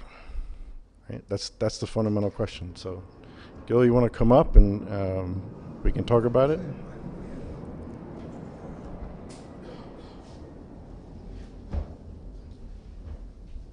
I think the message we got for all these places which have brought up the center of desalination like Singapore or Saudi Arabia is the government and the money came in, and that brought in industry so that then made other things possible.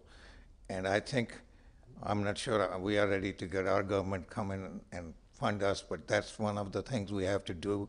It may fall into education, and maybe UCLA can help educate some of these people. And also we were talking about maybe have similar education system at UCSD School of Oceanography, and also the naval people doing this kind of education for the ocean part of what they do. But I think it's kind of sad because we are shutting down, like Randy mentioned, golf courses and avocado growers. And somebody, I think Mark mentioned, maybe it takes a gallon of water to get one almond to grow. So we're going to stop growing them, or we're going to shut down the Central Valley, California, and not do any agriculture. And even here, the agriculture people, I try to invite an avocado farmer to come and be in the panel. He says, no, I want to stay low key. I don't want anybody to know I'm growing avocados. You know, this is kind of sad because instead of being a center to show the world that we invented the technology here, we know how to use it. We got the desert, we got the ocean, we got the sun, and we need the water. And instead of depending on Colorado River, and we complain how the Mead River is getting dry, or how the Hoover Dam is going to stop working. Why are we not doing it is why the question. I think there is no question we should make this the center. That I think is obvious, that it deserves to be the center.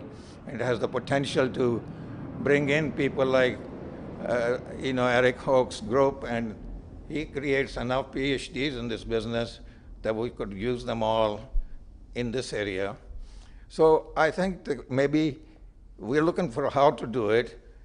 We know why we need to do it, and how to do it means some kind of political and educational effort to create that feeling that this area, like we are saying it, if everybody in San Diego said the same thing, something will happen. You know? So I don't know. We form a desalination party or something. Thank you very much, Gil. And anybody else like to say something? I have an idea. Sure. Into the microphone. I'm happy Eric is here. So we all know about NAUI and Peter Fisk's group, and I think he's got, what is it, 100 million or so? From, I don't remember which government agency, but, and I've met Peter and spent some time with him as well. What about asking Peter and his group to do I hate to use the word feasibility study, but to take a piece of the pie and explain why San Diego should be the hub, and go back to his government funding sources and essentially instruct them to leverage your group, leverage his group. You know, when you graduate a PhD, tell them that they can go off, but they have to spend 2 years in San Diego first before they go to real work, right? And, you know, we're going to stay here, but so that, you know, look, that's just an idea. Peter's pretty well connected. He's got federal money. You're on his advisory board, as he's asked me to a couple of times. This is just an idea. I agree, by the way, that San Diego should be the hub again.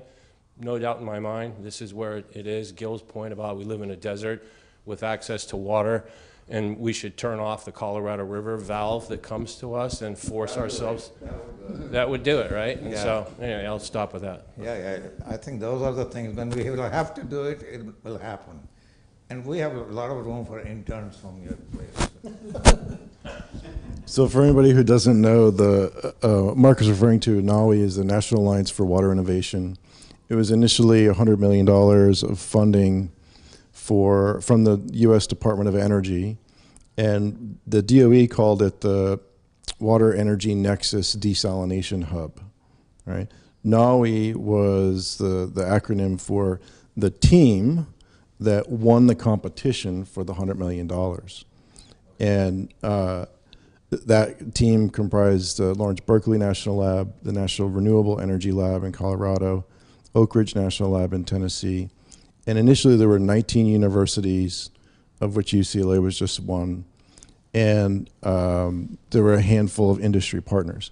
Now I think we have over 1,500 alliance members and hundreds of industry partners, over 20 universities, and still the 3 main national labs. We received an additional $10 million in funding from DOE, and essentially guaranteed to be able to spend the money through year 6. And in the next year or so, we'll go through a review process with the DOE to see if we can get another $100 million. Now, in addition to the DOE's $100 million or 110, we had an initial commitment from the state of California, some combination of the California Energy Commission, Department of Water Resources, and State Water Board for somewhere around 30-ish million of matching funds, non-federal funds. And so within this context, DOE requires, when they give you $1, they require you to put up 35 cents, basically, or 35 cents of every dollar. So actually it's 65 cents from the DOE, 35 cents from someone else. And so the California funding has been critical in meeting our matching funds. The main mission of NAWI is to bring the cost and energy demand associated with treating non-traditional waters, so seawater, brackish water, wastewater, into, in DOE terms, pipe parity, which means sort of on par with what's your main water source today, cost and energy, and what's the next closest one. You need to be on par with the next closest one. Right? That was the original DOE vision and sort of mission for this. So that's background. To respond directly, yeah, I think we should ask Peter and Megan and the leadership to go to DC and ask for more money to build something that can be self-sustaining, right? $100 million to fund research isn't self-sustaining, right? $110 million to fund research and build a world-class pilot testing facility like they have in Singapore, right? Which would draw in big companies and small companies, right? To do the testing, and they don't have to be on the other side of the world, out of the time zone. The cost of going over to Singapore is not small, and it's a long trip. So if we had that here closer to home, that would be an attraction, right? So that's one thing to think about. Just to close a little bit, I'll get back up. Peter's in Berkeley, so he's actually in our state. It's not like he's at Lawrence Berkeley in DC. He lives in Oakland. Yeah, and Peter actually lives in Berkeley. Easy to go grab. Yeah, and he's on staff at Lawrence Berkeley National Lab. And the industry could also use that facility for pilot plant testing, developing new things. Like now they have to go to Port Hueneme and places like that, or even Bureau of Reclamation. So if this was in San Diego, where not only it's being used for that, but also for educating people from community colleges, from University of San Diego, etc., you know, the California system, who could have courses and degrees being offered on this subject. I think this has to come from education as well as necessity, because we need to educate people to be able to stop this. You know, food is part of water. You know, if we don't have water, not just for drinking, but food and growing crops. And nobody seems to care if the things shut down, so we got to stop that. So I think this is a good idea to bring in some serious money to start a nucleus, and that would add to more facilities.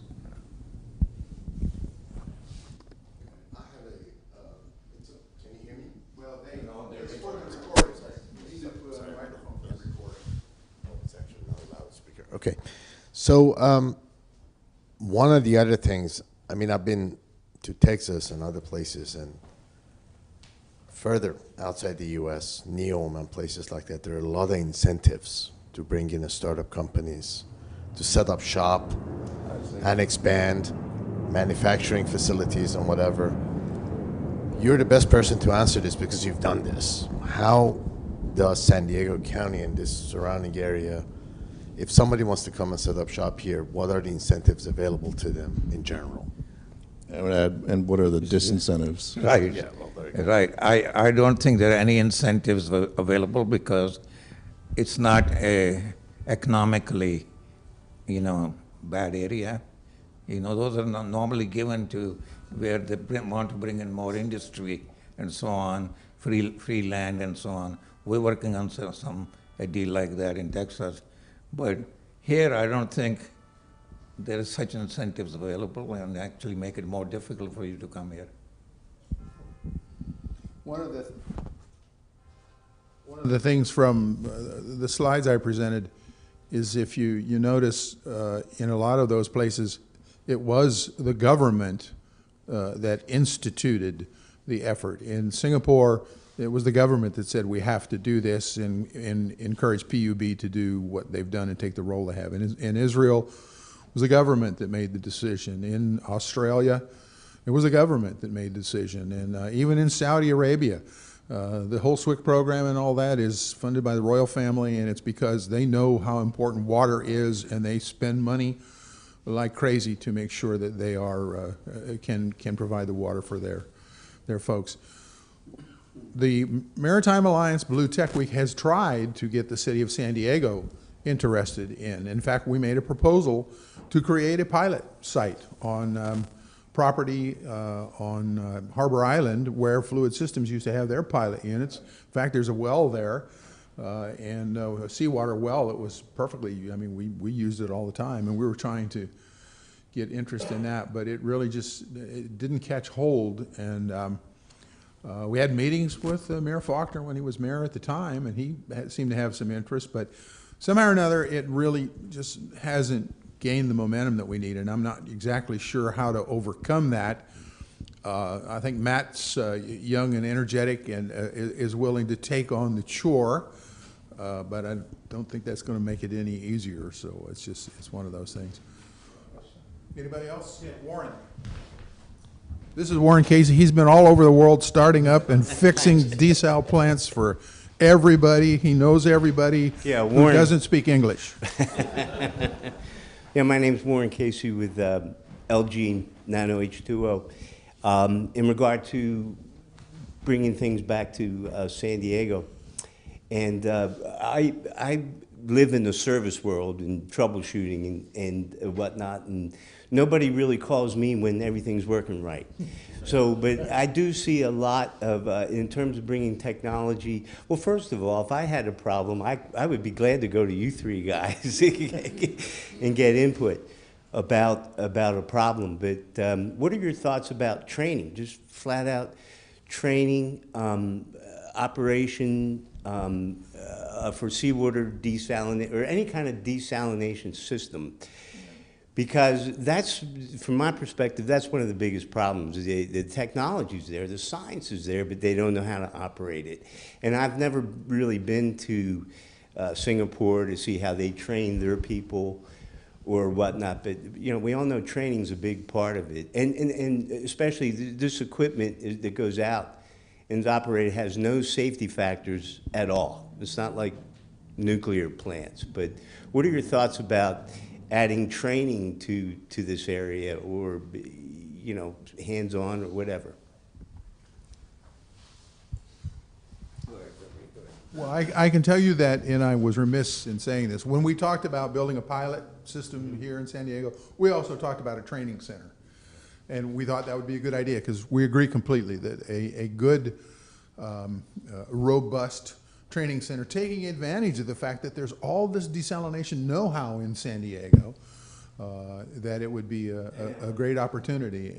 And again, somehow or another, we weren't able to pull it off. And it may be time to take another shot at it, particularly now that Governor Newsom is making the right kind of noises about desalination being a part of it. Maybe it's time to try to make some of that happen, but using the state of California or federal funds. I'm not exactly sure how to make it all happen, but I mean, you're absolutely right, Warren. Training has to be a part of it. I think it can start at the community colleges where they can give a training how to operate. You know, they're looking for always what kind of people the local businesses want trained to be working in their companies. We've been asked that. So this could be, you know, with the help of Eric Hoke and UCLA type of course curriculum, we could be instituted in all UC community college systems, because they have to learn the basic technology. Because when we train them to run these, they just kind of superficially know this.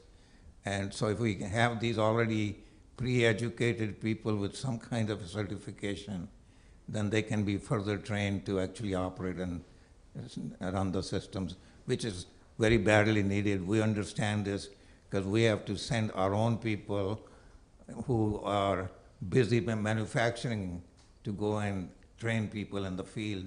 We'd like to see them already be there so they can run them properly.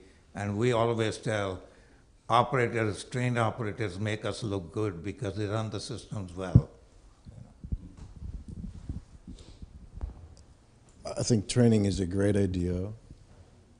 There's, in the water industry, there is what people sometimes refer to as the silver tsunami, which is the baby boomers all having, you know, moving on from working in the industry, and the brain drain that's occurring because of that.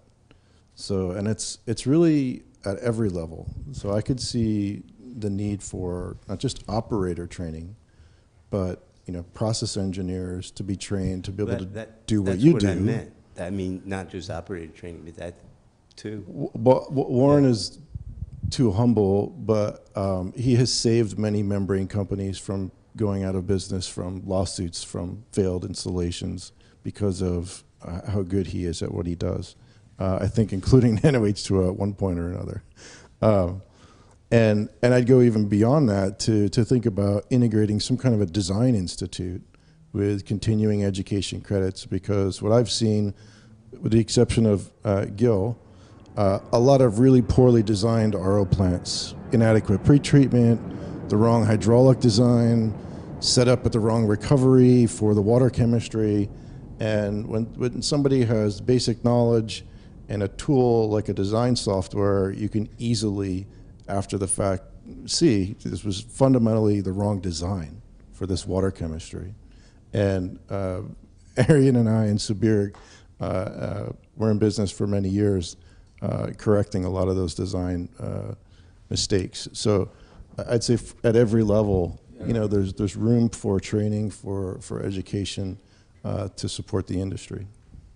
One of the things that I think is interesting, David Revley, the elegant English gentleman, was talking about Saudi Arabia and how knowledgeable they are about desalination because they have all these plants installed.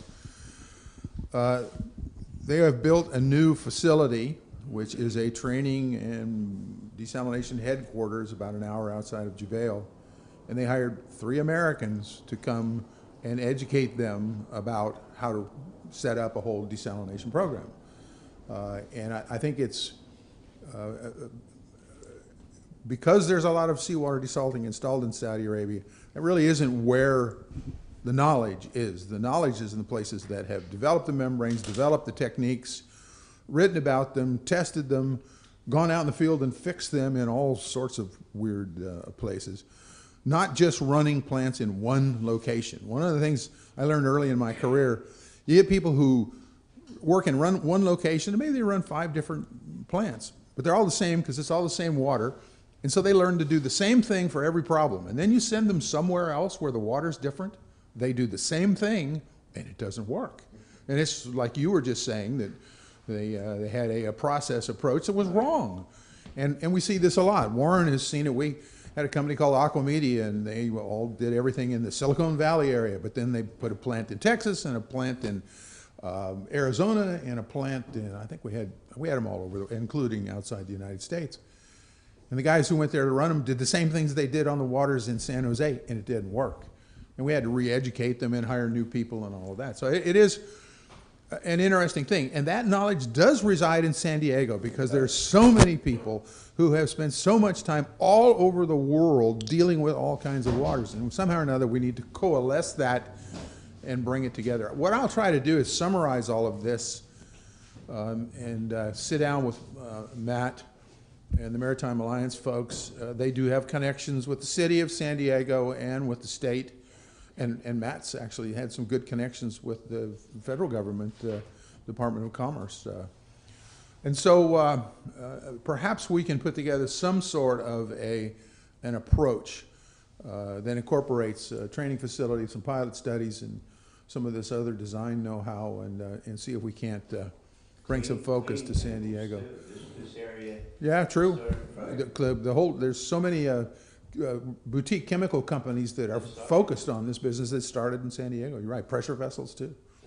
So it is a rich environment, and it should give us a good opportunity.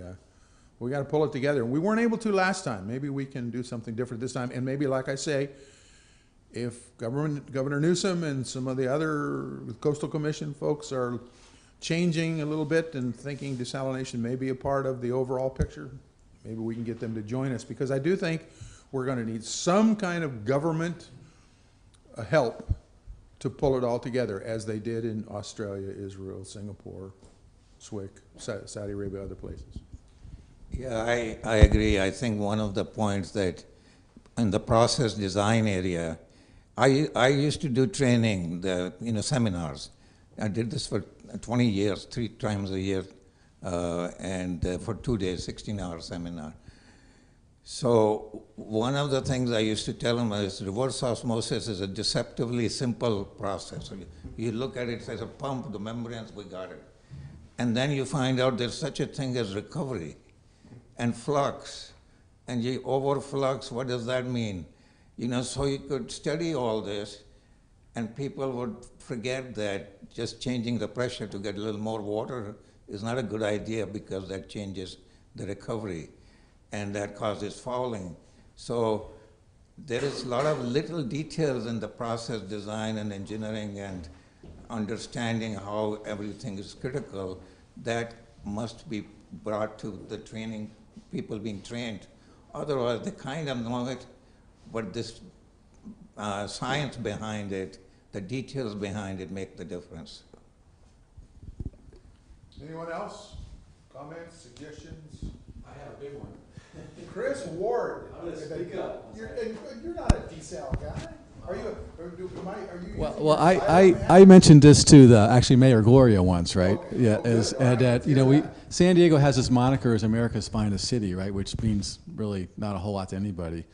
But being that we are a maritime city, but we're also a water city, it would make sense to remoniker the city's name around that, right? So America's water city, or America's ocean city, or something like that. I've been talking a little bit with some folks around about how we would approach it. It'd have to be a grassroots thing.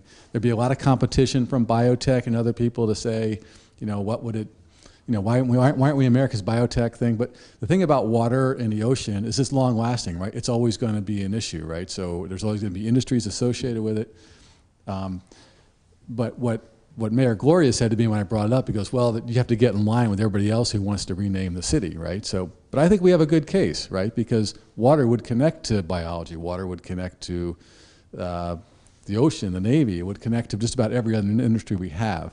So I guess my challenge to everybody is think about that, think about how we might approach it. It'd be grassroots, you have to write to your local city council officials and everybody, and just kind of start the movement. But maybe I'll just throw that out there and see what people say. Thanks, Chris. And by the way, if anybody thinks of something after this meeting's over, or if you come across an idea, Matt Clausen's approachable. I think you all know how to get a hold of him.